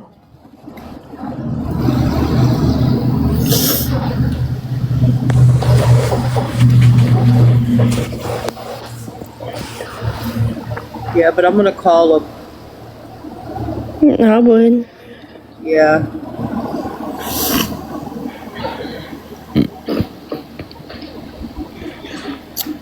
Let's see.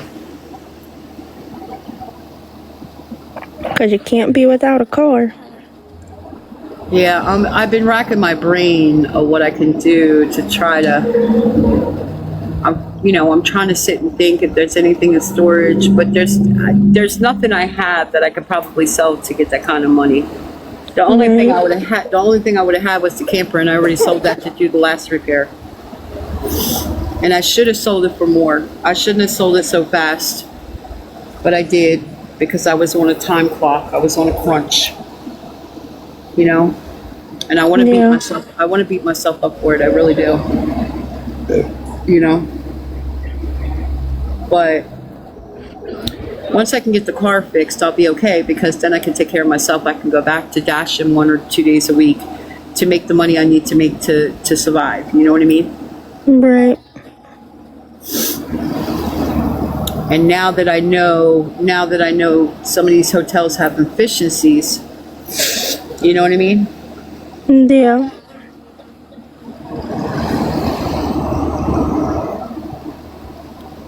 Cause what they And want some of them are pretty cheap too. Yeah, well, they have efficiencies here for $1,500 a month. That it's like a little apartment, full size refrigerator, all that shit, and that's only 3 weeks of regular room rent at $500 a week. So you would basically be getting a free week. You know what I mean? But you're only paying for 3 weeks. And that's about the cost of an average apartment if you're paying regular rent, $1,500. Yeah. The cops are still riding around here with their lights on. I don't know. The cops? Yeah, I don't know if the liquor store got robbed up front or what. But they've been here for about an hour now. Yeah, look on the building over there. You can still see the lights. Look on that white building over there. See the lights on the white building over there? Oh, yeah, damn. Yeah, they're up front, and there's a liquor store up front. So I'm wondering if the liquor store got robbed.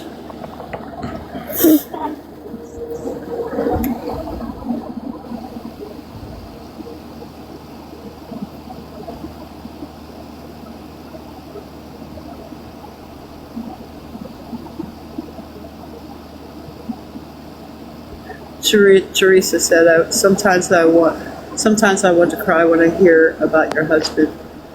Yeah. My husband was a good man. He didn't deserve all that. He doesn't deserve people to be slandering his name at all. If they want to talk about me, let them talk it. Let them stream me. Yeah, because anytime I've walked in that camper when you were living over JJ's Unleashes, he lit up. Yeah, he loved the grandbabies. That's why he was there. He wanted to spend time with... the thing is we never really got to spend much time with JJ's kids. So that's why he wanted to be there. He wanted to be there and spend as much time with the kids, and he wanted to see his first great granddaughter born, which was Ivy. And he got to spend 3 months or 4 months with Ivy. And little Carter used to come out there every day. Right. He used to come out there, climb up. He'd say, "Can I get a snack?" We let him get the snacks, and he'd go in there and climb up into bed with Poppy and sit and watch TV.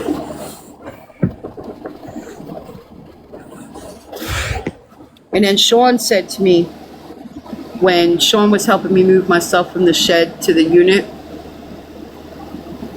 Sean said to me the only regret he has is that he didn't take time to take pictures with Poppy when we went to Tennessee. I said, "I told you." Right. I said, "I told you then to take as many pictures as you could." That's what that whole vacation was about, It was supposed to be about him. But when we got to Tennessee, everybody went their own separate way, and nobody really spent time with him,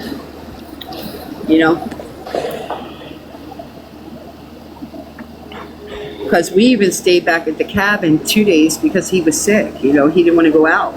Right. He said, "Baby, I don't feel good today. We're not going anywhere. All I'm going to do is get sick." I said, "Okay." And him and I stayed back. We didn't do nothing but stay at the cabin and sit out on the balcony. And he had the trash can out there so he can get sick, And then I'm just happy I was able to go to Wildwood with him for his last vacation. Yeah, then and then that's when Elena and the kids come to see him. Because then after that, that's when he got real bad. Yeah. It wasn't It was long. like 2 weeks after that vacation is when he passed away. Yeah. Yeah.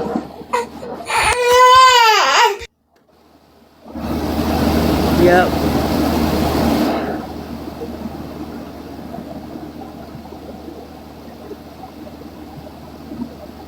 Yeah. He was heartbroken. He was heartbroken we couldn't travel in that camper, though. They got a cop around this corner. What the hell? I'm wondering if that liquor store got robbed up there. I'm not sure. Hold on, let me see if I can do my detective work and find out.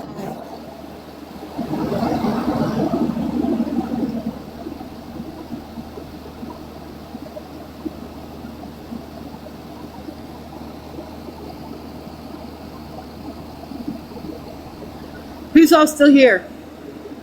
I don't see no comments. Who's all still here?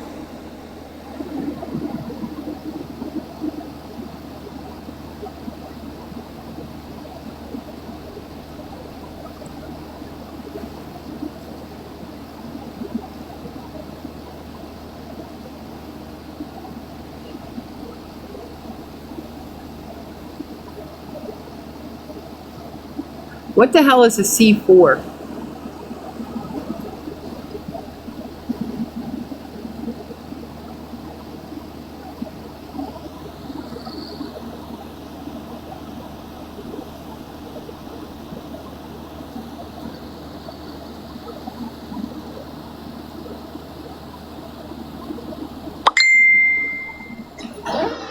Oh, okay.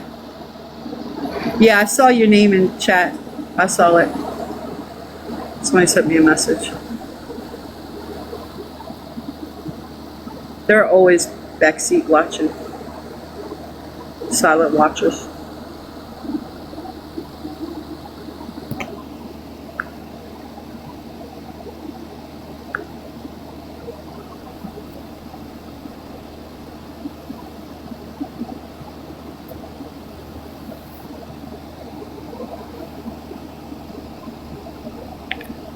What happened?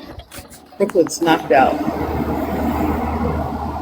Oh no, somebody sent me a message and said I'm still watching, but they're a backseat watcher.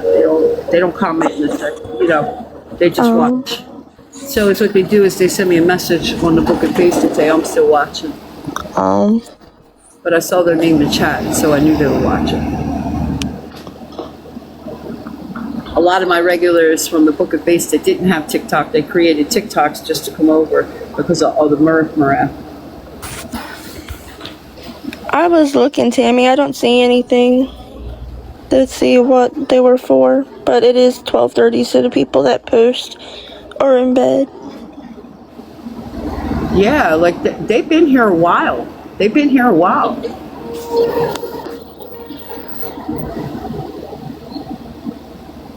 Well, I just gotta say good luck. T-Mac, just do your best. And don't be nervous. Yeah, just do your best. Be you. Be on point. Do your best. Be real. Be honest. And that's about it.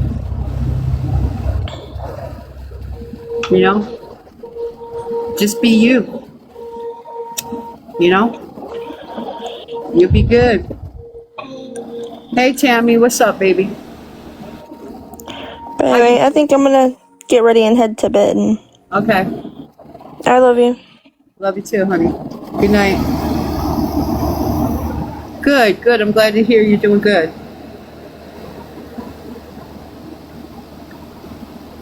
Yeah, you'll be just fine, T. You'll be fine. Just go in there, do your best, be on point, and give it your all. You know what I mean? Don't let people, make you feel otherwise. You know what I'm saying?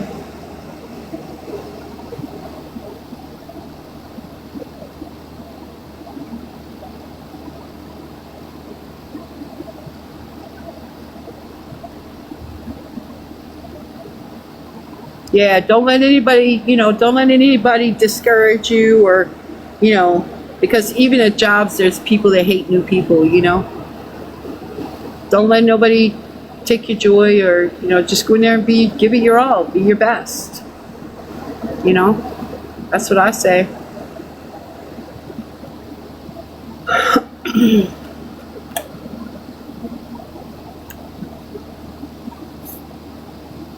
I miss your brother, Tammy. I miss your brother. I miss my Felicia. He used to call me all kind of crazy hours. What you doing, sissy? Shit, what you doing? Girl, I could be in the worst mood. I'd be in the worst mood. And he called me, what's up, sissy? I said, all these motherfuckers. He said, girl, don't let them get to you. Don't let them get to you. You better than that. He used to push me all the time. He was, I miss him. He was a good friend. Really good friend. Okay, cool. I bet you are. I bet you are. Yeah. Did you get remarried? Did I see something on your page where you got remarried or something? Or a new man or something? Maybe it was somebody else, but I thought it was you. You got a new man? Was it a new man?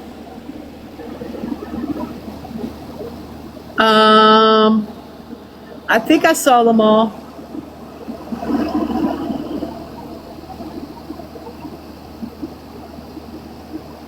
The last one I saw says, thank you very much. You're absolutely right. Or correct or something.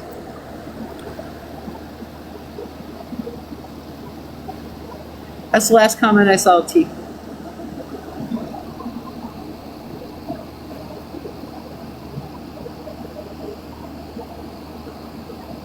Said, thank you. You're exactly right. That's the last one I saw before this one. Unless it got filtered.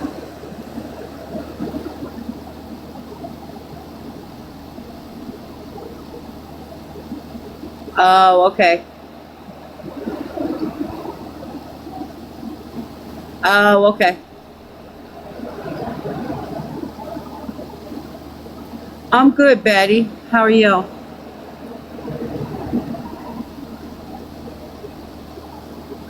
I'm good. How are you? I'm winding down. TikTok had me wired up, but I prayed about it. I prayed and just asked God to watch my tongue, that's all. Because it can get sharp.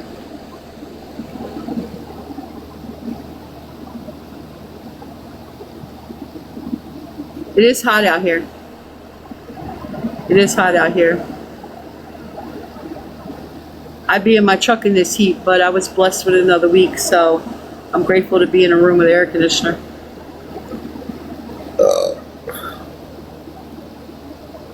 Trying to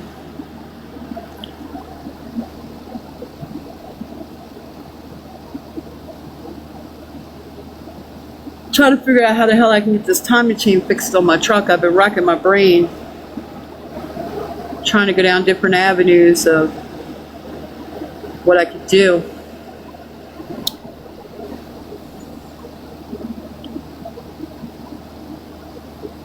Good old Mississippi, huh? Mississippi. Old swampland. Yes. I just sold my camper very cheap to get it repaired. I bought some things I needed for the car, to live in the car and survive. You know, I needed a stove to cook and eat. I needed a toilet so I could go to the bathroom. I needed something for power, so I bought a power box with solar panels.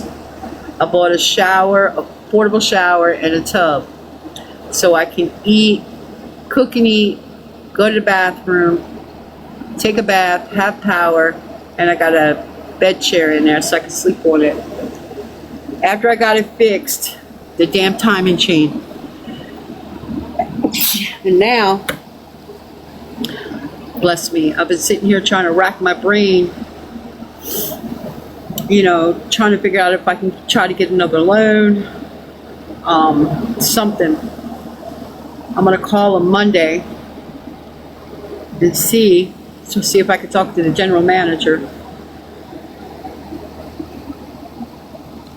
I hate these damn things. Damn puzzle pieces. I'm gonna call and see if I can talk to the general GM. See if I can get them to fix it. But look, I owe money on it. You know, if it blows up, it goes to the junkyard. You're not gonna have it. You're not gonna get anything for it. So you might as well just help me fix the damn thing and make the money off me. You know, you'll make more money that way.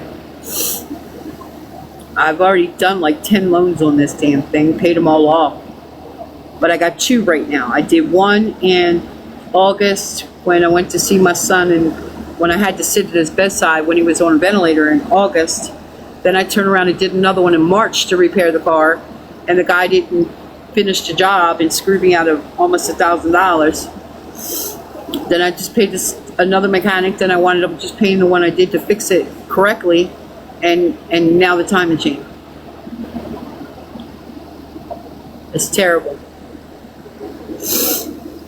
So I can't move it far. I can only move it like a block or 2, a mile, 2 miles to most, because I don't like driving it. I don't want to drive it, because if I continue to drive it and the chain breaks,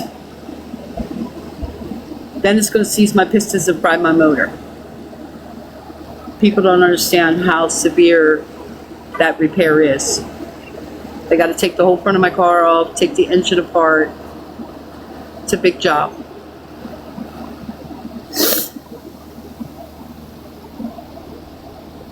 Very big job, and it's stressing me out.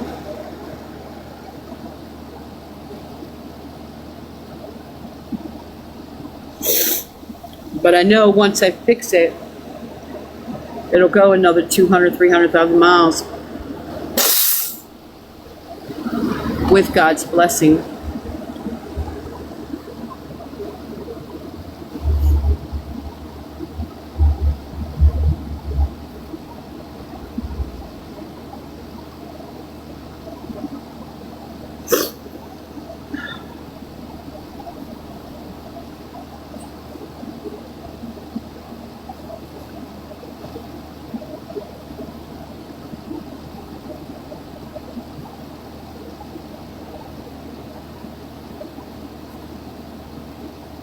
Why do you think scamming people is okay? Why do you think it's okay to be in somebody's personal business? Why do you think it's okay to be sucking eggplants and cucarachas? Why do you think it's okay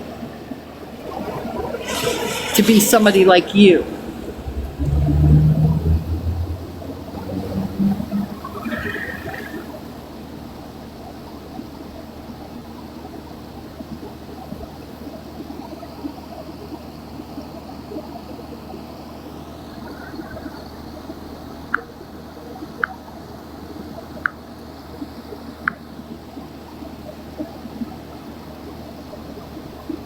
Girl, the whole TikTok. The whole TikTok. There's like 50, 100,000 pages of me out there. Digging in my past. Digging everything up about my past that I've already shared. It's my streams, it's my videos that you're resharing. My lives, you're resharing. All because people put me in a hotel so me and my dog wouldn't be hot in the car. I'm a beggar, I'm a scammer. I'm a beggar, I'm a scammer. Maybe I ought to make my page name that. That's why I named my backup Miss Intriguing. I'm very intriguing to a lot of people. I'm very intriguing. It's exactly why it's called Miss Intriguing 3. I'm very intriguing to people. Good and bad, all the way around.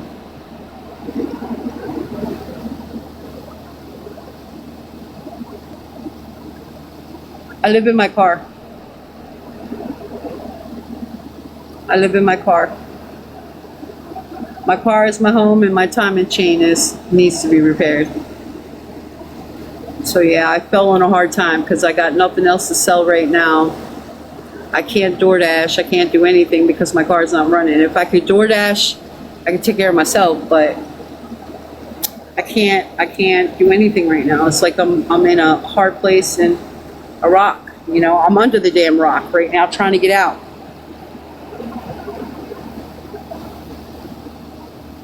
Don't be sorry, baby.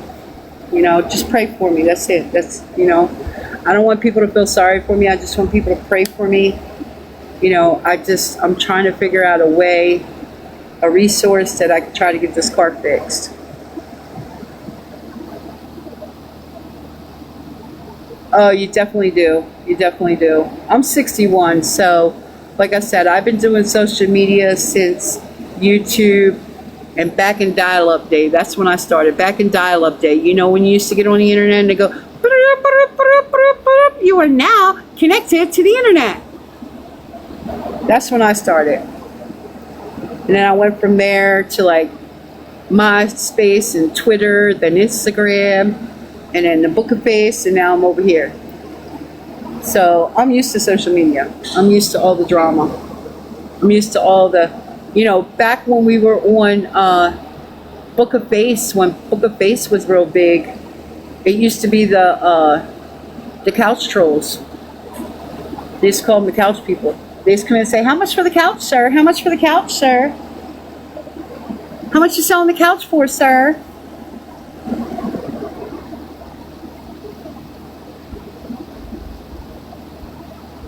Oh, yeah. Yeah. You know, but they're calling me a beggar and a scammer. It is what it is. Let them, you know, I just block the negativity and keep moving. Eventually, another new kid will come around on the block, and they'll be after that one. Maybe I ought to hire some people, get them to make a TikTok so they can go after them.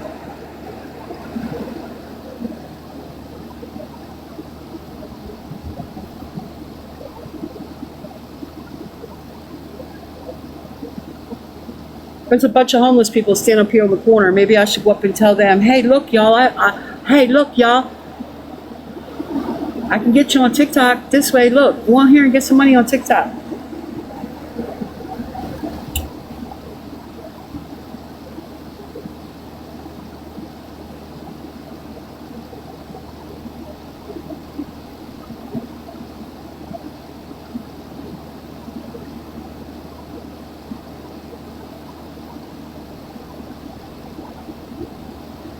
I'll wind it down.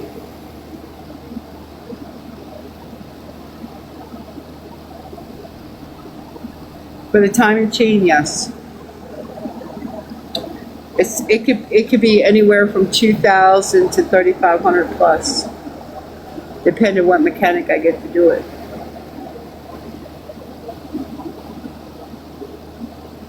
And I wish I knew a mechanic that could do it, but I don't know any mechanics, you know. I wish I knew a mechanic to do it that I could pay on payments, but I don't.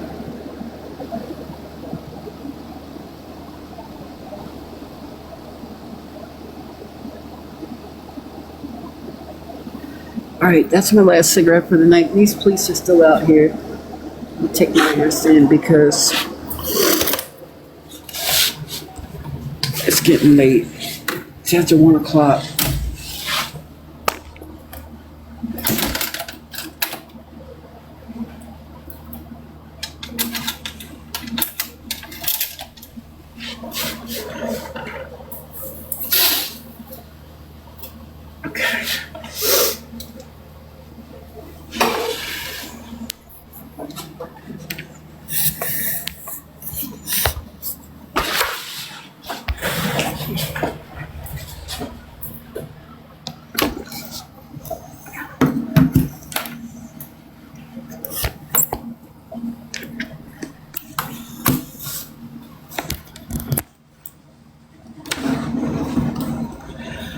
I don't wanna so be, I won't be ready. When he asks you to breathe, wait no way.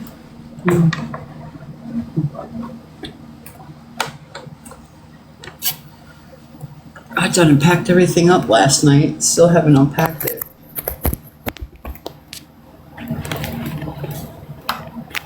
I need to dig out coffee for the morning so I can make me some coffee. I ate a salad for dinner. I don't know what I'm gonna make tomorrow.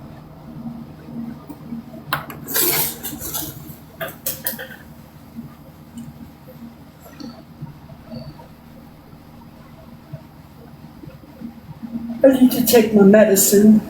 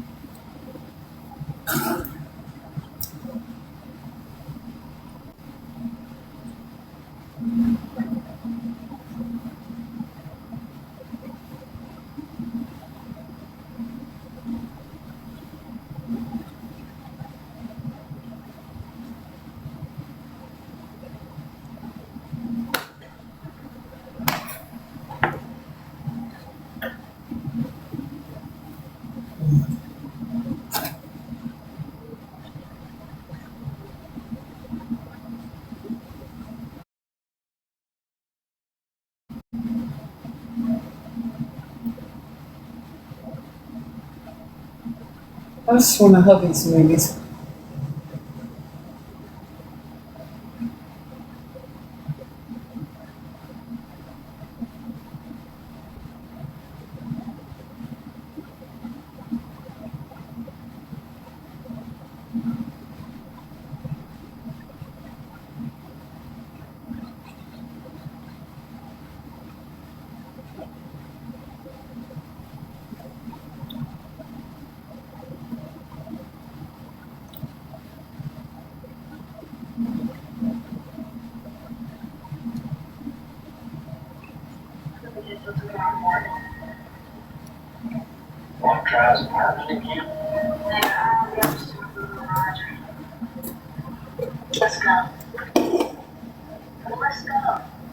I have a little bit. Probably enough for 2 days. I got pork chops and hot dogs left.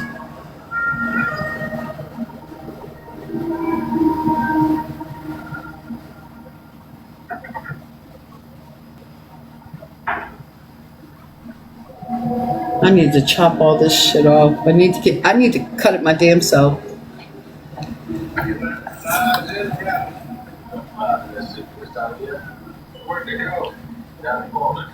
My hair's never been this long. I don't wear long hair. It's usually shaved to my head. It's too hot for all this shit.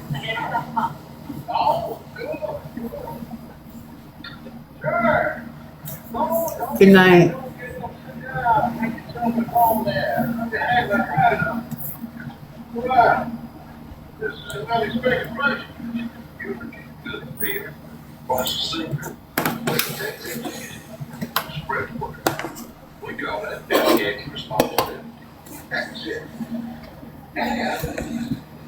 You never run anywhere unless you got time. Then you run the other way. You can never Listen, Jackson's making a deal.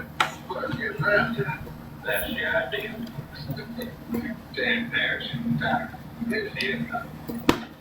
But what brings you here? First watch my dad. Hey, do better. Katrina, in case y'all didn't hear me, leave me alone. How much more are you gonna fucking torture me, you hags? Huh? How much? You don't know what happened after JC and I got off this morning. You don't know what the fuck happened. I'll tell you what happened. I came in here to deal with Matthew. Next thing I know, my cash app card's gone. Okay?